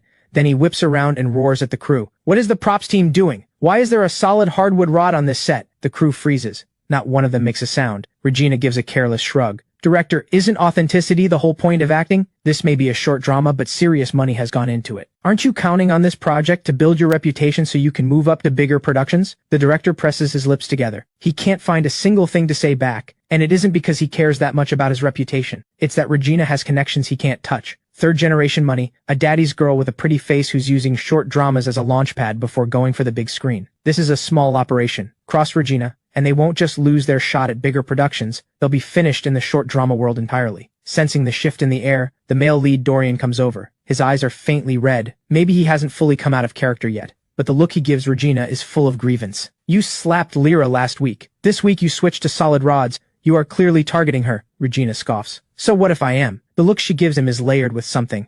My father is the investor behind this production. I perform however I want. Rico carefully helps Lyra to her feet. He shoots Regina a withering look. Big words for someone who thinks money gives them the right to do whatever they like. Lucky Rico moved when he did. If he hadn't, Lyra's knee might have been done for. Worse than the injury he took years ago, the kind you never fully walk off. Regina lets out a cold sound. Her eyes fix on Lyra, who is bent over in pain, with something genuinely ugly in them. Lucky with men, I'll give you that, she says with a sneer. Too bad all that beauty can't cover up how poor you are. The words have barely landed when a figure cuts through like a gust of wind. I stride forward and rip the rod out of her hands in one motion. I look at Regina, cold. The force of it pushes Regina back 2 steps. She rubs her wrist where it stung. Her brow pulls tight. Who do you think you are? Laying hands on me. Do you have any idea who I am? Cross me and my father will make sure you regret it. My expression doesn't move. My voice comes out cold and flat. Let's see exactly how much your family can actually back up. Everyone on set is staring. Even Rico and Lyra are frozen, both of them looking at me like they can't quite believe what they're seeing. The situation is about to spiral. The director scrambles out to step in and smooth things over.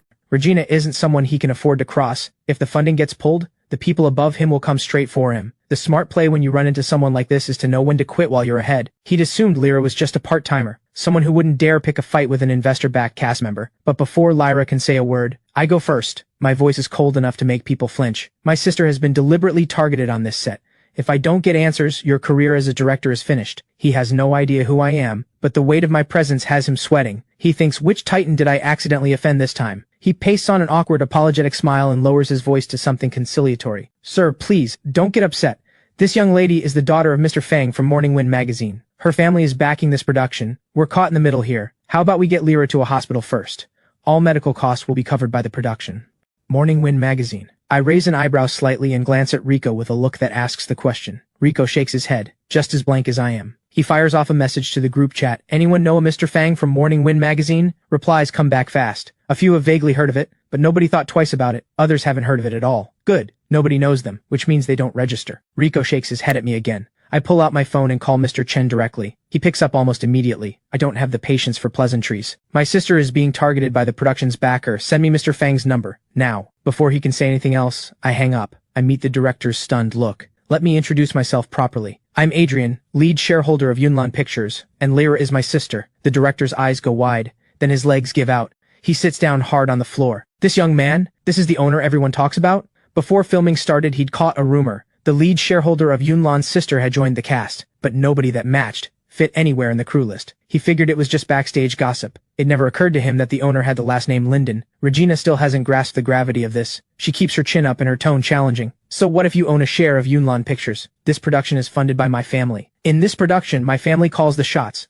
Yunlan is just the hired help. She's refusing to back down even when cornered. I toss the rod to the side without looking at it. A cold smile. I move toward her, one step at a time, and the pressure of it keeps pushing her back. I'll handle this. I turn and go to Lyra. Rico isn't letting this go easily. Lyra has always been warm and thoughtful with him, the kind of person who takes care of the people around her. Now she's been hurt for no reason, and he is not standing down. Both sides are people he can't afford to cross. The director stands there like a piece of furniture, not daring to breathe. I glance at him. Cold. Go get a chair. The director bows and nods frantically. He runs off and comes back with his own director's chair, the most comfortable one on set. I help Lyra lower herself into it carefully. She looks up at her brother, decisive, no hesitation. Her body still aches, but something warm is spreading through her chest. She's never seen him lose his composure like this before. The fact that he went this hard, just to stand up for her, tells her something she hadn't been certain of until now. He cares. Mr. Chen's efficiency is as sharp as ever. The number arrives on my phone almost instantly. On one side, his superior. On the other, the money. The director is caught between them and doesn't dare open his mouth, quietly resigning himself to covering whatever damage comes out of his own pocket. The moment the number comes through, I dial. It rings and rings, until the system cuts it off automatically. I call again, patiently. Still nothing. Fine. Not picking up. Looks like the Fang family has already decided to let her sink, which means I have no reason to hold back. Rico, make sure he remembers this. Just don't make it a scene. Regina shrinks back. but her mouth still won't give. Touch me and see what happens. I'm Morning Wind Magazine's daughter. Rico crosses his arms. The laugh he gives is sharp and completely unrestrained. A small magazine's daughter, acting like a big shot. What does that make me, the king of heaven? You're a frog at the bottom of a well. The Fang family has money by ordinary standards, and Regina is exactly the kind of brainless third-generation heir that comes with it. But inside the real capital circles, Morning Wind Magazine is a nobody, nowhere near the threshold of the elite. Even if Regina gets blacklisted today, Morning Wind Magazine won't make a ripple. Adrian, maybe we should just let this go. Lyra sees that Rico and I look like we're serious about this. She looks at me with worry in her eyes, afraid that if this escalates too far, there'll be no clean way out. I tilt my head slightly and raise an eyebrow.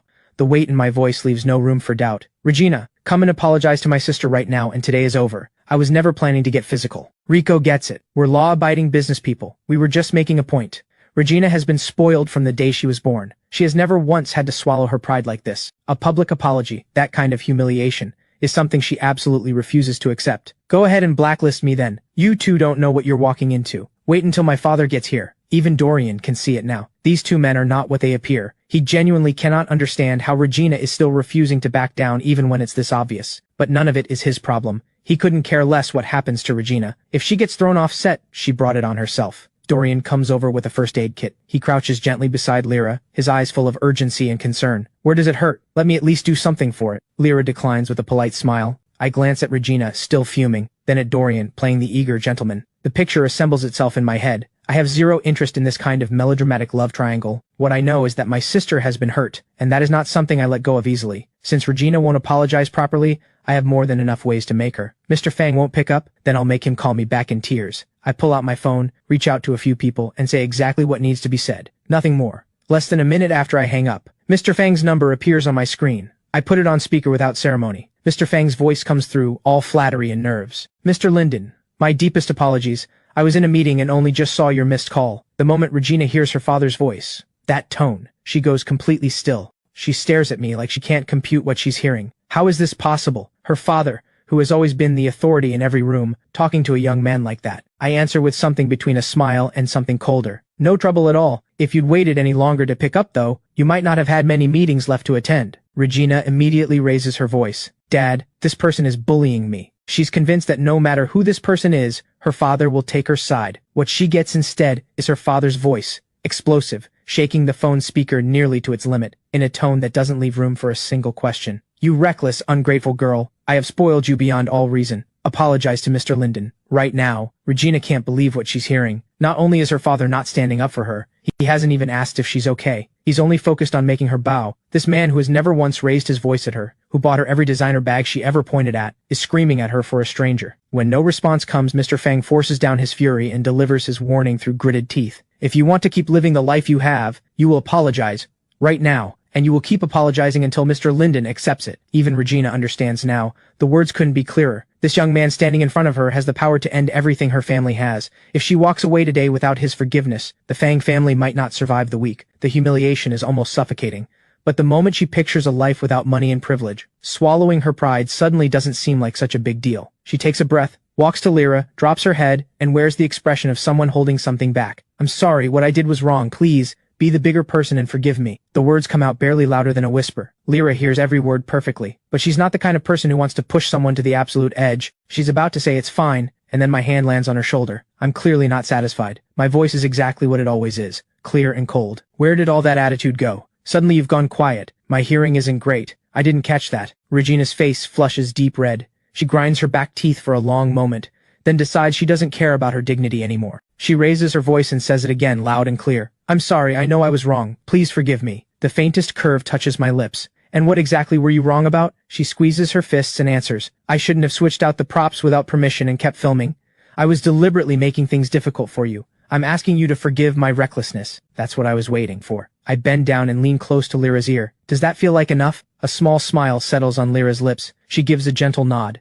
She knows when to show mercy, and she knows that push a cornered dog and it bites back. Let it go, she says softly. This is enough. I don't even notice it happening, but something in my chest quietly softens at the sound of her voice. I straighten up and look at Regina. Since my sister has chosen to let it go, so will I. But you used your position to settle a personal score. An actress was seriously hurt because of it. Production has been delayed. I'm notifying you now in my capacity as lead shareholder. You are officially removed from this Yunlan production. Any future Yunlan project? Don't bother showing up. Regina doesn't have an ounce of attitude left. Fine, she won't film, she'll call it a break. As long as the Fang family's assets survive, she's still the carefree heiress she's always been. There'll be other ways forward. Hearing that things have settled, Mr. Fang ventures carefully from the other end of the line. Mr. Linden, regarding Morning Wind's investment in the production.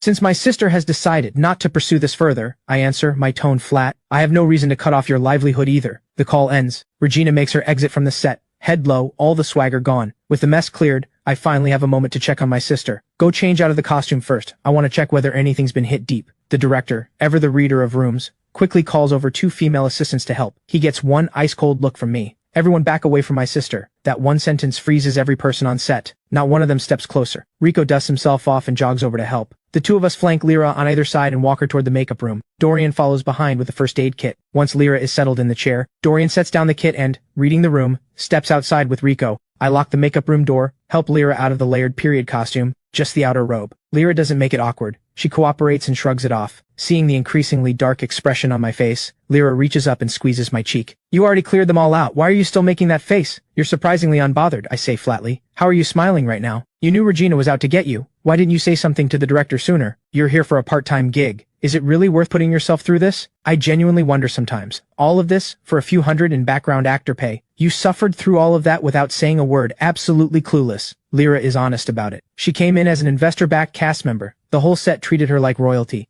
I didn't want to poke at that. I was afraid it would cause trouble for you. She had no idea what I was holding. If today hadn't happened the way it did, she still wouldn't have known I was the owner behind the scenes. If I'd pushed her and she'd taken it out on your business, everything you've worked for, that would have been far worse. I touched the tip of my nose, a little caught off guard. That's on me. I should have been more open with the family. I never mentioned the companies I'm involved in, never talked about my connections. A short pause. Even so, you don't stand there and take it. Worst case, you just don't do the show, Lyra explains carefully. I heard this production has real traction. I wanted to use it as a chance to build some experience, get my face known in the short drama space. Even if I don't end up in the entertainment industry long term, I want more ways to earn. I looked into the rates. Regular part-time work pays a couple $100 a day, but if you have a name, it's counted in the tens of thousands. I'm not hoping to blow up overnight. I just want to raise my value bit by bit, save more, take some weight off the family, and make the effort you put into coming to that audition with me worth something. That pulls a long, helpless sigh out of me. I drag a chair over and sit beside her. I look her in the eyes. Money is not something you trade your body for. You need to keep things in order. Your first priority is university. Side work is just for the experience. The only thing worth pouring everything into is work you actually love. When I was learning through investment, winning or losing money,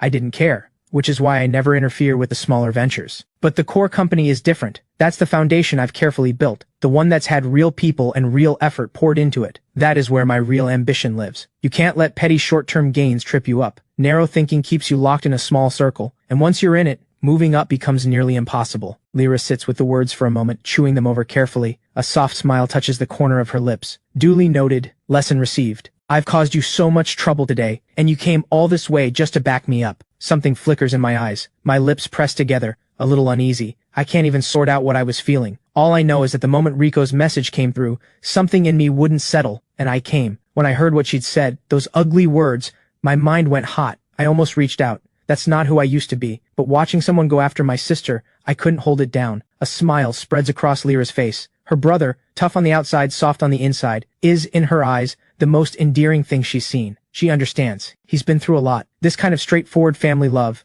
it's still new territory for him. So when he acts on instinct to protect her and care for her, there's always this awkward stiffness around the edges, like he doesn't quite know how to carry it. She doesn't want to push him. She shifts the subject with easy naturalness. How did you get Mr. Fang to fold that fast? I answer like it's nothing. You grab hold of his funding pipeline, that's all it takes. As if this is something anyone could do before lunch. I work the antiseptic swab over her injuries and explain, without much fuss. Business is ultimately a system of exchanged interests. Capital across every sector is interconnected, each one held in check by the others. I don't have reach into every corner, but that doesn't stop me from weaving the web. When ordinary people hit trouble, they spend months begging around, throwing money at gifts, and still end up at someone else's mercy. In the circles I move in, most of the time it's one phone call. That's why building connections has always mattered to me. If I happen not to know anyone in a given space, I don't mind casting a wide net and investing in rising players, cultivating a few pieces I can call on when I need them. I'm 17, I'm willing to spend 10 years setting the board. By the time I hit my peak at 27, every one of those connections will be the sharpest blade I have. No matter how you calculate it, that investment will never lose. I ask out of nowhere, do you actually like acting? Answer me honestly.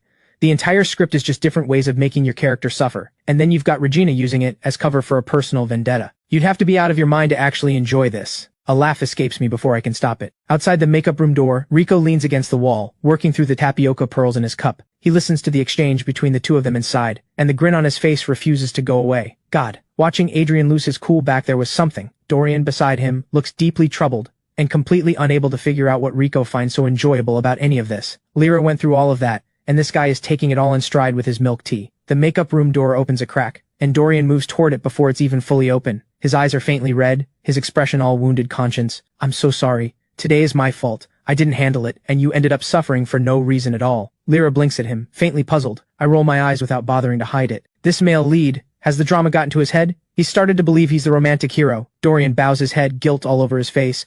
There's an unmistakable sadness in his eyes that he can't quite conceal. Regina has always been fixated on me. She must have seen something between us and let jealousy drive her to it. This is because of me. I'm the one who hurt you. Dorian has the face for this kind of moment. Idol-level features, bright eyes that carry weight when they look at you. When he apologizes with that faint redness in his eyes, it's the kind of thing that makes people want to comfort him. In a novel, this would be the devoted second male lead script, word for word. Unfortunately, life isn't a novel. I don't buy this kind of performance. And honestly, this particular character type makes me mildly nauseous. Eyes going red at the drop of a hat. Sorry, always ready to go. Like the whole world owes him something. I cut through without mercy. Stop making yourself sound more important than you are. My sister didn't endure any of that for your sake. When I strip it all down, here's what this actually was. Whatever Regina's reasons were, Lyra was there to work, to earn her own money. That's it. From beginning to end, this was nothing more than someone hurting someone else. Dorian has nothing to do with it. Dorian opens his mouth, desperate to say something, terrified I'll walk away with a bad impression of him. I don't give him the opening. I shut it before it starts. Stop. Save it. My sister and you aren't even ordinary friends. This has nothing to do with you.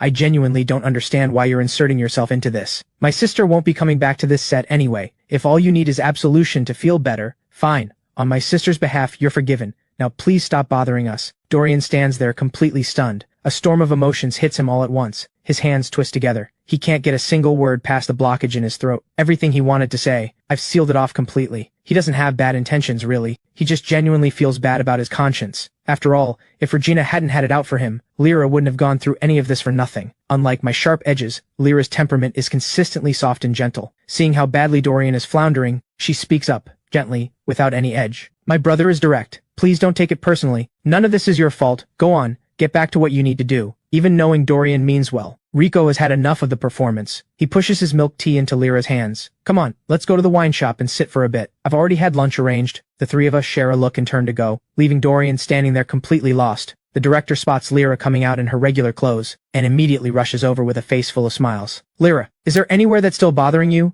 Whatever medical costs you have, take them to finance. Lyra keeps a polite, measured smile, perfectly clear on why he's saying any of this. It's entirely for her brother's sake. I lightly take her arm and lower my voice. Are you actually planning to keep filming this? Lyra nods seriously. I took the job. I'll see it through. Call it a proper ending to my first production. I nod. I respect the answer. Then my gaze moves to the director and the temperature drops immediately. Today's incident was a serious production failure. The props team is entirely responsible. Replace every single person involved. If something like this happens again, your time as director is over. The director throws up 3 fingers and swears on them, his voice so firm he nearly bites his own tongue. You have my word. Absolutely, completely. 100%. Never again. The 3 of us walk out of the set side by side. We make our way at a comfortable pace to Rico's wine shop. The shop has a tasteful name. The space itself is a decent size, nothing extravagant. Inside, 6 temperature-controlled wine cabinets line the walls. At the back sits a rosewood reception table.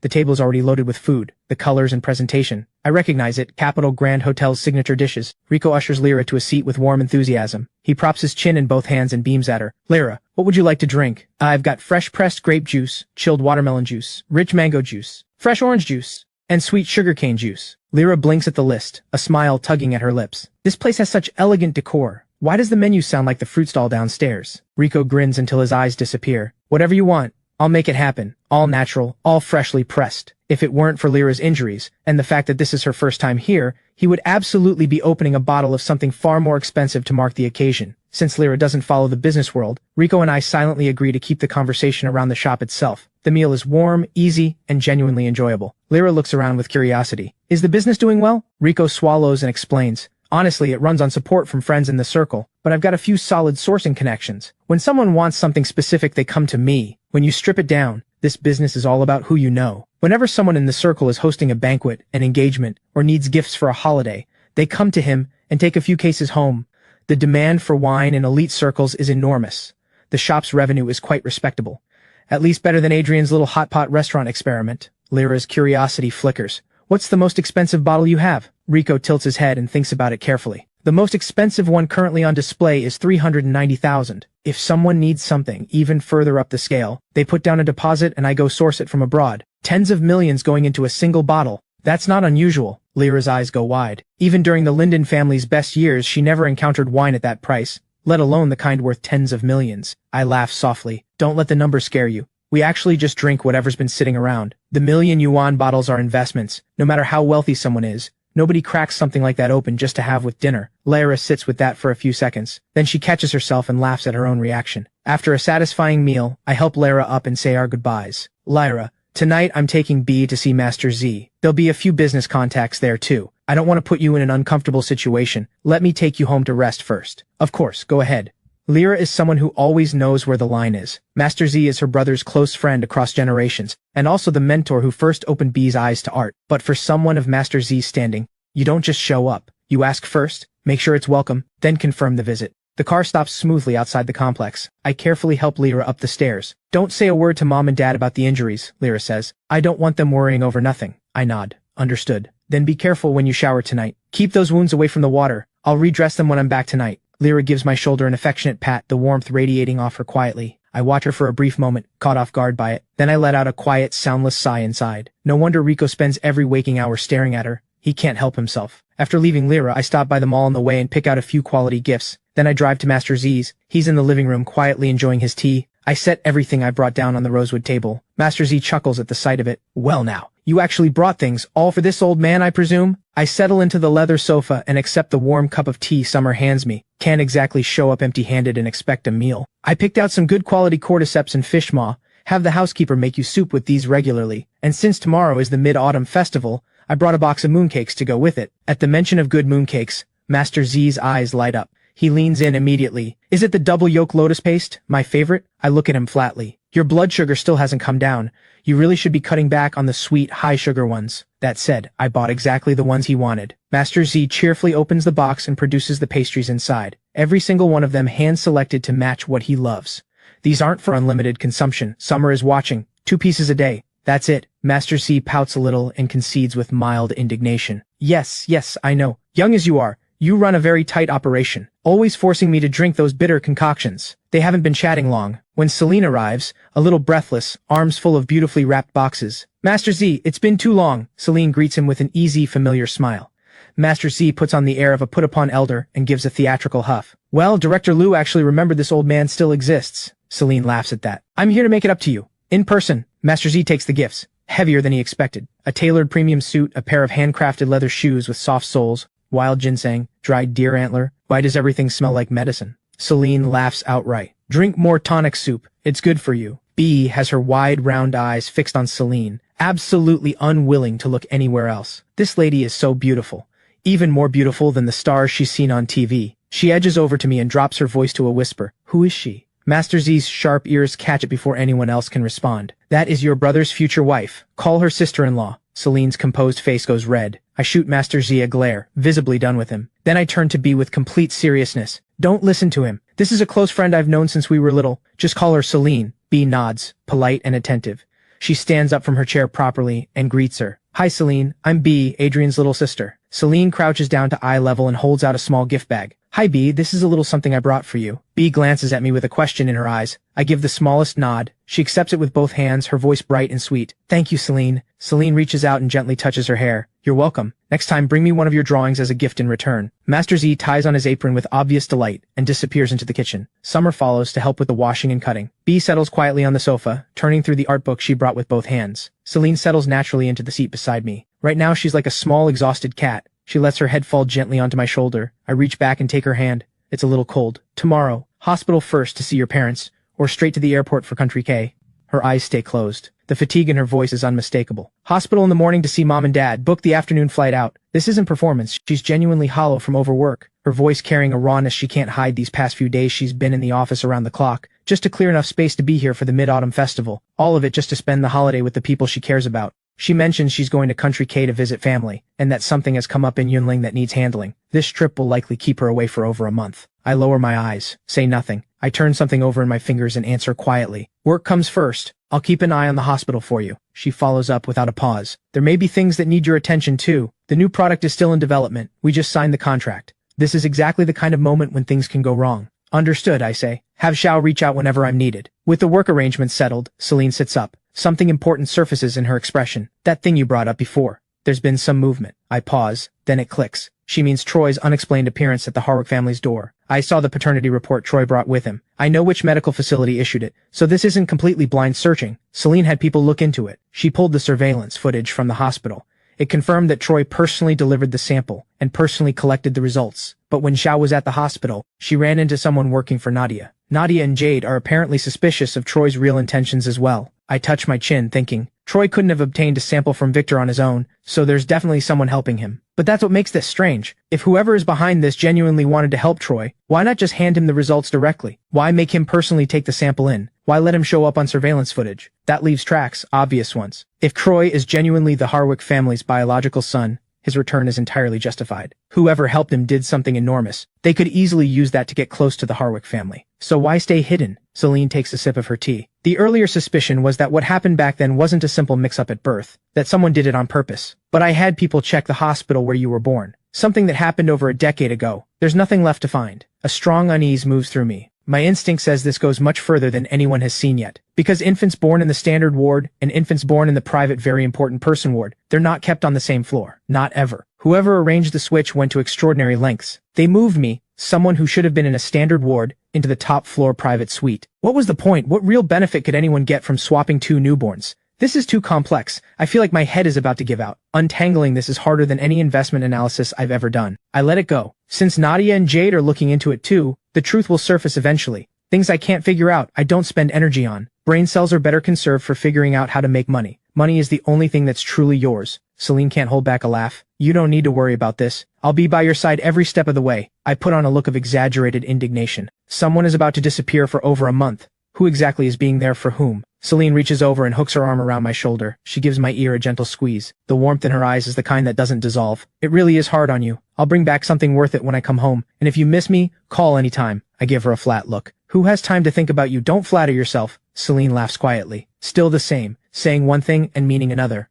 The food comes to the table before long. It's rare for all of them to sit down like this, and rare that Celine is here today. Master Z opens a good bottle to mark the occasion. Summer and Celine have a little with him. B and I are stuck with chilled orange juice. Over at the Harwick side of things, it's a rare gathering. The penthouse is Nadia's private residence. Normally it's just her. Right now, Jade is lounging cross-legged, swirling a wine glass with easy elegance. She's sprawled in the chair across from Nadia, unhurried. You're really not going to bring Adrian back? Nadia looks down and takes a slow sip. When she answers, it's only a few words, but the meaning couldn't be clearer. He has the Linden name now. Jade's brow pulls together. She sets down her glass. Linden name or not, you're just going to stop caring? Just leave him in that rundown place? Sharing a tiny room with everyone else? Taking the bus to school every morning. He was our brother for 17 years, even if he never got the full weight of that love. He grew up with everything. Fine clothes, good food, all of it. How can you just watch him struggle out there? Someone like him, he can't take hardship. In Nadia's mind, without warning, comes the memory of seeing Helen from a distance, looking at Adrian with eyes full of pure, open adoration. Something flickers in Nadia's eyes. She pulls herself back and speaks without inflection.